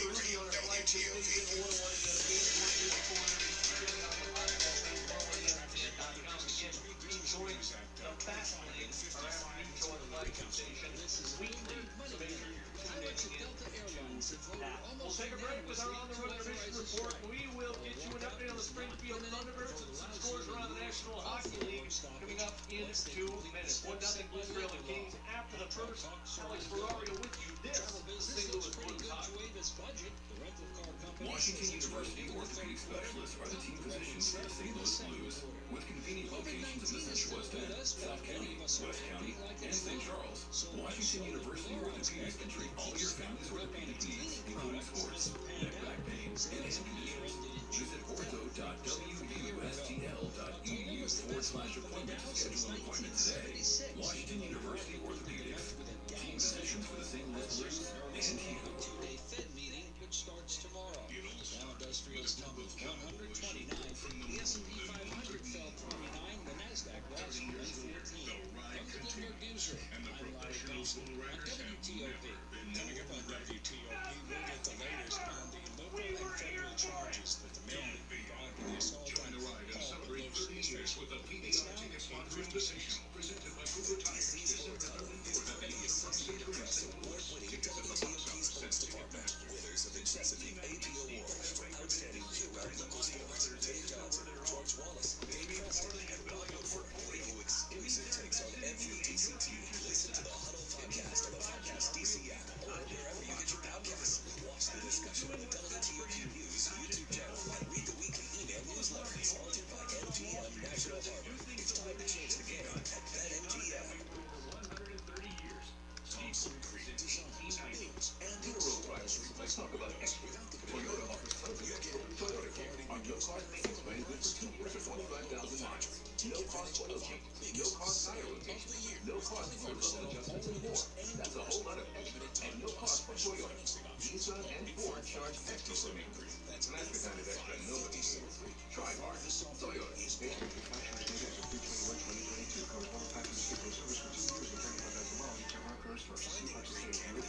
can be like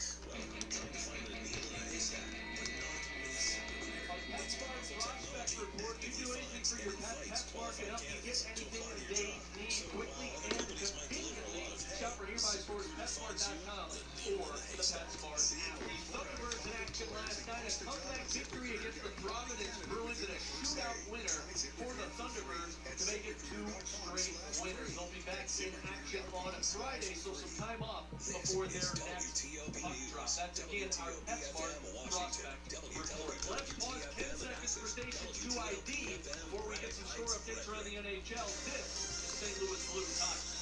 Traffic and weather together on every St. Louis Blues game right here. WXOS HD1 East St. Louis 101 ESPN. Our Enterprise Rent-A-Car Drive around the league, proud hometown partner of your St. Louis Blues. Last night, the Minnesota Wild winning in a shootout against the Chicago Blackhawks 4-3. Coyotes lose to the Rangers 3-2, and the Winnipeg Jets lose in overtime to the Vegas Golden Knights 2-1. And games going on this evening. The Buffalo Sabres up 4-2 on the Red Wings headed into the third period. A 2-2 score between the Capitals and Hurricanes headed into the second period. Once again, our Enterprise Rent-A-Car Drive around the league. Let's drive back over to Chris Carter and Joe Vitale to start the second period of a 1-0 Blues deficit. All right, thank you very much, Alex. Joe, you look at that period, not a lot of shots on goal, and I know that's going to get a lot of attention, but again, some chances were there. This really is just a matter of sticking with the game plan until it breaks, don't you? Well, I think not only sticking with the game plan, but also manning it up and being mature. Like, hey guys, come on, enough's enough. Like, we're getting grade A's, whether it be Shannon the Rat, whether it be Bush Neighbors on the back door, whether it be Tarasenko down the gut. Like, enough's enough. We're a grown-up group. We got to get this thing back on the tracks. We're getting the chances. We're getting the right spot. We have to start bearing down. We have to start hitting that, at least to give ourselves a chance against Jonathan Quick, who, like we said at the beginning, Curbs, he's a goaltender. He's a wildcat, right? He overcommits. He's athletic enough to make the save when he's in desperation. At the same time, though, get him going east, west, left, right. You're going to be in a good spot. Well, a two-time Stanley Cup champion, over 700 games played in the National Hockey League. It's his 34th career game against the St. Louis Blues. Only 13 wins in those 34 games. The Blues have had his number.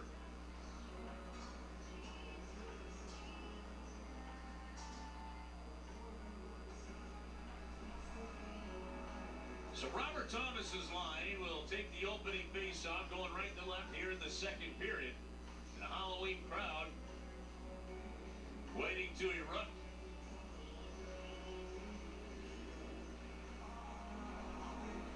The Blues can find an equalizer early in the second.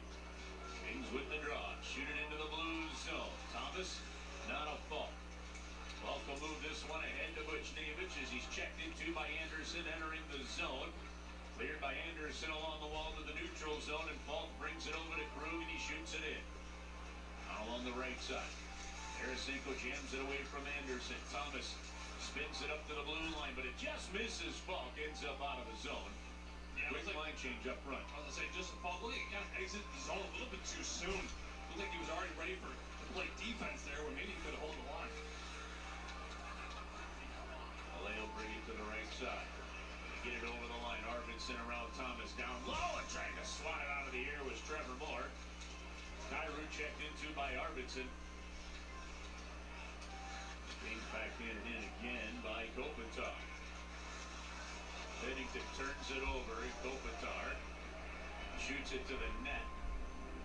That's an exchange you almost never see like that. Well, you never see it. We're already in the opening phases. Alright, we're in the opening phases now of finishing up the project. He goes to move it to his left, and all of a sudden you see Kempe intercepted right there by Kopitar. Kopitar very intelligent, throws right back, and they know he's going to be off his mark. But again, you never see that. Long shot, well, there's a great save through the traffic of Velarde and Letty, and Bennington got a glove on it anyway. Sometimes something like that looks like a routine save for a goaltender, but my goodness, you have to track that puck through a lot of activity. I was going to say, sometimes it's the ones that look easy the hardest. Shots from the point, especially the way coaches are coaching players nowadays to get to the net.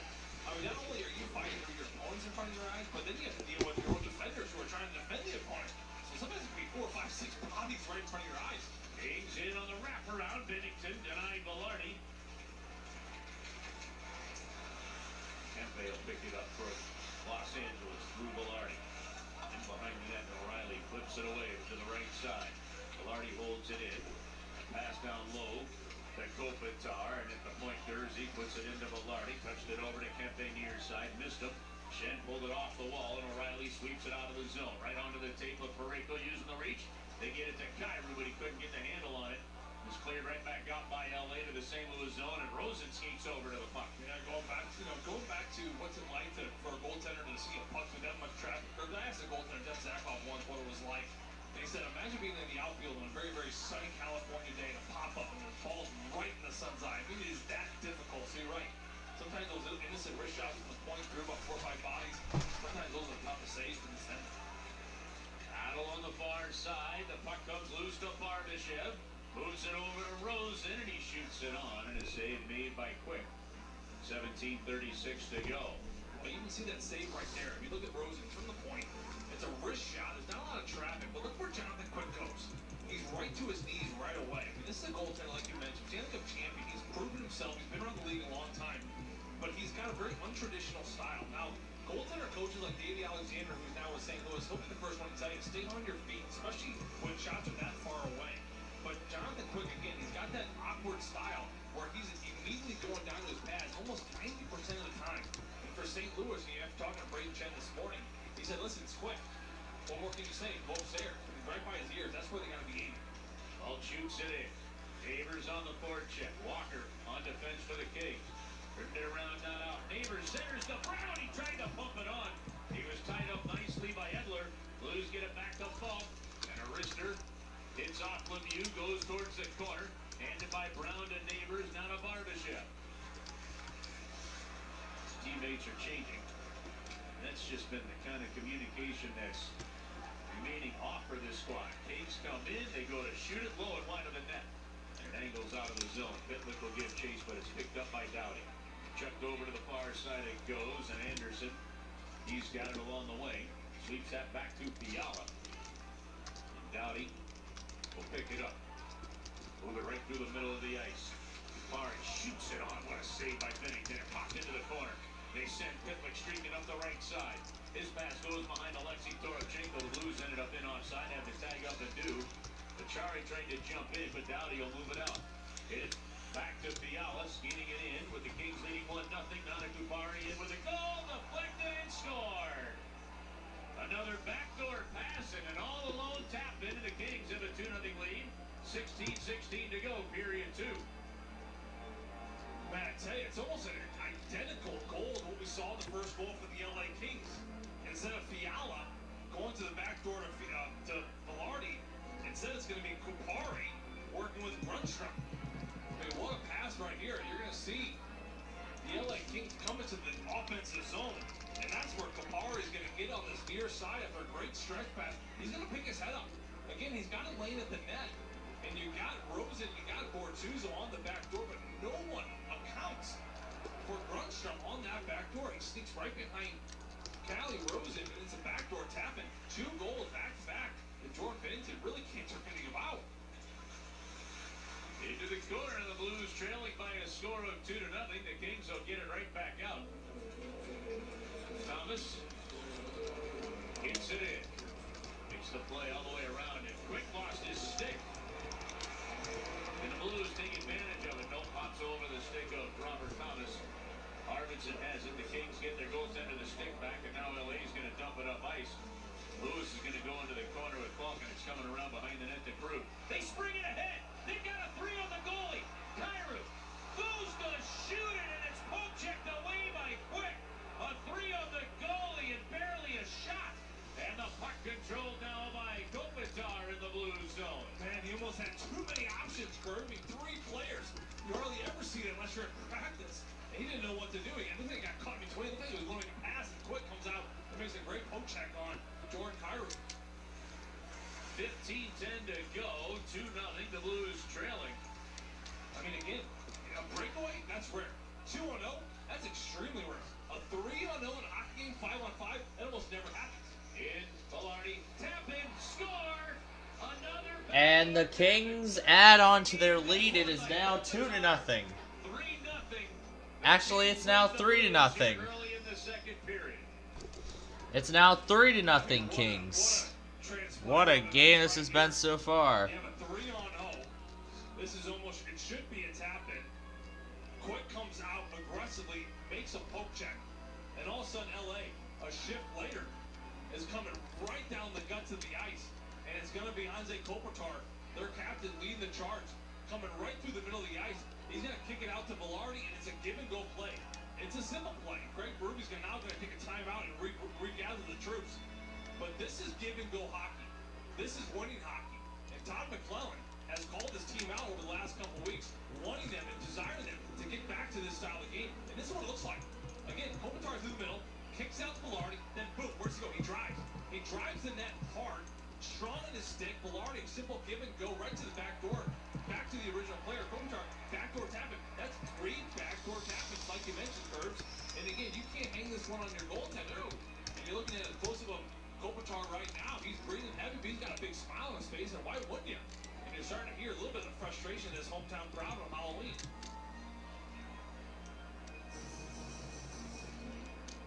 Three goals scored, all on tap-ins. Backside of Craig Berube, red-faced. Let his team have it during that timeout. LA is going to move it in again. They come down the left wing. Blake Lazat goes into the corner. And up to the blue line now. Here's a long shot blocked away by Jordan Bennington. Neighbors takes a good, solid check, and his left arm is hurt. Well, he's going to stay out there. It's icing on the Blues, so he can get off if he needs to. Looks like he's going to try to. Maybe not. Looks like he was going to try to. He's dinged up. This is a young player, Curbs, that has been dealing with some upper body issues for the last couple seasons, and he's had, through junior hockey, he's gone the distance with these teams, and he hasn't really had a full summer to recover. And it's hard to say this, but it is early in the season, but he is still dealing with a couple knick-knack injuries from the last couple seasons. And you can see him on that play right there. He finishes his check in the defensive side of things. He smokes the glass, and he is still a little bit dinged up. I'm surprised he does not get off the ice. Another post there by the like King. While they're humming out. They wrap it around. Bennington makes the save. Justin Falk's going to take down the Kings player, and he's going to get called. They go into the penalty box. 14:21 to go, and now you need a big penalty kill, or this can get out of hand in a hurry. Well, Justin Falk, who logs a lot of penalty kill minutes, is going to be one of the box. Lazat working on that side after a redirection shot from the point misses. He's going to get the puck and, you know, Craig Berube calls that timeout.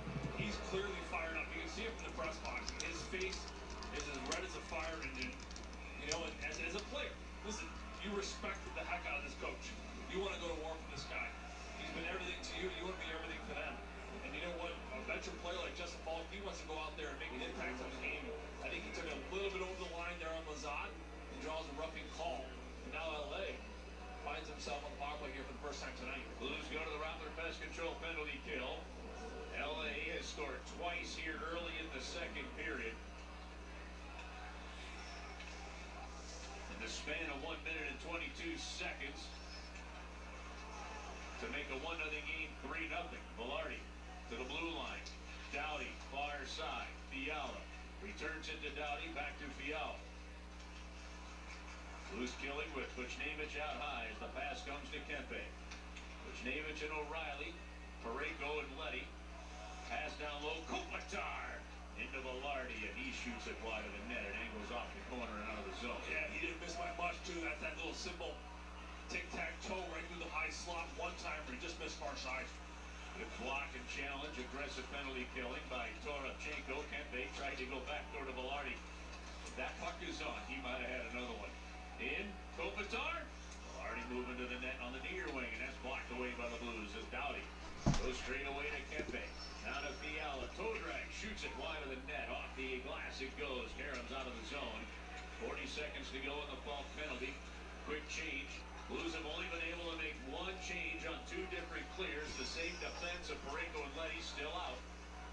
Here on the near side it comes up the ice from Pelia, that he's got in the airway, shoots it, and it's off the stick and over the glass and out of play. 22 seconds to go in the power play. Yeah, much needed little tip there by Nick Letty as it goes up to the netting. As you mentioned, Curves, only one forward has had a chance to change, and now the other 3 can get a fresh gasp of air and fresh lung. Hey, the part doesn't end the last whistle. Join us in the postgame. He has Busch Beer Garden, the Bud Light Sports Pub, Bud Light 4th period. With this kind of beverage live entertainment, the Bud Light 4 POS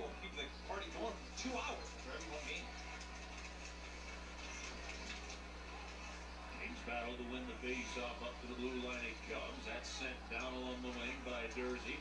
Behind the net, Bortuzzo defending on to Moore.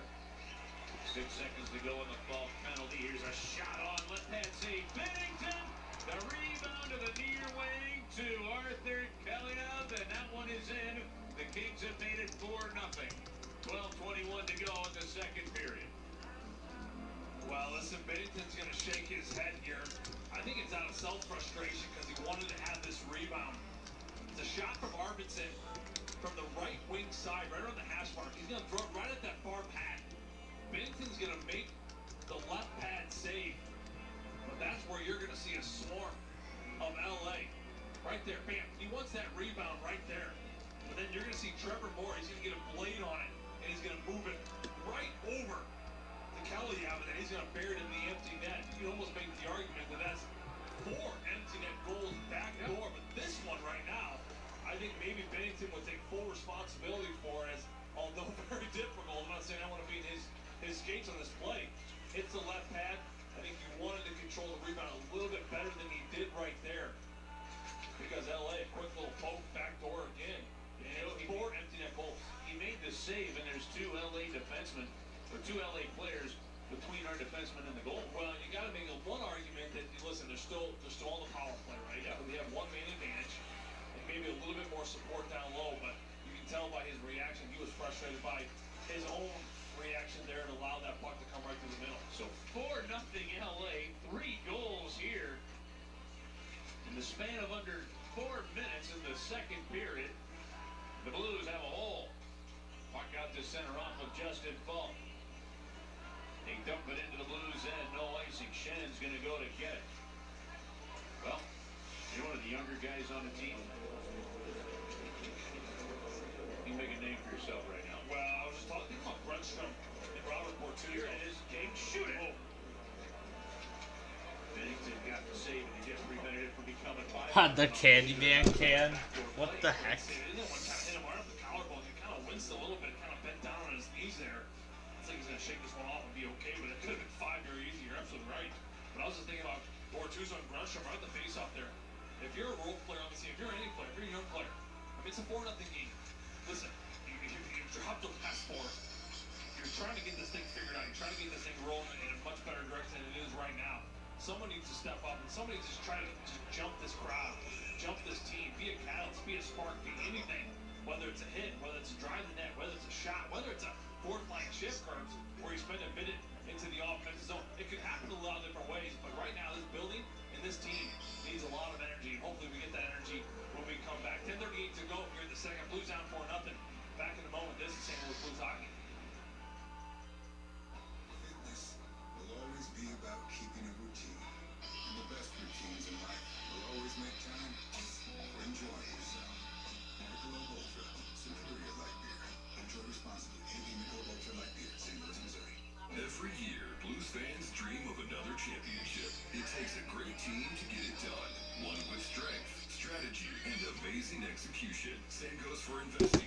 Wells Fargo Advisors offers a strong financial team with insightful strategies and innovative planning tools to help you reach your goals. Hey, we all have dreams, but do you have a financial team that's invested in you? Wells Fargo Advisors. Wells Fargo Advisors is a trade name used by Wells Fargo Clearing Services, LLC, member SIPC. August of 1971, the first Bomberino car franchise, Oldsmobile, launched its immediately highly successful... Oh yeah, and this morning I've been binge watching music overlapping HO scale train crashes. Boy, these were so much fun to watch.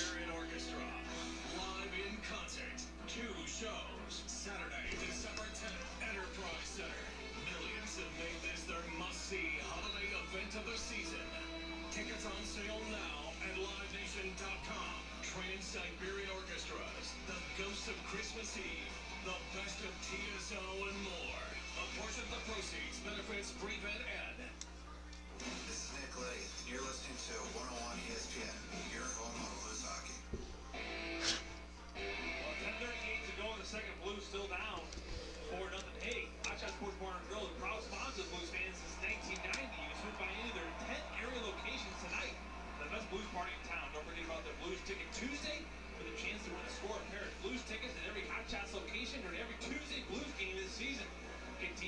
see all the specials that find hot shots near you at www.hotshotsnet.com. All right, down 4-0, 10:38 to go. We're not halfway through the hockey game. The LA Kings team has been pumping in a lot of goals. That's 4 goals or more now in 4 straight games. Well, the one thing they're doing 2/3 now is scoring goals, but they're allowing a lot of goals too. Yeah. Which, although we're not seeing that trend so far tonight, maybe that'll bend here soon. It's dumped in. He's chasing. So right now, Kyrou out on the ice with Shen and Thomas. Shen's pass to Thomas gets blocked away. I mean, it must be frustrating for Craig Berube, like we mentioned. I don't know how much more line. Oh, Shoot, score from the far wing. Moving that one in, and Carl Gunstrom is going to go over the shoulder of Jordan Bennington, and it's 5-0 LA with 10:01 to go in the period. Yeah, and Craig Berube's going to point right to Thomas Price right here. This one you got to probably hang on your goaltender. Yeah, I guarantee you, Craig Berube, at the end of this game, however it shakes out, the decision to put in Bryce, he's going to say the same thing. You know, I didn't like the 5th goal, but the first 4, you can't hang on your goaltender. It probably was a momentum shift. They need something shifted. Jordan Bennington's been facing a lot of shots. He's been taking a large amount of the weight. You're hearing the applause in the background right now for the starting goaltender. He's going to give a glove. Jordan Bennington's going to give a point to the crowd. Or he's going to give a point actually to the LA bench. Yeah, he went over and said something to the LA bench. He's going to get back to the runway there, put a stick up, take his mask off, and take a seat right away. But he said something and pointed to the stick at the LA bench. Not sure who he was pointing at. Be interested to find out who he's talking to. He's going to take a seat immediately. And now Thomas Price is going to be in cage as the LA Kings made a 5-0 lead. That shot from the outside curve. Any goaltender will tell you. Although a great shot, yeah, that's one you got to have. I think I said Thomas Grunstrom on that goal call. It's Carl Grunstrom. Kings get it. Now what have I gotten into on my own? Now that already gives you a great idea of what we're going to do next. First, Cheer from the crowd on the save by Grice. This team has put its goaltenders in a bad spot tonight. Yeah, they really have. Even Thomas Price, you're looking at his first save, I'm not going to call this a breakaway, but Trevor Moore's kind of in the clear here, and luckily for the Blues, he's on his backhand. But aside from that, this is a tough spot to be in. But, you know, right after that goal went in, I looked right at Craig Berube, he immediately pointed to Grice. There was no hesitation here. I think this is probably more than just giving Jordan Bennington a little bit of a reset. Aperture Laboratories. This evening on Halloween. In all fairness, I'd have done it a goal earlier. Yeah, maybe. You see Thomas Price at the other end. He's kind of waving his arms like a swimmer does when he steps up to the block before a The Candyman can. And the Blues are on the board. It is 3-1 LA.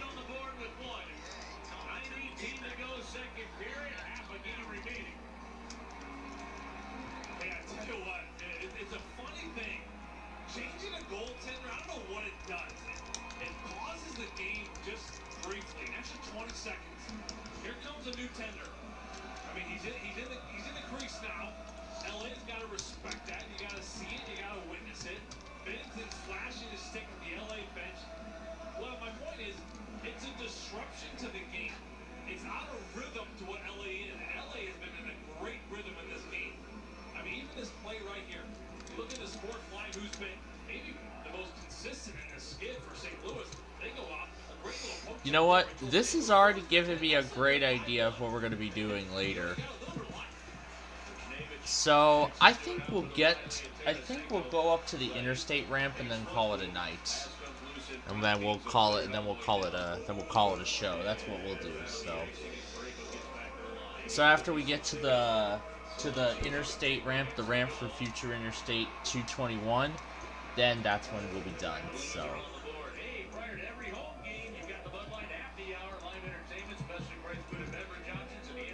that's right, the good food and beverage options. Weeda. Yeah, classic. It's still a big deficit. You got a little bit of energy, a little bit of... Sky Blues is finally getting his trick-or-treating. Mine's already done. Alright, everybody.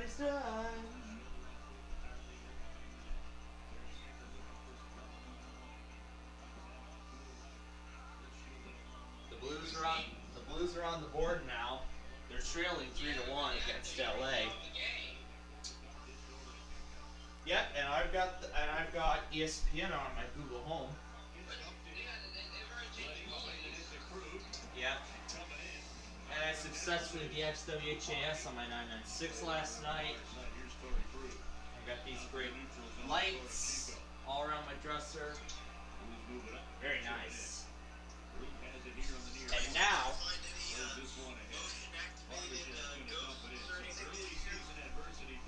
it's these very same things. It's these very same things. Yep, the same ones from last year.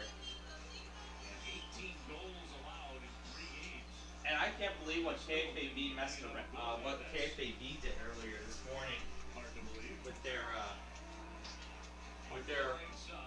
morning theme. But now we're awaiting K-Love after Air 1 tested on Saturday night.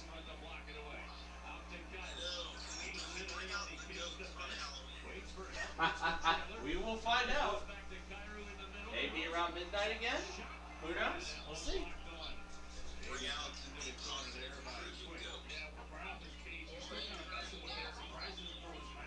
Now playing K-Love.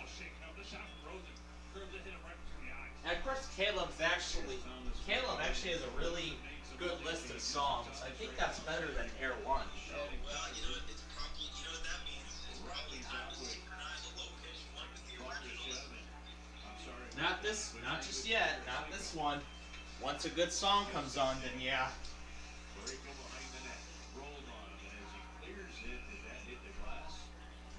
And yes, I'm sure you can tell by my board, we know it today. On WETA Classical, it's 1:23. The following is a test of the emergency alert system. Plus a 10-day century since my 519 got bad reception when the test was sent out.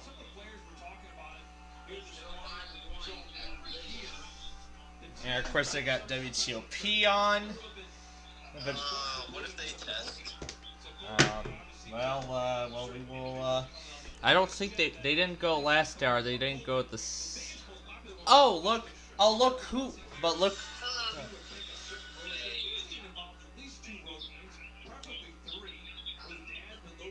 But yeah, look who tested at 3 p.m. right on the news. WAVA. Yes, they did. Local WJON automated test.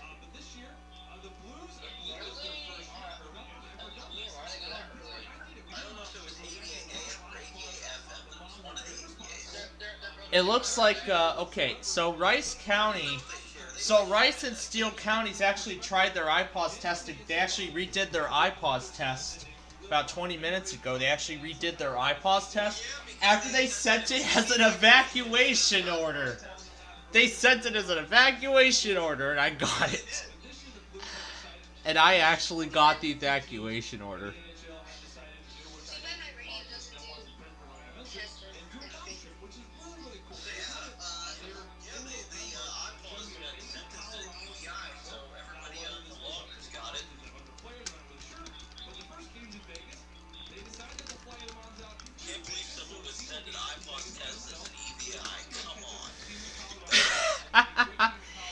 Yep.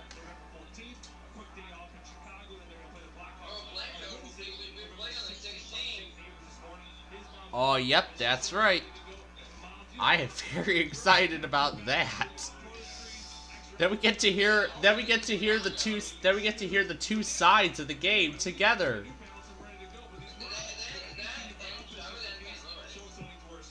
Yeah, both Chicago on WGN and St. Louis on ESPN.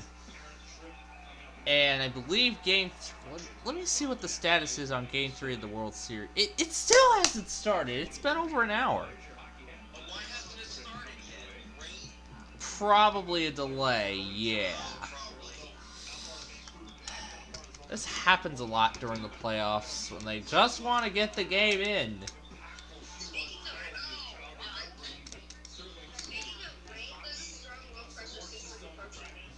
Yeah.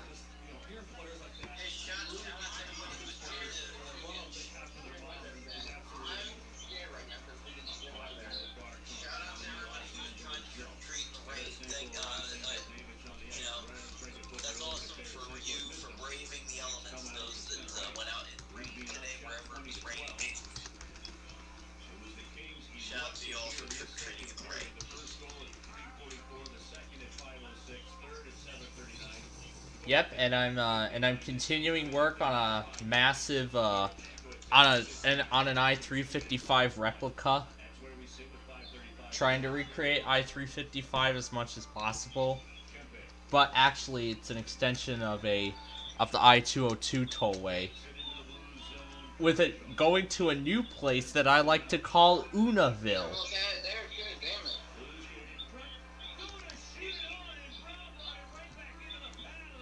In which I call this new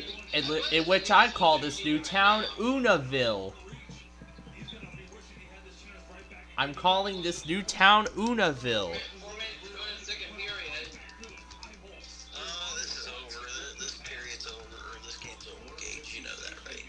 No, this is only the second period. This is the second period right now. I know, they just don't look good. That's all. Yeah, they're trailing against LA. In fact, the Blackhawks actually got beaten by the Wild in a shootout last night. I know, I heard that. Yeah, in fact, the game ended right after Celebrity Wheel of Fortune finished. Celebrity Wheel of Fortune. Look at live chat. Good live chat. Make it that. The bot thing. Oh my god. Let's hide that thing. Make it now. Kendall Road. Celebrity Wheel of Fortune. Those new episodes of that thing air on Sunday nights. Can somebody get that? Somebody block that? What is it? It's some kind of bot.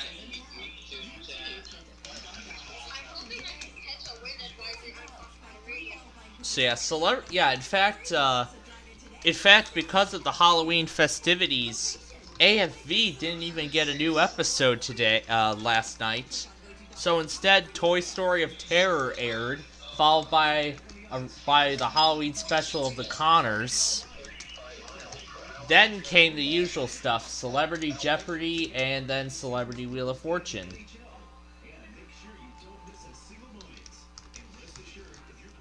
And after I've been binge watching some HO scale train crashes being mixed in with some music, I decided I want to try vocoding the Flutterguppy's Realm to the Thomas the Tank Engine theme song. Oh great. This is going to be another exciting episode of the past meeting the present. That's probably the Sunday. That was I believe that's the Sunday morning tests. Dude, don't do that. Either that was that was probably the Monday tests from this morning, or the iPlus test, either one. Man, I had like an 18-minute recording of I literally had like one 18-minute recording of multiple iPlus tests together.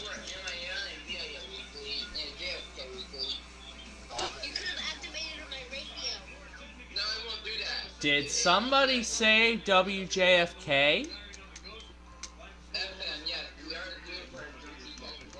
Actually, they ran a weekly today. They did? WJFK AM did. Did you get it yet? Rewind? Not yet, but I will once we are done with the show here and before we start messing around with all that other stuff.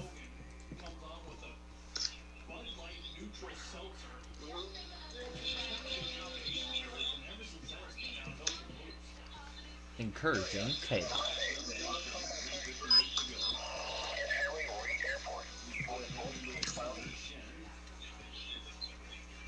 Oh great, here we go. Here comes Toby Mac once again on K-Love.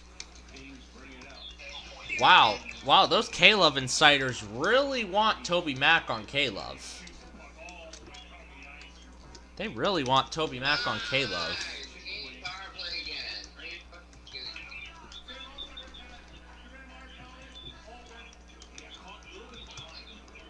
Yep, King's power play.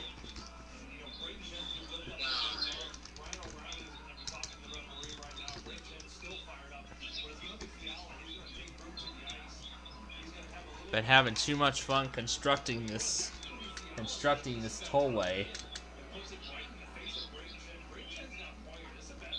Now to put the lights on.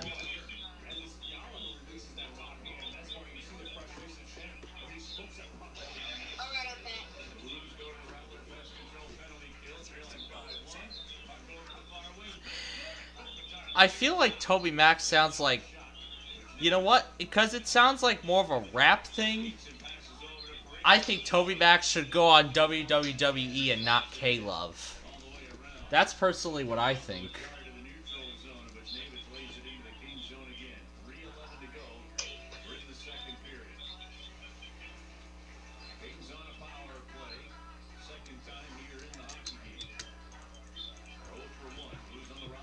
I can't wait to have fun remixing that theme song at the end once we're done here.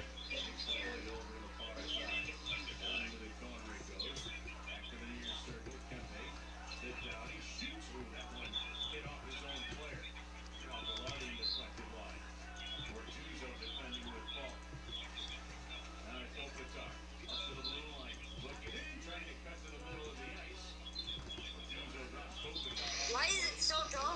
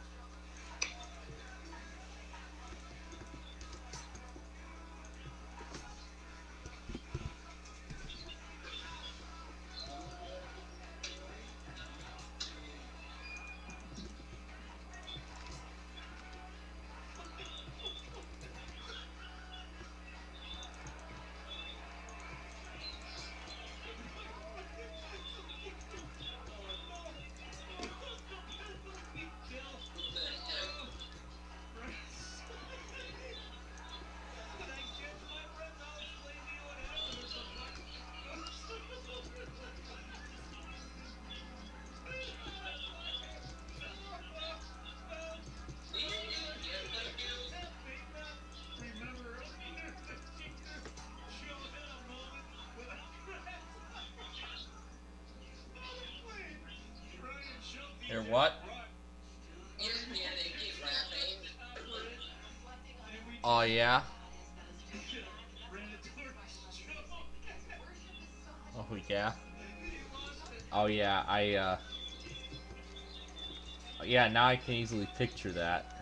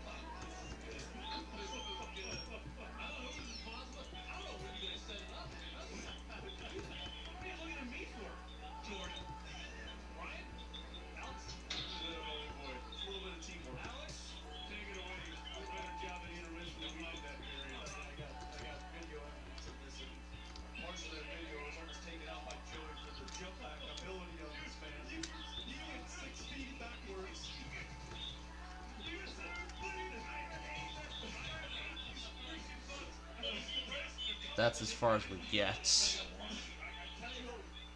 That is as far as we get on that thing. Oh, there's that Cloudland DreamWorks Sony thing. Rebelsis.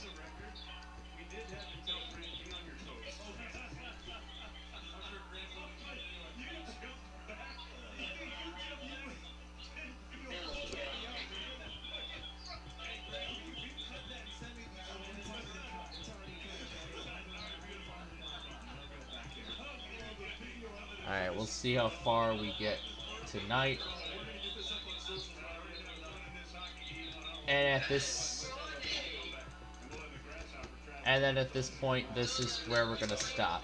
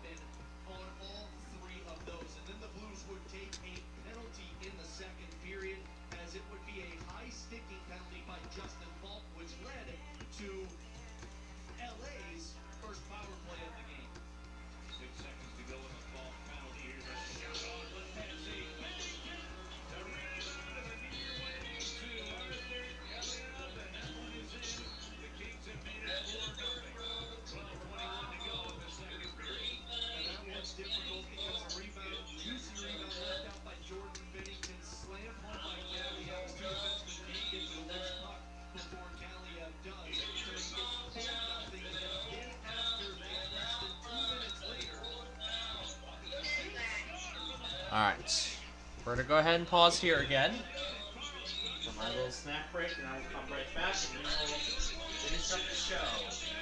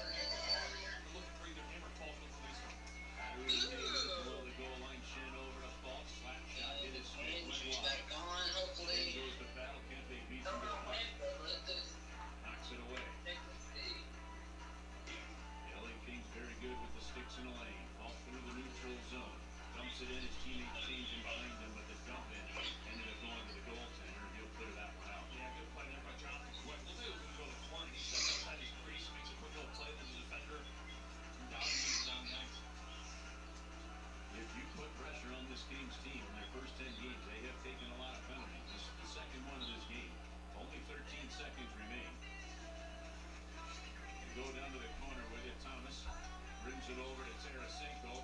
There's another penalty coming up. It's what we mentioned in the puck control by Tarasenko, now to Kyrou. Kyrou to the right side. Straight away to Tarasenko. His shot gets blocked. Buchnevich. And Kyrou back door. They couldn't connect. Straight away. The extra attacker on. Buchnevich in the circle. Throws it over to Tarasenko. Naps it back to Pareko down the right wing to Buchnevich. Looking goal line. Kyrou skates in behind the net. Kings collapsing in front of their goal. Blues down low. Kyrou tries to walk it in front. Couldn't curl it on net.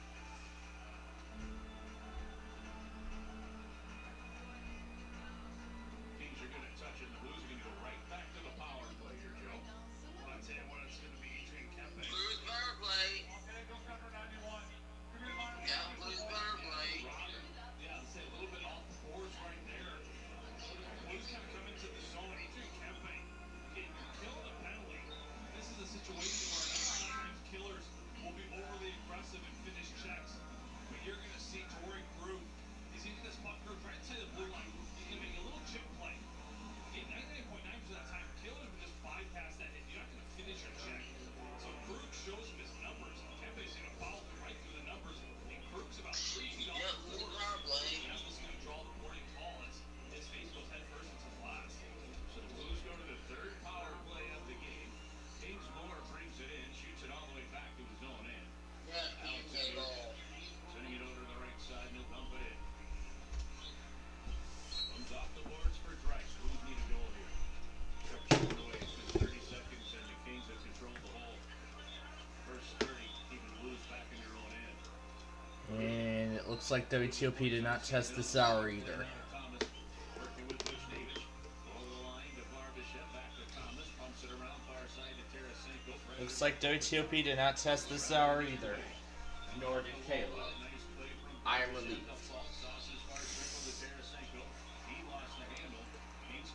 Alright. Now let's get back to the game. Barbashev back to Tarasenko on the Emory, Missouri power play. Thomas on the right wing. Trickles a shot on net, and it's cleared down by the Kings off the rebound. Yeah, I'm saying when he's looking for Buchnevich on the back door, and Pavel opens up. He's in a good spot. LA just takes away that seam. Robert Thomas just forces it. Hits it right past it quick and out the zone. Kyrie into the offensive zone to Neighbors. Gets checked. Shen holds it in. Nice play to Neighbors. Back to Falk on the near wing. Falk down along the boards for Shen. 21 seconds to go on the power play far side. The one-timer gets blocked. Goes back over to Kyrie on the far wing to O'Reilly, and he launched that one and went wide of the net. Might have been deflected. Kings will kill it out. The penalty kill and get the job done for the LA Kings. Now letting the Blues claw back in. We're back at even strength. The Blues just played the first 3 minutes and 53 seconds about of this period on the power play.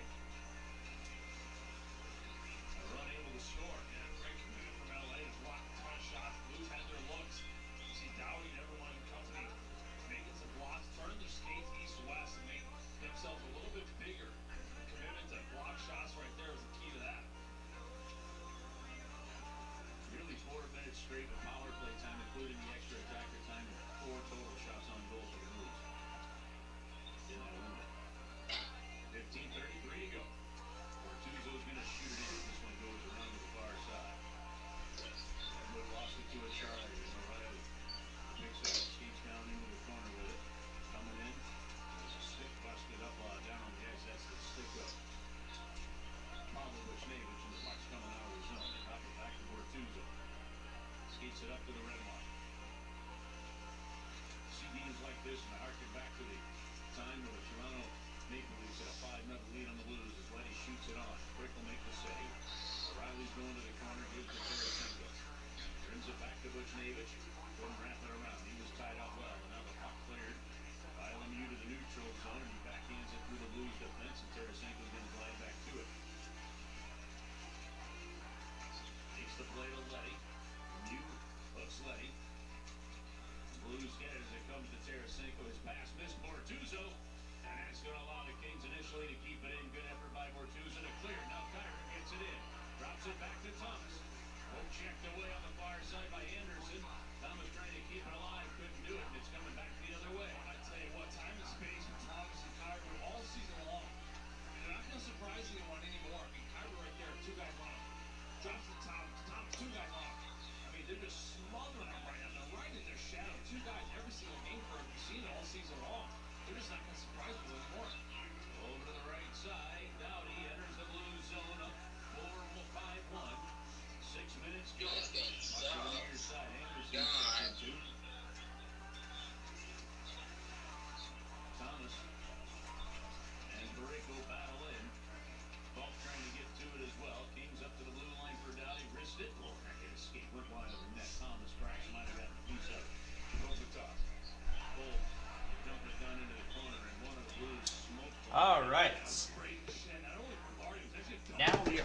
to finish the corridor.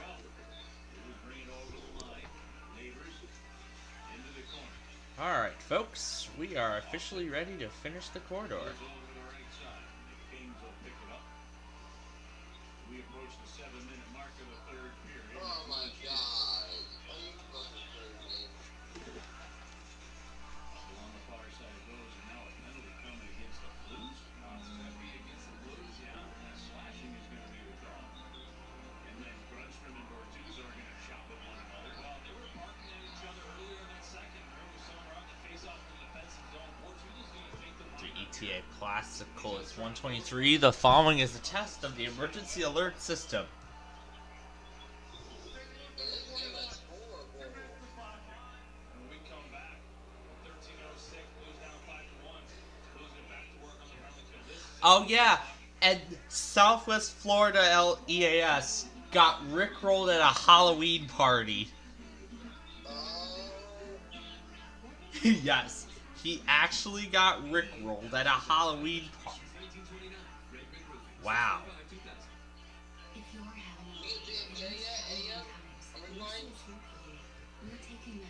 As I said, once we're done with the Minecraft show here, then I will. But I promise you I will get it to you by the time as soon as I go to bed tonight. Or beforehand.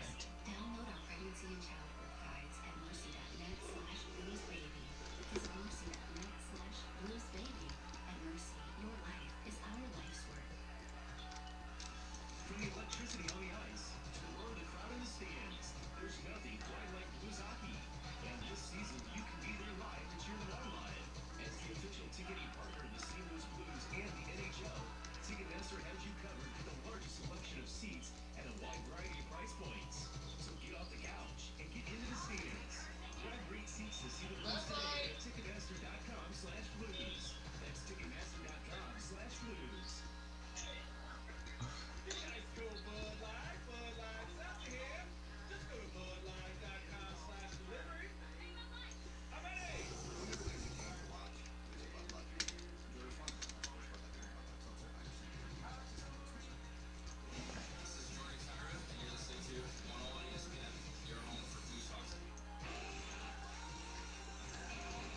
Welcome back to the Enterprise Center. 13:06 to go in the third. Blues down 5-1.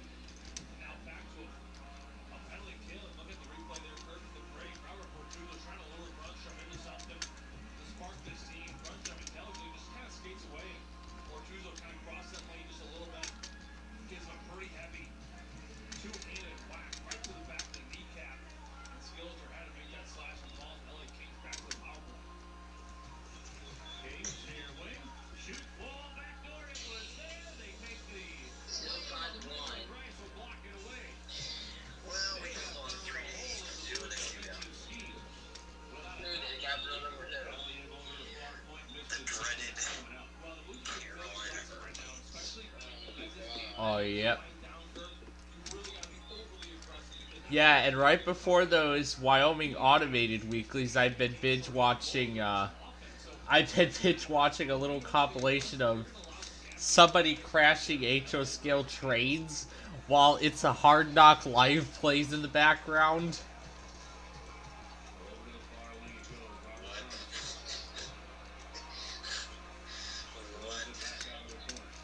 Yeah, that's actually what that is. That was, and there was even another one I found with the Thomas the Tank Engine theme song.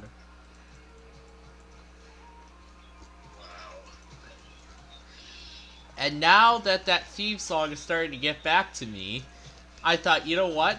Let's vocode it to the Flutter Guppy's realm right after we finish Minecraft. Of course you said you were going to do that.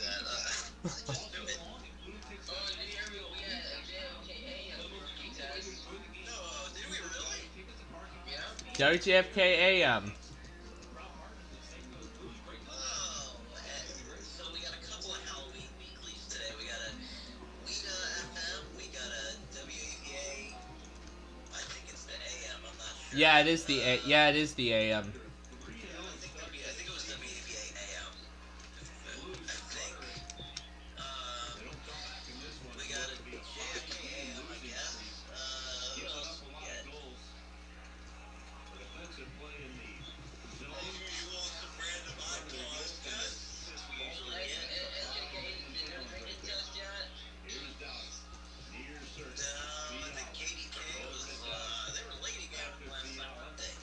Nope, they weren't. They actually were on time this week.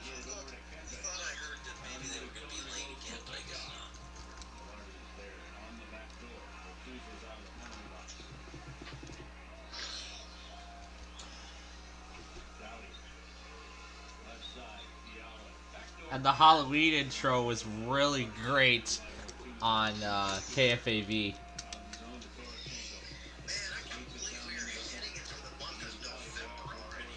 And it's in my area it's set to get 70 degrees. Yes, 70 degrees in November revisited. DC is gonna do that again? Wow. Yeah. I heard this week DC is supposed to hit 70.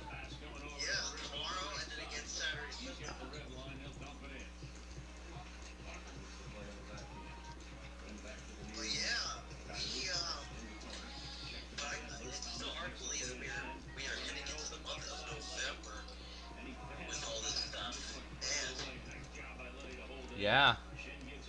Wow. That's right, and in fact, it's going to be my state all alone tomorrow. Both of those all alone. Nope, that's next week.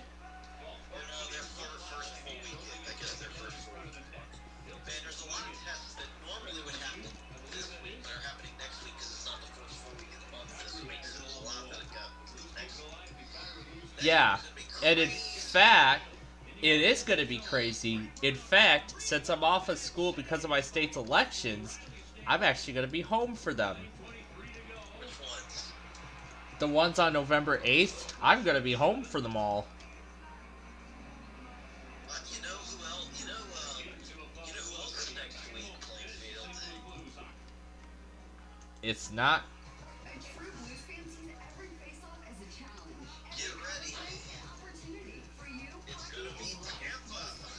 That's right. Tampa is next week. At like some random time in the morning. 10:20 or 10:15 or 10:12 or whatever the heck they feel like doing. Oh, and you just Bud Light too, although. The Bud Light. Get your ice cold Bud Light. Bud Light sells it here. Just go to budlight.com/delivery.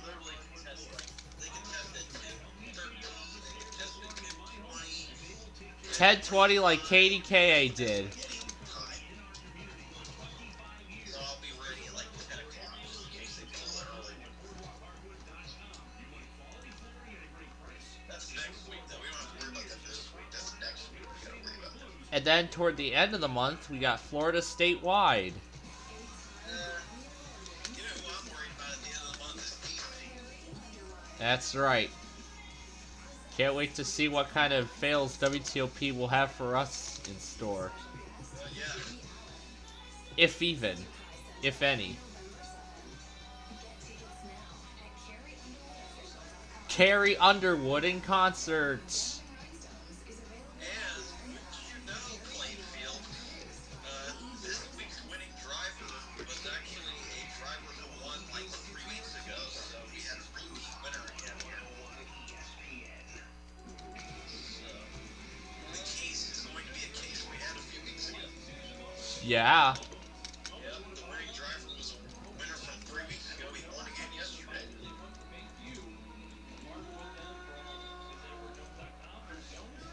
I can't wait to see how that case does. I mean, we were so close to it. I mean, we were so close to having a millionaire last night.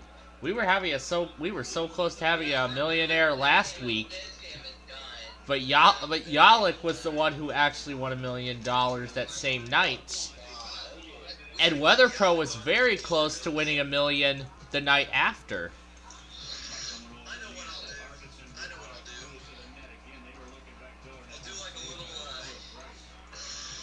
Deal or no deal thing. I'll put you, Yalik, and once WeatherPro gets this, we'll add him to it.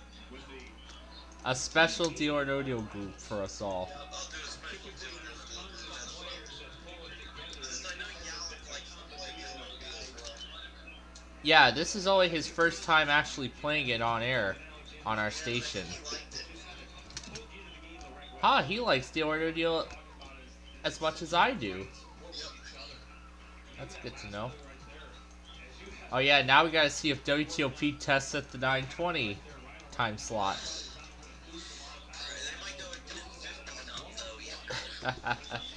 Who knows?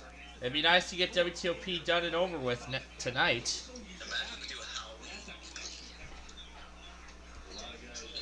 And KLI is going to do their test tomorrow, somewhere at the top of a random hour.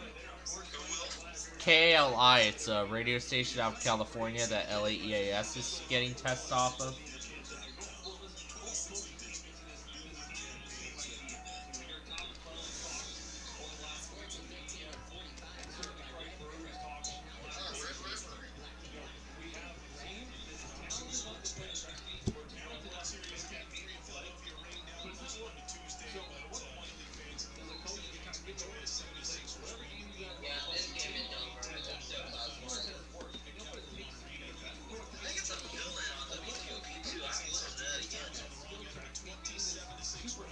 Because Dimitri's the one who usually does it.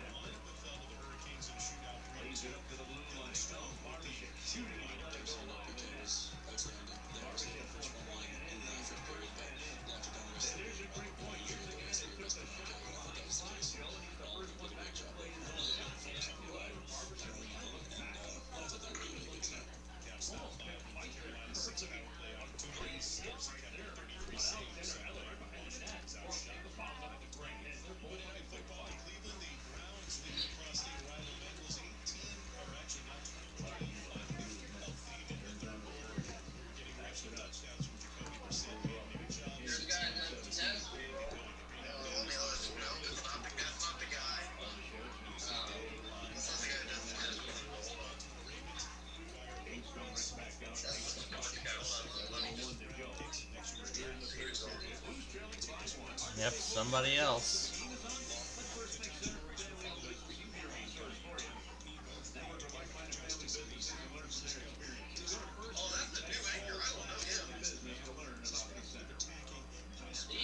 Well, let's see if the new anchor will do it. He did it before, so let's see if he does it again.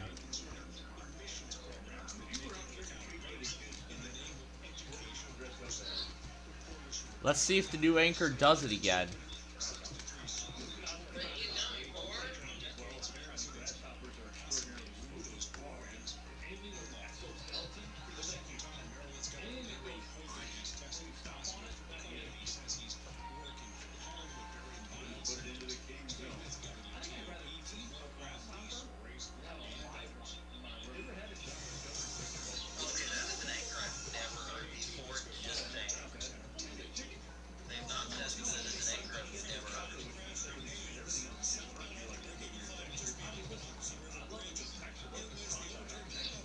Sounds like Dimitri to me.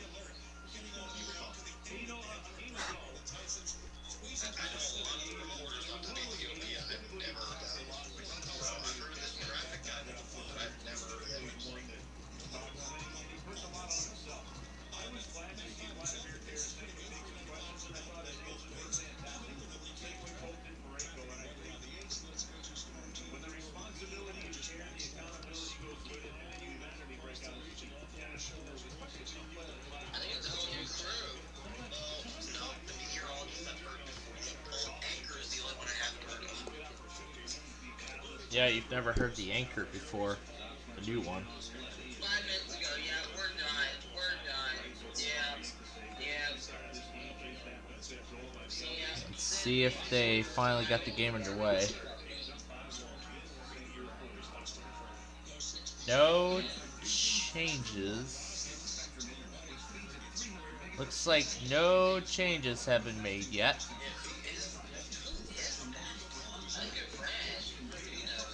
I swear if they start that around midnight. They better not start that game around midnight.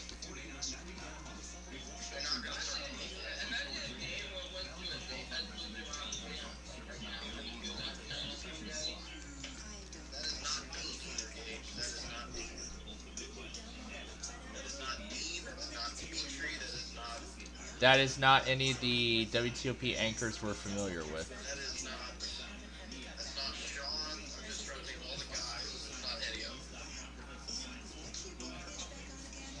So, yeah, and so Gage, because of the Halloween festivities, you know, I usually have the Flutter Realms set as my alarm on Monday, Wednesday, and Friday, kind of in unison to the Mickey Mouse song a little bit. I actually set it to I actually had to adjust that ringtone accordingly for Halloween.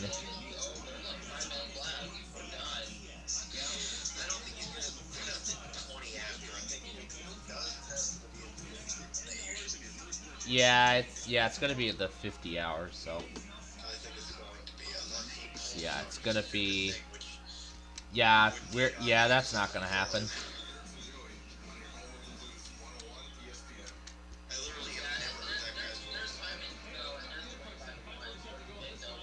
LA, wow, 5-1. That's how quick they got the goals. Dang.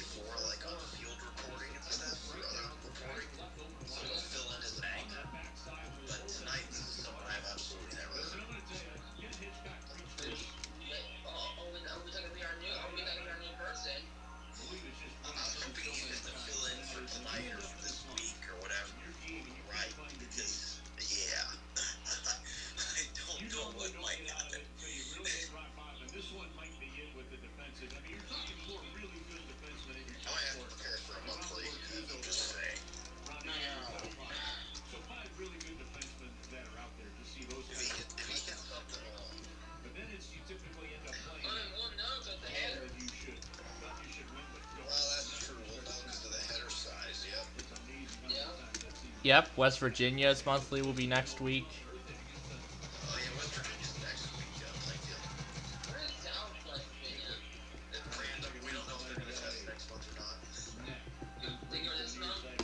Nope, not yet. That's gonna be next week.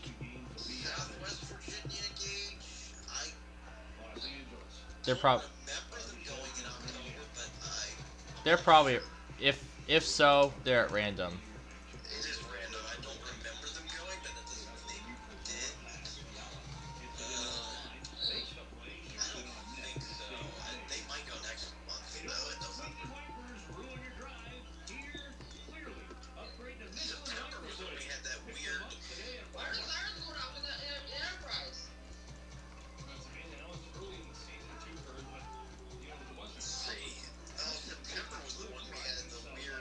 I don't know what the heck that's about. I'm hearing it, yeah. I'm hearing it. You know, that's actually what the Blackhawks do, like, after the national anthem. They do, like, a little siren clip. They do a little siren clip after the national anthem.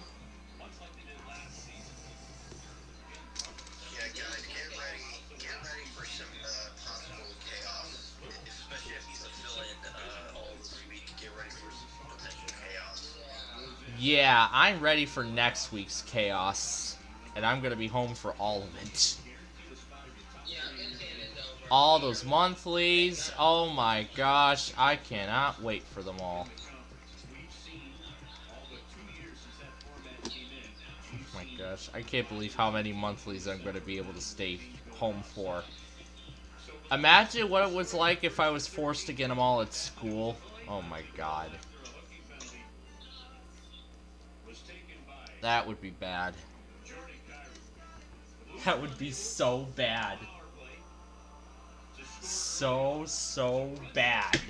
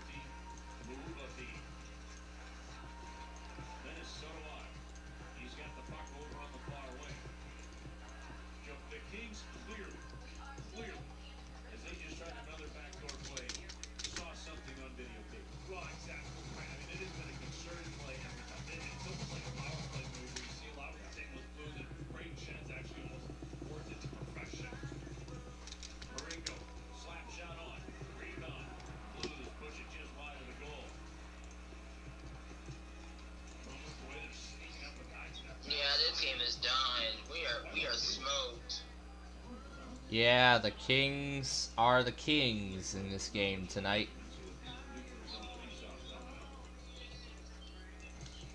Look how much quieter it's gotten. Like, everybody's leaving. I don't blame them at this point. Yeah, everybody knows the Blues are gonna lose, so yeah, it's done. Everybody's leaving the Enterprise Center now. Yeah, everybody's starting to leave. Yeah, they are. Yeah.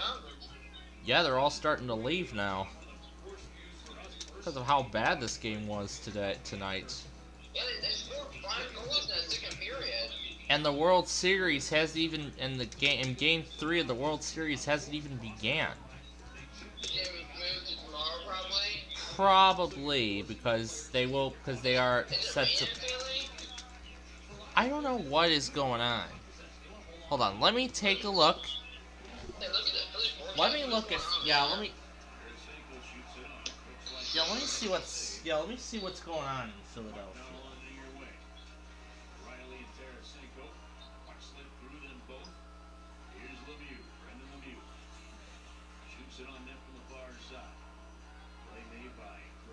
Wrong location. Here we go. Philadelphia.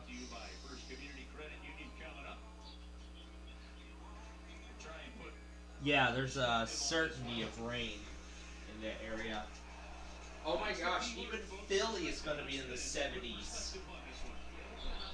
Wednesday, they're calling for 70 degrees. Friday, they're calling for 70s. Saturday, they're calling for 72. Sunday, they're calling for 75. Tuesday, 70, and then back down to the 60s and 50s. Dang. In fact, my area is actually calling for similar. They're calling for 70 tomorrow. They're calling for 72 on Wednesday. They're calling for 73 on Tuesday. And 72 on Friday before we go down to the 40s and 50s.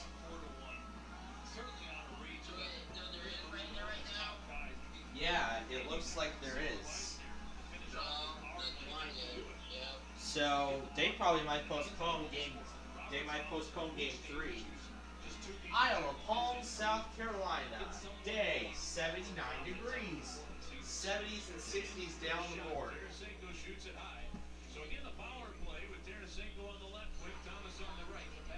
Palm Bay, Florida.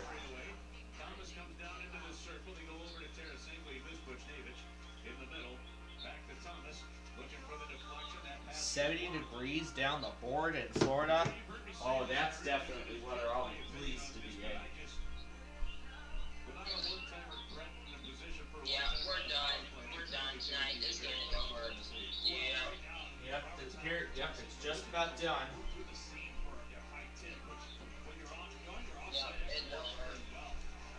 1 minute, yep, it's done. Yep, 1 minute to go in regulation, and that will be the end of the game.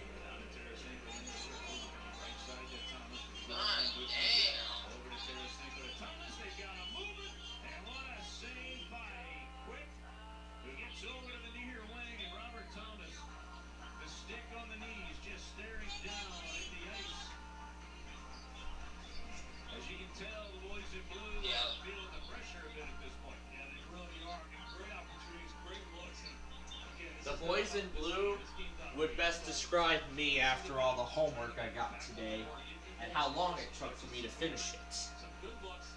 Maybe a point here or there. They're not confident. That point energy is going to carry on to Thursday evening. So, I could actually make an easy connection to what's going on in St. Louis with what I've been through today.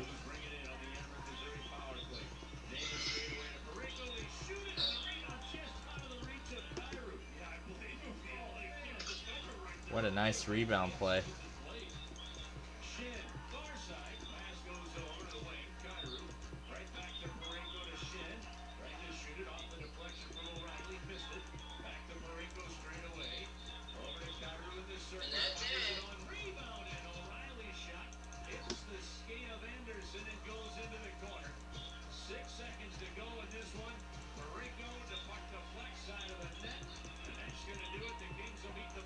Yep. The Kings are the Kings. They beat the Blues 5-1 tonight at the Enterprise Center. That was like the most impressive play that they've done. I have a feeling the Kings might actually make it to the Stanley Cup again. Hey Google, stop.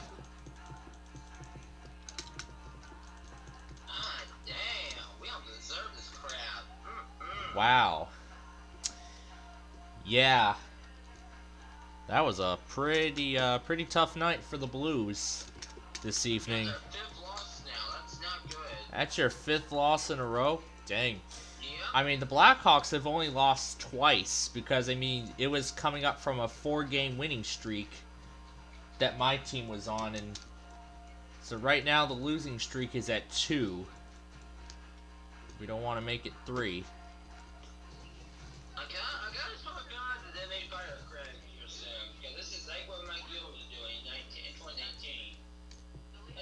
Oh yeah, and a similar story too with Coach Quenneville. I got a strong feeling that this may come to a point where they may change coaches. Oh jeez. Yeah, I don't know. We will see. Because this your team started last year. Yeah, where they fired that one coach, where they fired Coach Quenneville. I can't believe they fired Coach Quenneville. He was such an iconic coach of the Blackhawks, but I don't know what made it so necessary to fire him. Like that's just weird. Like why they would fire him. Anyway, now we're gonna finish up the night by getting set for what we will continue with tomorrow, or next week, I should say. Next week, let's see.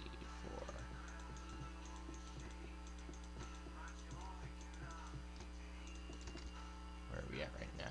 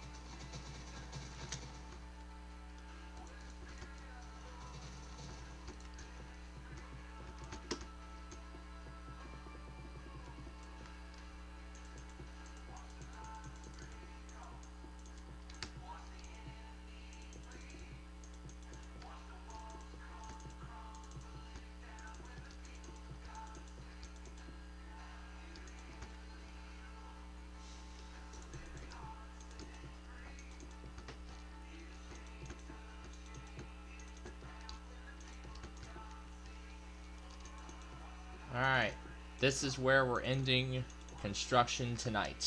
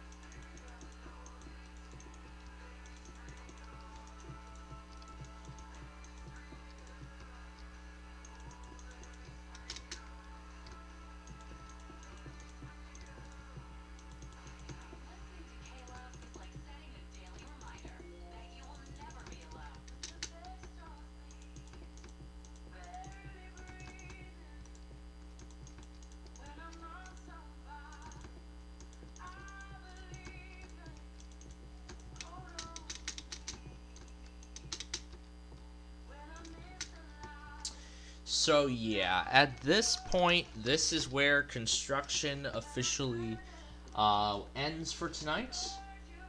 So we've already gotten through a majority of this interchange, which I'm completely impressed. So what I'm going to do here is I'm actually going to set this up for road construction. But first, let's, before we do that,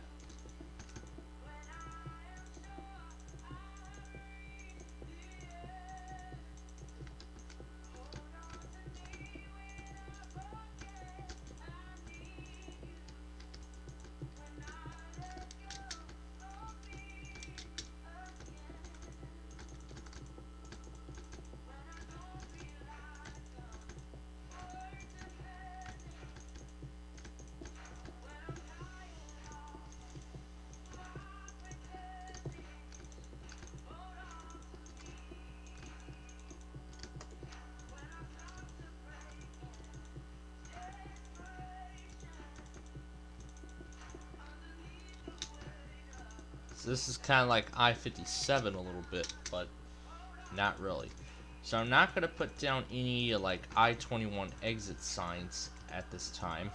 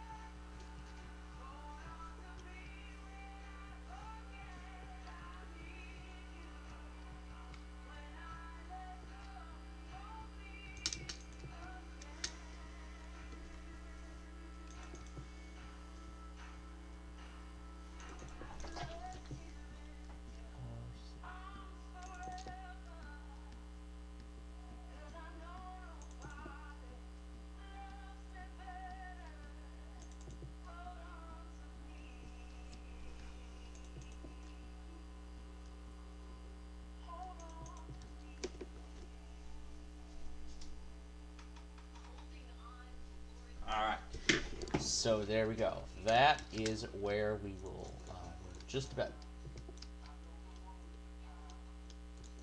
Alright. We're just about done here tonight. So this is one of the final steps we're doing.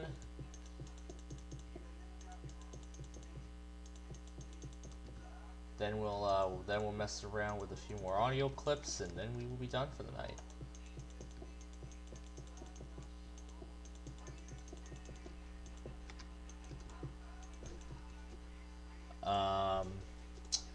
You know what that means now? The low-pitched version.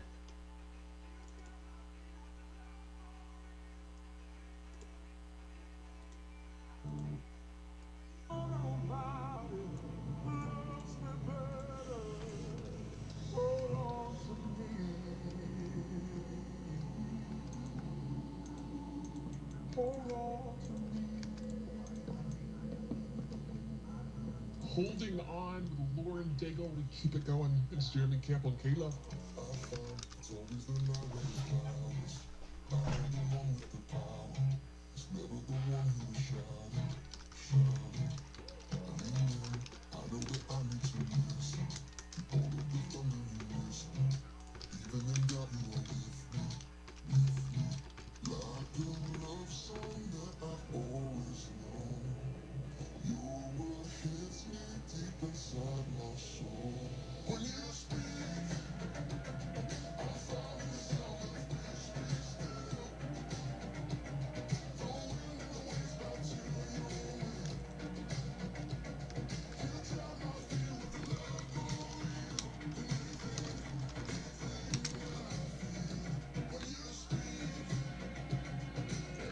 And exit 25, and we are done. And we are done for this week.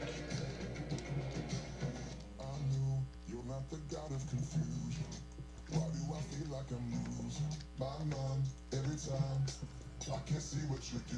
Like a love song that I always know. You will hit me deep inside my soul. When you speak, I'm finding the sound of peace.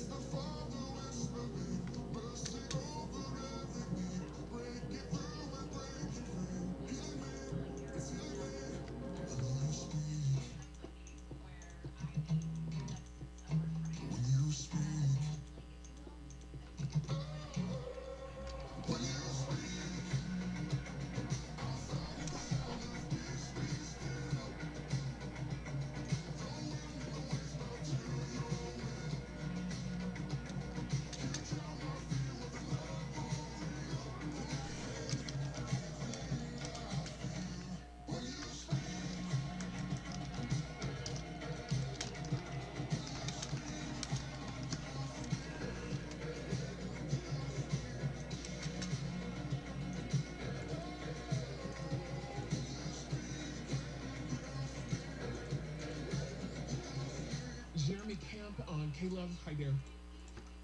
I love that one.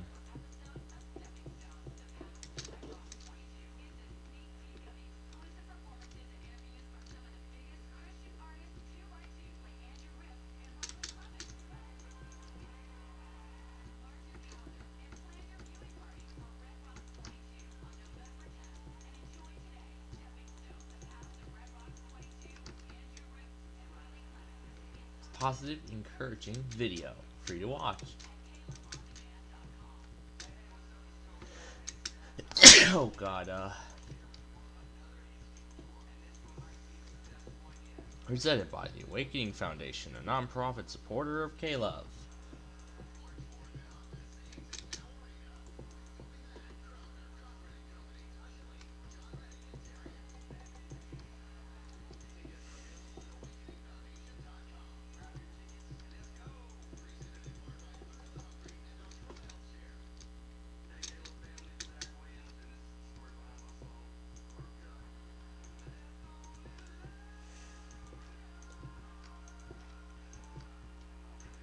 Okay, now to put the updated barriers up.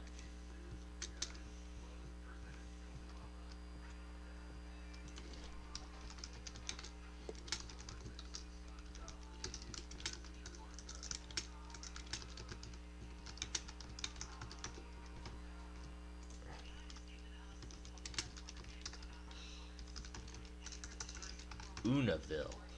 I love that town name, Unaville. Alright. So that's where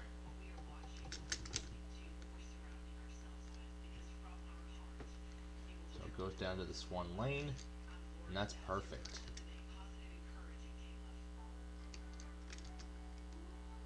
Time for another low-pitched song. And this is how the good days I wish I could totally forget. But looking back, it's so clear that the Lord is with me through them all. In each moment of life, God is good. Keep listening for my new song, Good Lord, right here on Positive, Encouraging K-Love. Can love them. So this week, live in peace with everyone. Do a little less growling and a little more wagging. Connect with Judd Wilhite at klove.com. Keyword encouragement. God has given us some homework. Alright. So, we are going to stop here for this week. And so, on the next Minecraft episode, we're going to continue with the I-202 extension, and eventually, we're going to finish it. So, we're going to work on 5 more exits next week. So now, it's time for the ride home.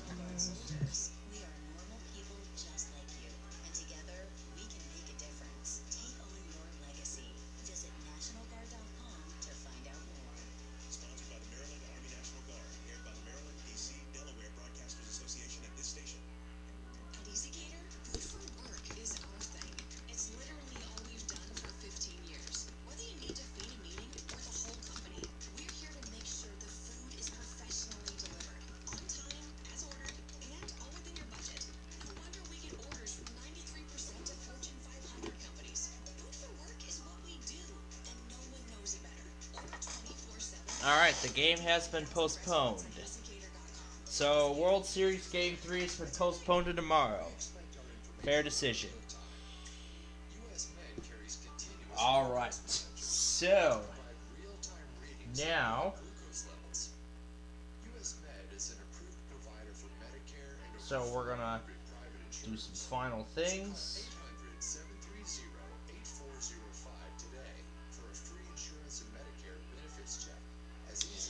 We're gonna make those audio clips, and then we will, so yeah, we're nearly done here tonight.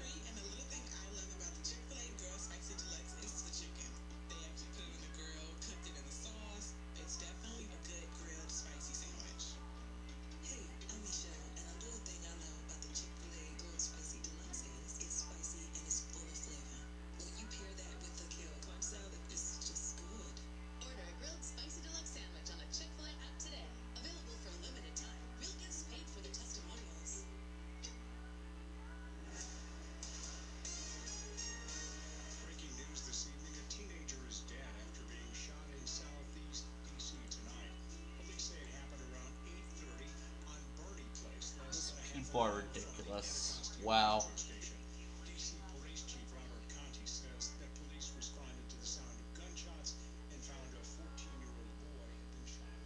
Wow. I feel bad for the teenager, personally. My God. Plus, we'll also revisit the 355 Flutter Realm video and the Mile on Bridge 2. We're going to revisit both of them later on. Alright, so one of them is that Air 1 ID. The other is that pre-roll that I want to do.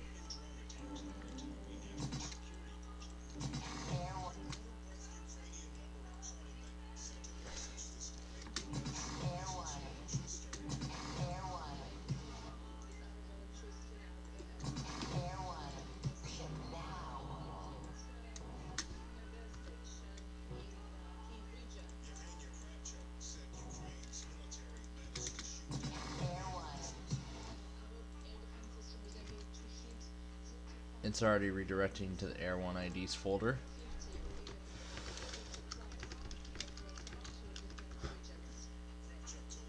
I'll call this Warship with Dan and Michelle.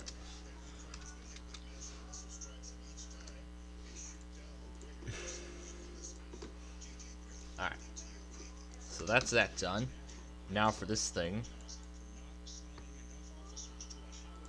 This is a test of the emergency alert system. This is a test of the emergency alert system.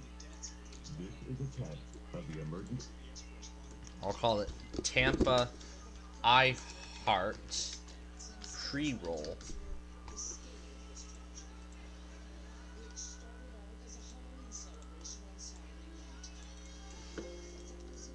Then it evolved into something worse. And now here's this theme we're gonna mess around with a little later on.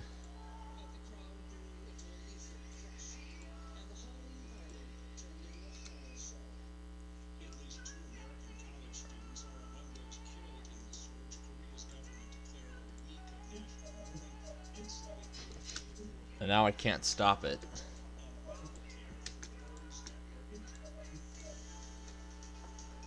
I can't wait to mess around with this. The money news. Yep.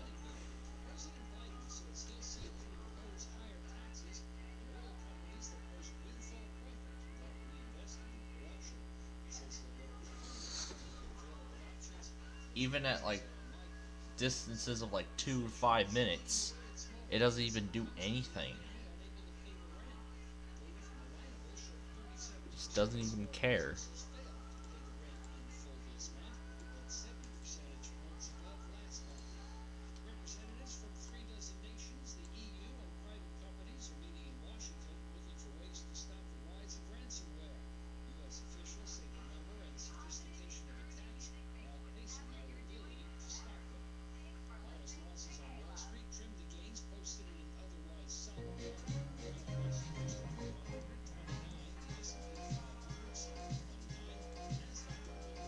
And now it's glitched. Here we go again. It's glitched up and I can't stop it now.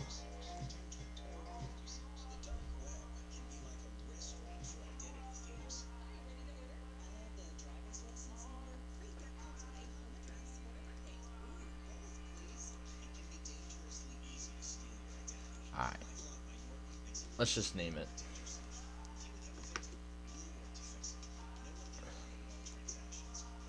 Did it finish before I could cancel it?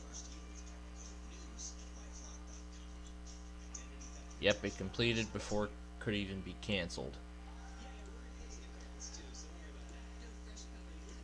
So let's just call it Thomas theme. Let's just call it that.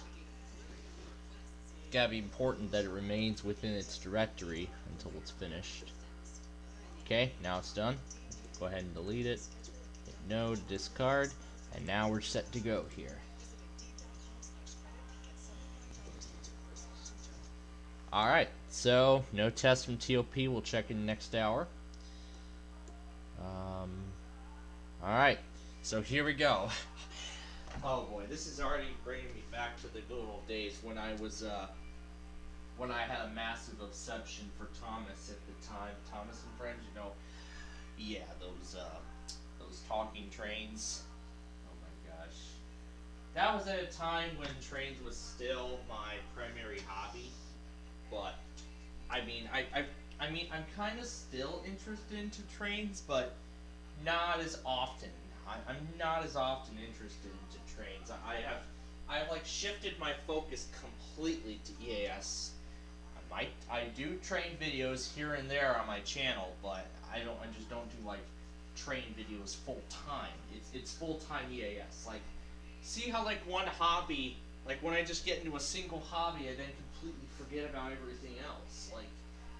Like suddenly I like get into this weather radio EAS collecting hobby and something like that, and then I forget about my railroading part. I used to have like virtual rail fan cameras going almost every day. Like I usually go around like a few of them.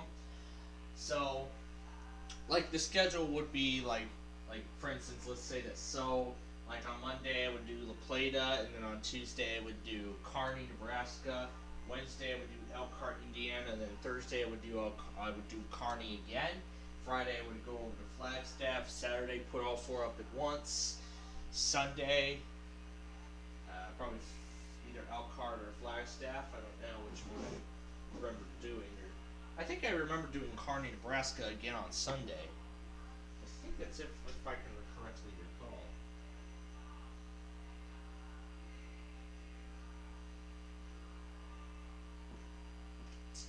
Alright. This is the last hour for WTOP to test today. If not, they gotta do it tomorrow. If not, then they can do it tomorrow. Otherwise, at this point, we'll only be down to KFAV, which they will have until Wednesday on my stopwatch, because I won't be able to stay up. I won't be able to get up at 6 o'clock in the morning for them because I have to start them manually. So there's no way I'm going to stay up for there's no way I'm going to start KFAV. So Wednesday will be the last day, and then I'm forgetting about it.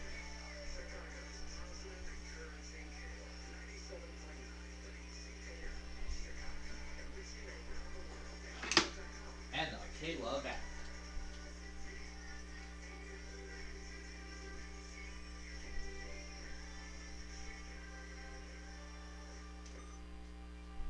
Great idea as always. Okay, so now it's time to mess around. Okay, good, it's muted.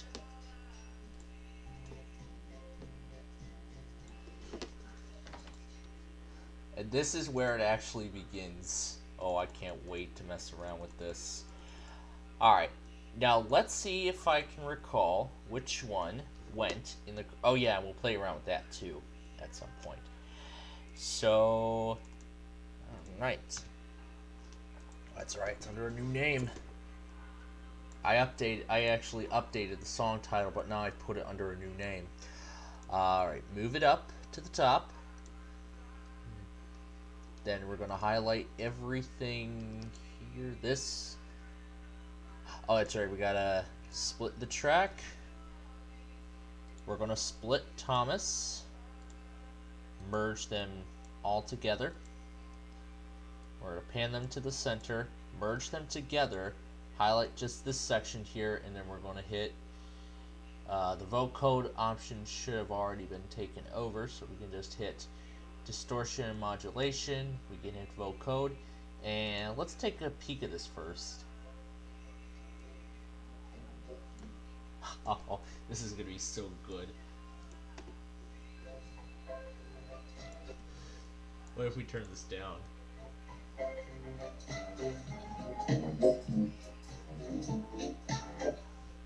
That sounds great.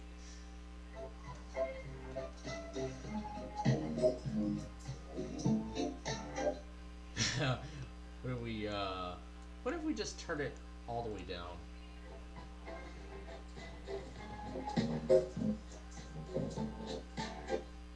Oh, that sounds great. Let's hear it.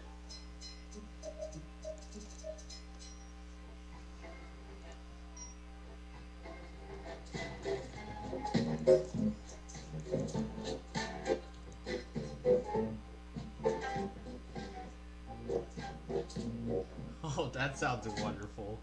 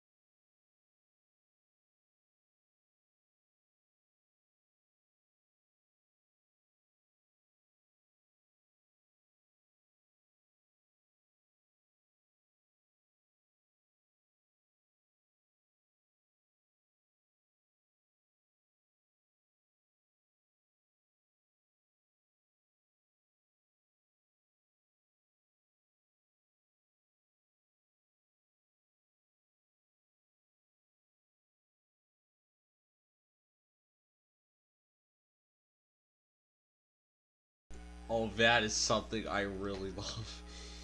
Let's try, let's actually try a different, let's try a different effect. Let's turn this up all the way.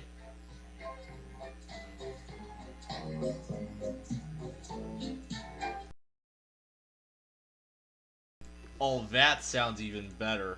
Uh-oh. Alright, pull that window up again. Vocoder. Pump this up all the way. Hit apply. And now let's hear the result.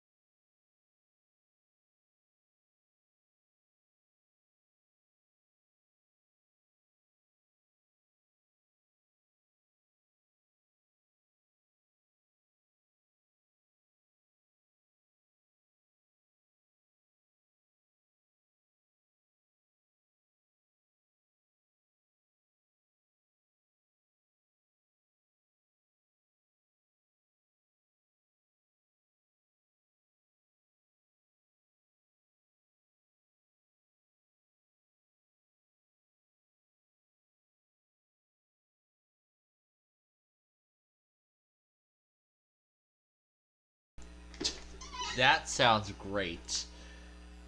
That sounded wonderful.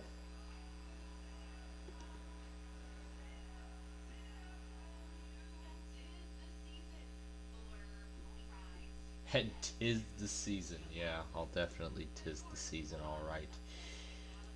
Let's see what else we can try. Let's try pumping the vocoder bands up all the way to the max. Let's see what this does.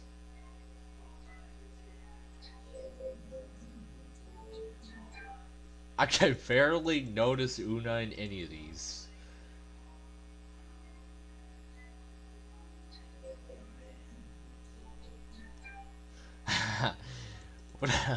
Let's try it in the center now.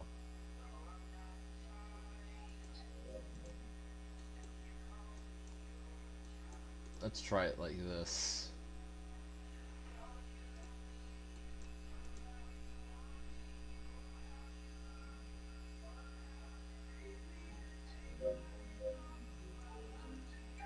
It sounds very quiet.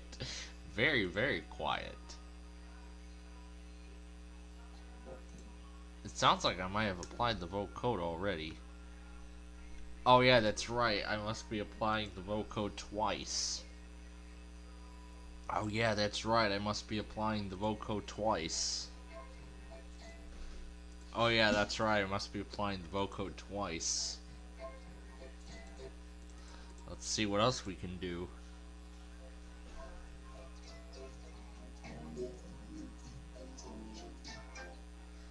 Oh, that sounds even better.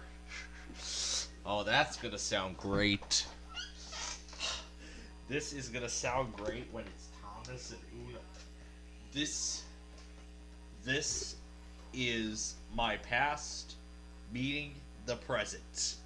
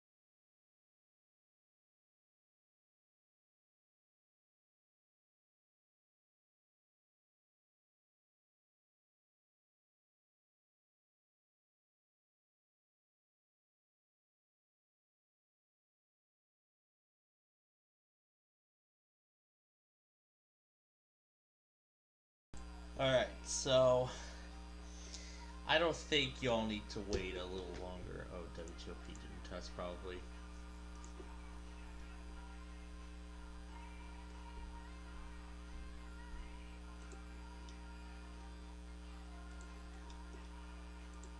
Nope, they didn't test. Alright. So let's hear this now with the modified settings.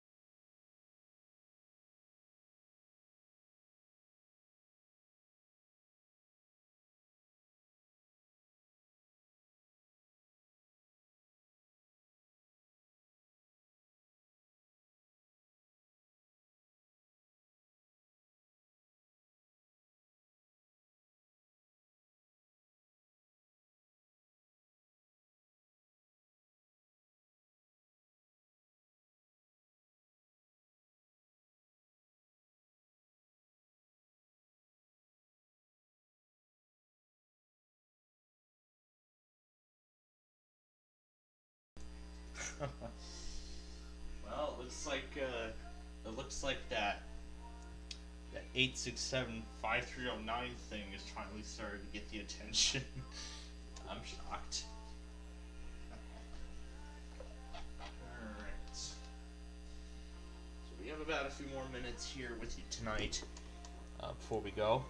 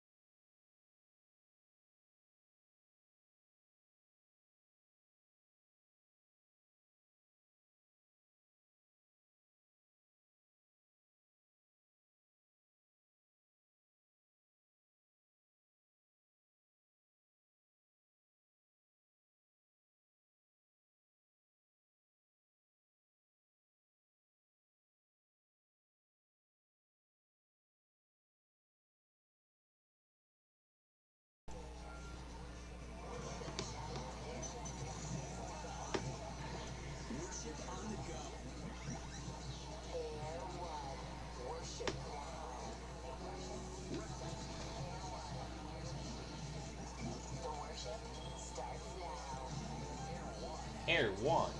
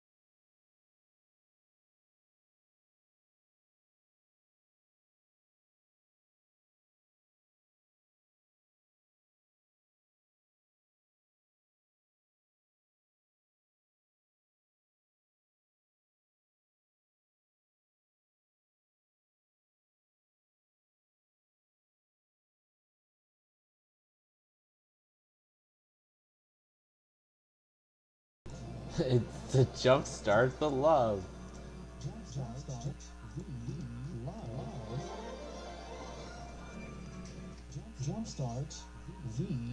love.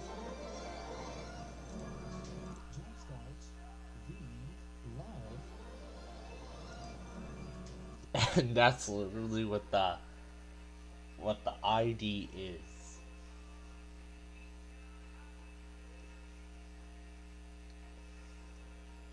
Yeah, that's literally what the ID is. That's crazy. This is just too much fun. But now we're gonna go ahead and restore it all back to the way it was before. We're gonna merge them back together. Oh, that's right. Now we're gonna merge them all together again.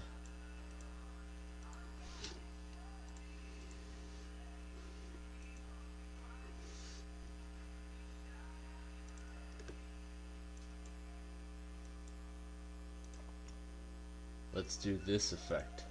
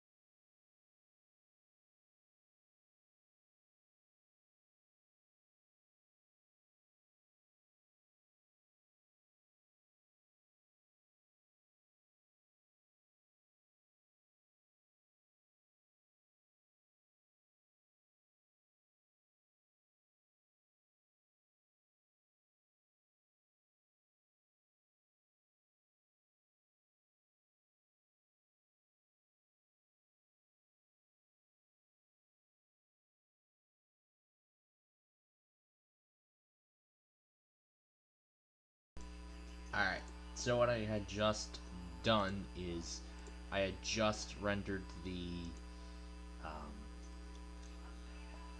oh yeah, we gotta mess around with this. So I think we're done with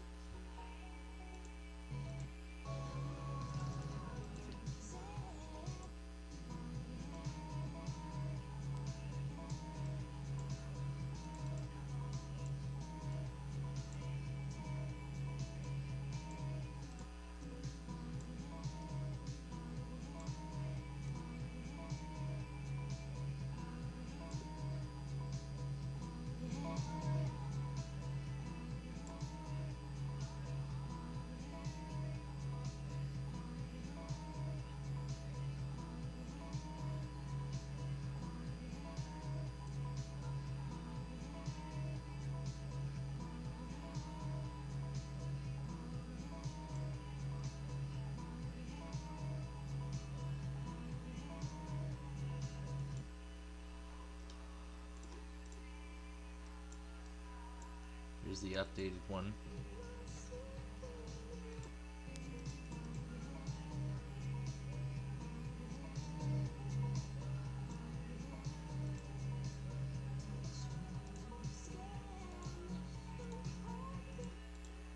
And that's what we'll mess around with a little.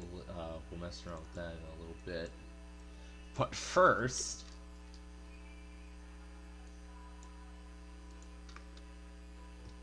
the hell did it not carry over any sound? Isn't there supposed to be sound? There is supposed to be sound with this, so how did it not carry over? That's weird. That's weird.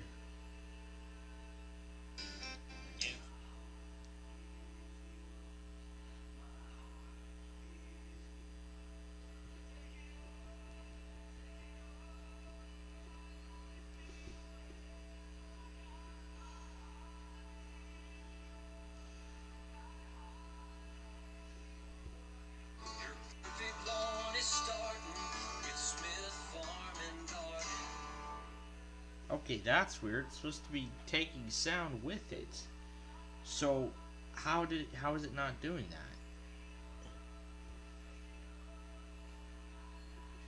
You know what I'm gonna try and do? Here's what I'm actually gonna try. Delete this. Resend it.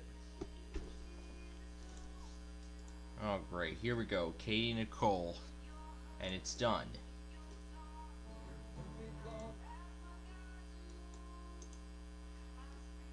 Just get rid of it because I can.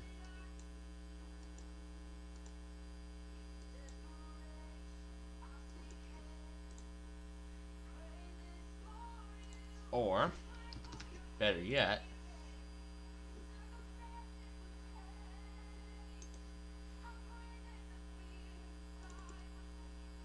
the sound works on here.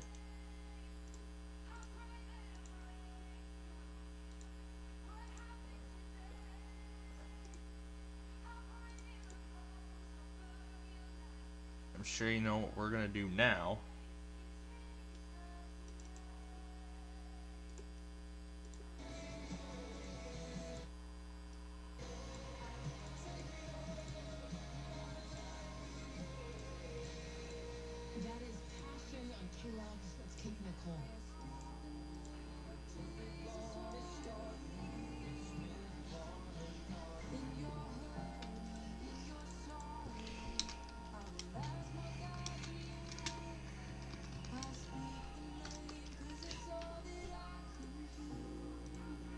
There we go.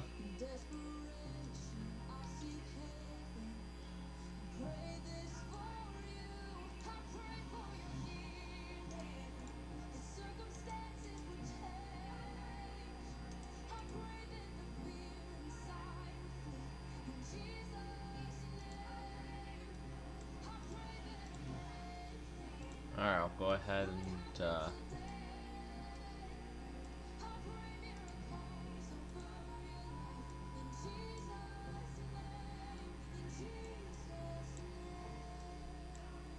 move these all here. So I can mess around with these in the near future.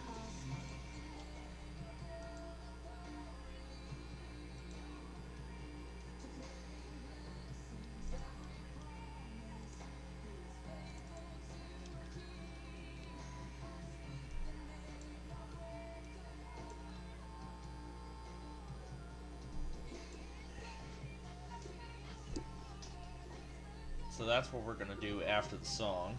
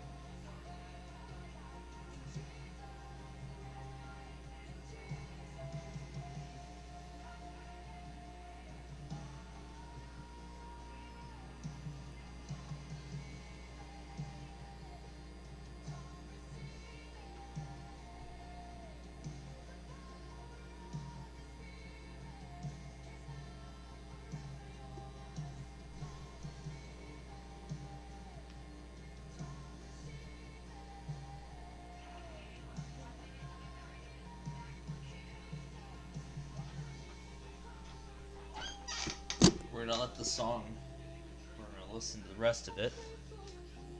We're gonna get ready for WTOP's last hour today.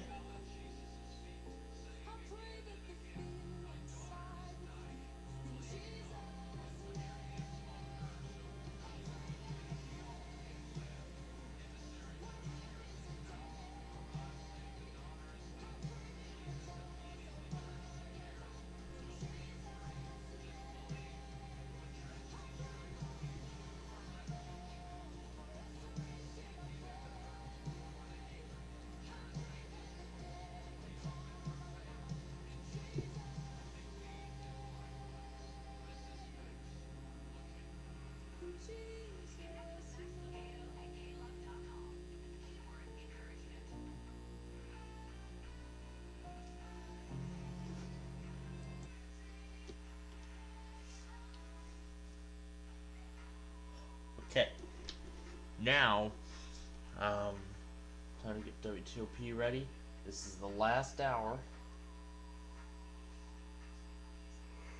And then I'm calling it quits, and then I'm tucking it in for the night after this, so.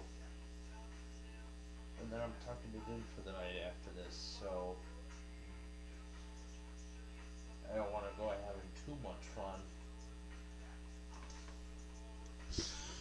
So, yeah, remember this. We're gonna do the low pitch version.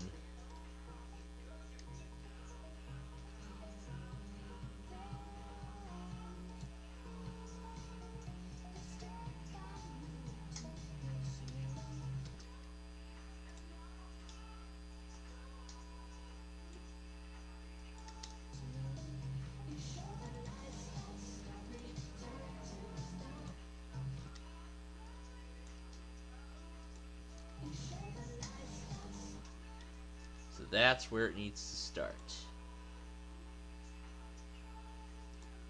Alright, that's where we're going to start it. We're going to split the track,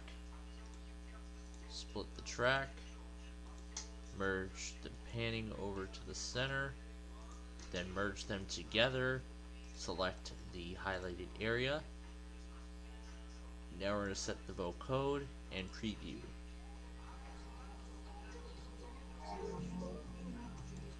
There's like two rounds of songs in here.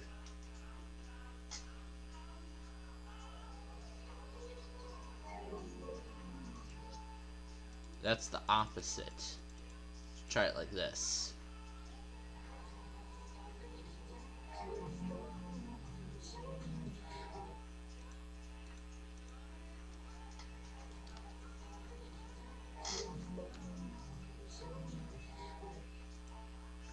Let's see what it looks like this.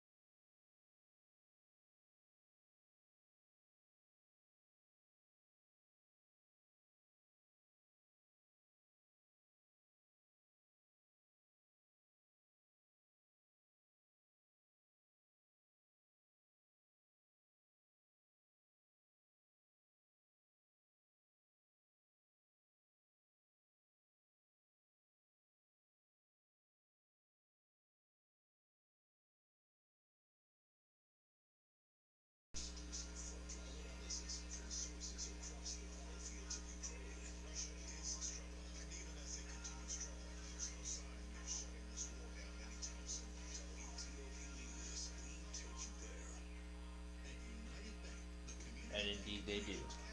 We know the financial decisions you're making to keep your families and future secure.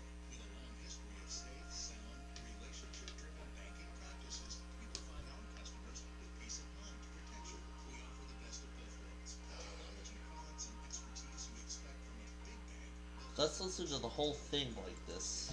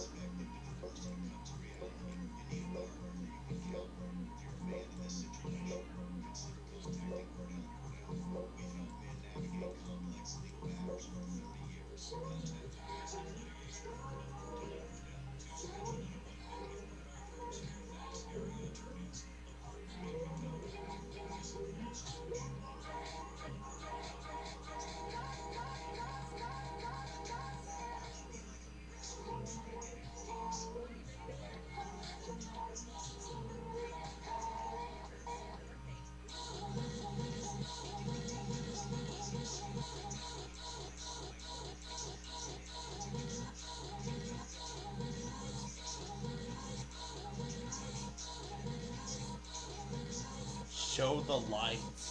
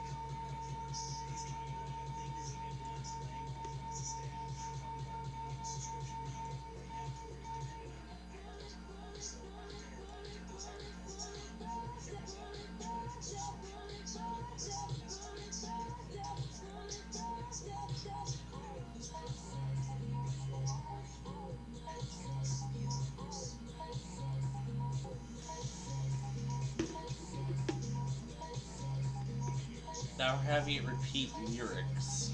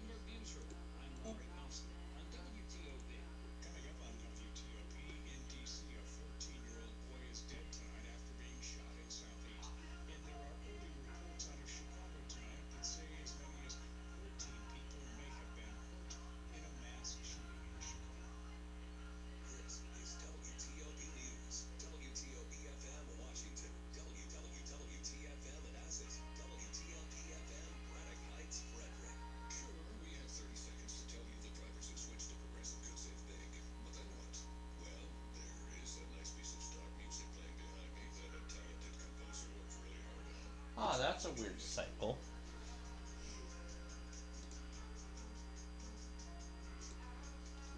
Oh, of course we gotta play this song.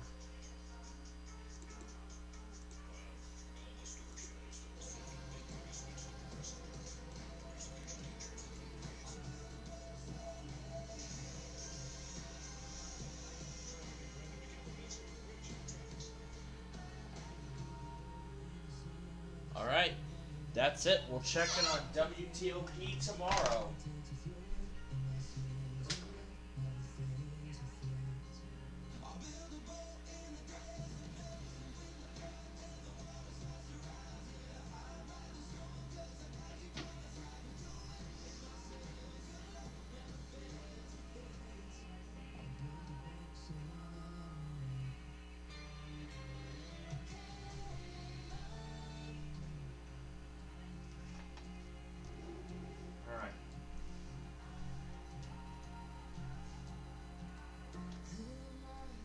I'm actually going to go ahead and switch over here now.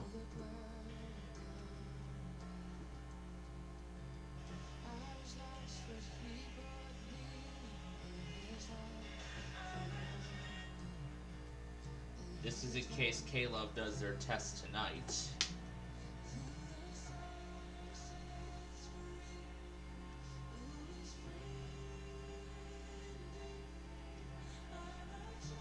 Let's listen to the whole thing before we go.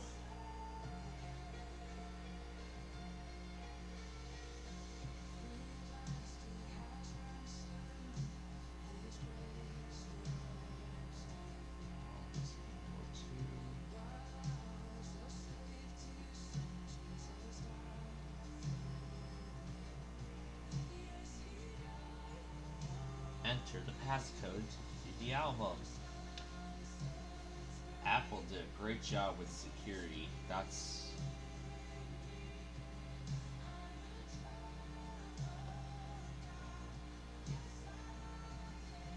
In fact, I'm going to carry the Una Nani picture over to this tablet too. I'm going to carry that picture over to this side pad in the future too, because I mean, it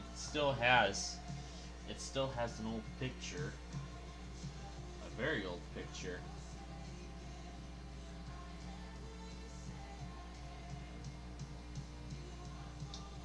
It has a very, very old picture.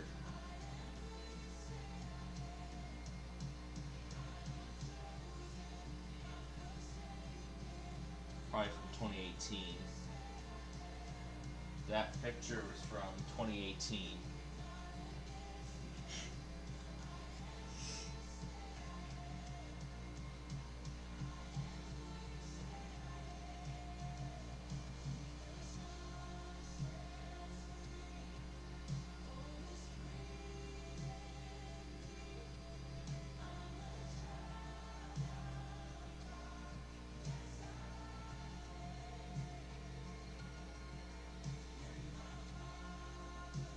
As much as I like to play around with that next song, no, I am not.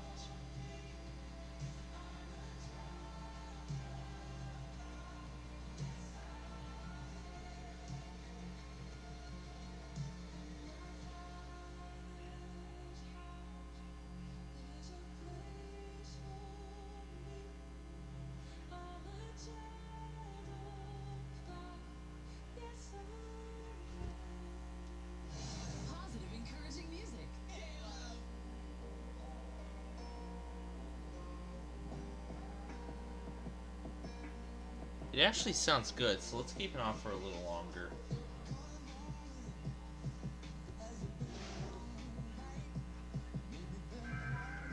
That was the K-Love test from last week. Oh, WJFK, that's right. Let's go back on that.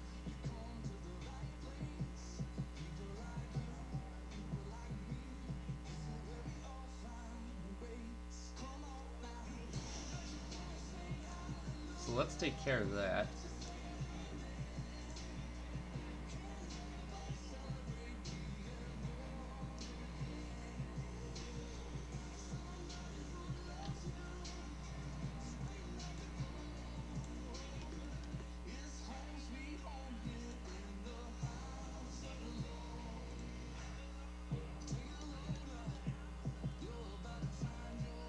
So we're looking for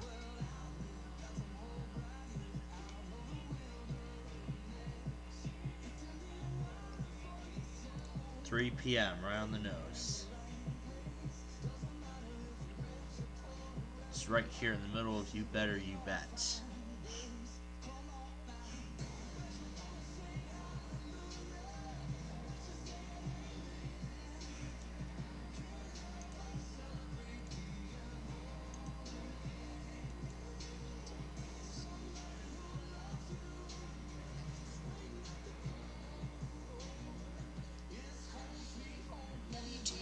Catching you. That's a repeat. My hour for now. Please.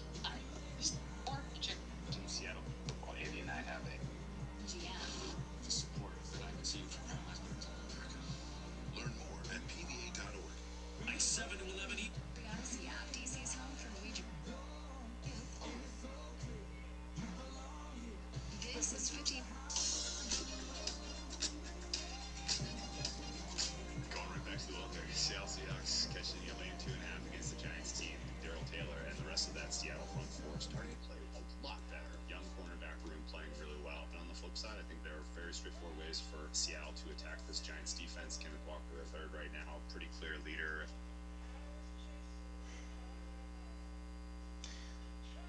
Alright,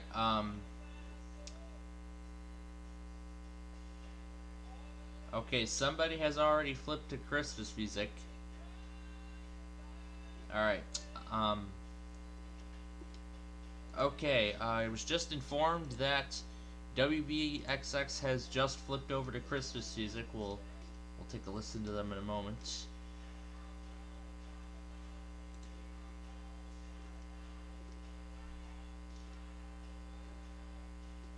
.326, so 2:26 p.m. That hasn't changed. We just wanted to of most average wins in the conference, more than a little Found more it than right 14. here. That's where they've been basically the entire time. The Chiefs were on a bye this week, and they. Alright, let's take a look at their station here.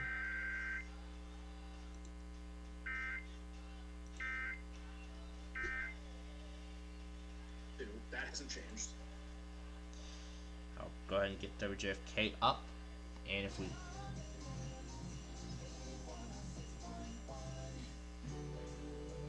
Yep, WBXX on Halloween night is already doing Christmas music. So I guess the holiday season is already here, ladies and gentlemen. Conference more than that's where they've been each this week.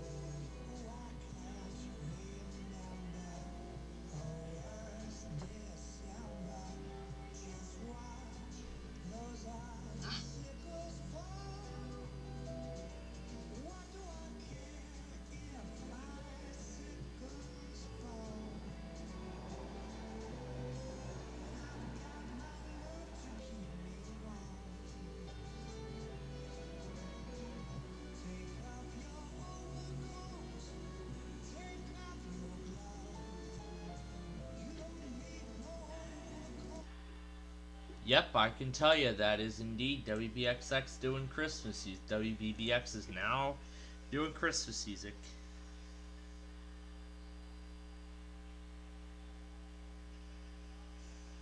A bridge collapse in India has left at least 141 people dead.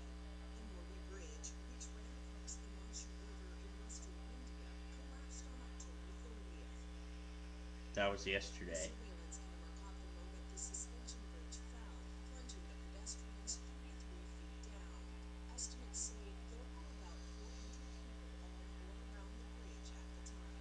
Footage shows survivors of the collapse clinging to parts of the bridge in water. Reportedly, over 177 survivors have been pulled from the water so far, as well as at least 131 casualties. Officials say no death are expected. Train rescue crews, as well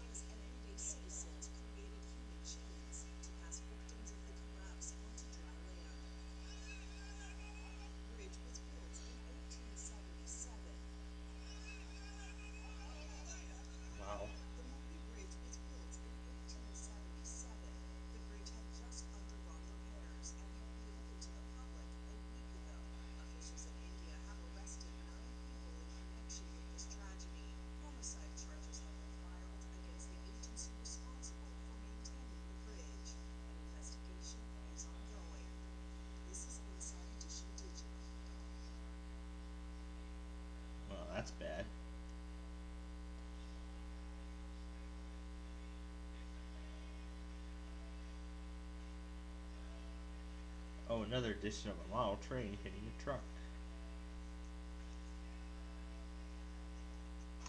Except it's in the form of a stop motion animation. It's with that Polar Express train set.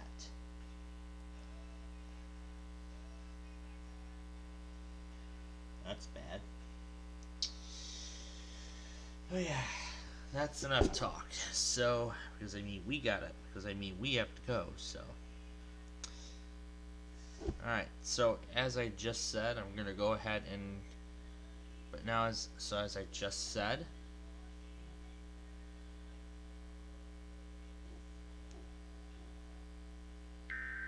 Yes, Gage, I'll send you WJFK right now. Nope.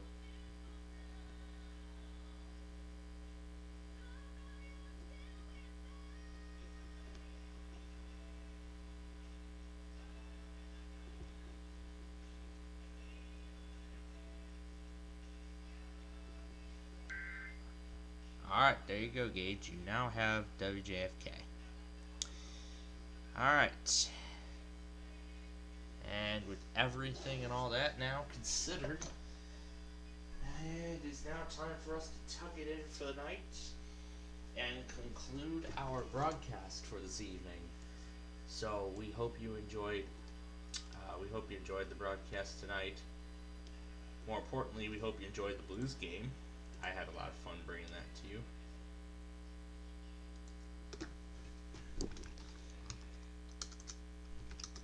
Even Brandon's excited that somebody's already flipped to Christmas music.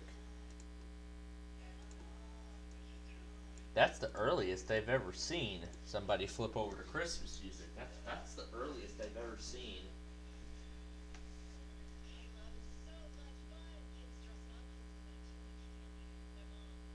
Well, that's for everybody over in the Pacific time zone where California is. I'm sure they're done by now. I'm sure they're pretty much done by now as Halloween comes to a close. So I have already reverted my phone's alarm back to the Flutter Realm song, which is the alarm it's supposed to be on for Monday morning. So that's been reverted back. That's been set back. So now it's good to go for next week. So yeah, WJFK is done. That's up. So now it's just laying to rest. Waiting to see what Caleb does. I don't know if they'll test overnight. This time, I'm not putting it by my 996 again. And this time, I gotta look through John's logger, see where it is. If not, go through the Club Sterling. And if they say K-Love tested, then go back on the video. Don't delete it. Because that's why I missed it last time. That's why I had to use a custom audio clip from Antonio. Because that one mistake that I made. So, I need to be very careful this time. And as much as I would like to lower the pitch of that, I'm afraid we've ran out of time. So, no, not tonight. So anyway, that is it. So, we now conclude our broadcast day. Plainfield TV is owned and operated by the SPC Plainfield Media Corporation and is a proud participant of the Cody Cable Network. Some videos presented during the broadcast today are not owned by the SPC Plainfield Media Corporation in any way. Credits for said videos will go to their respective uploaders or creators. Any and all alerts heard during the broadcast today can be reused for archival purposes. However, all other live programs and main channels videos shall not be re-uploaded without prior consent from me first. And so, as we get ready to start going back to our normal D's, and as we get ready for kinda a semi-Friday. Wednesday is gonna be kinda like a semi-Friday, but not really a Friday. A Friday in terms of school, but it won't even be close to a Friday because it'll be the middle of the week. We'll see if KFAV does the hump day screaming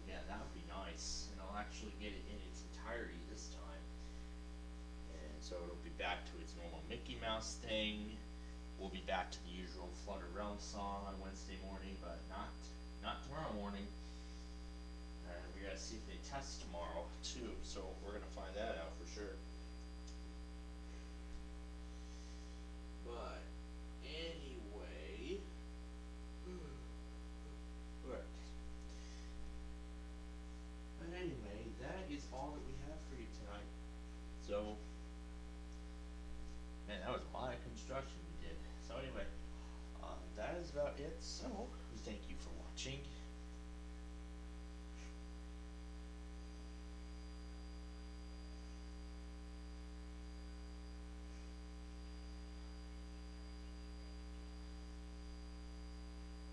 So in that case, we thank you for joining us.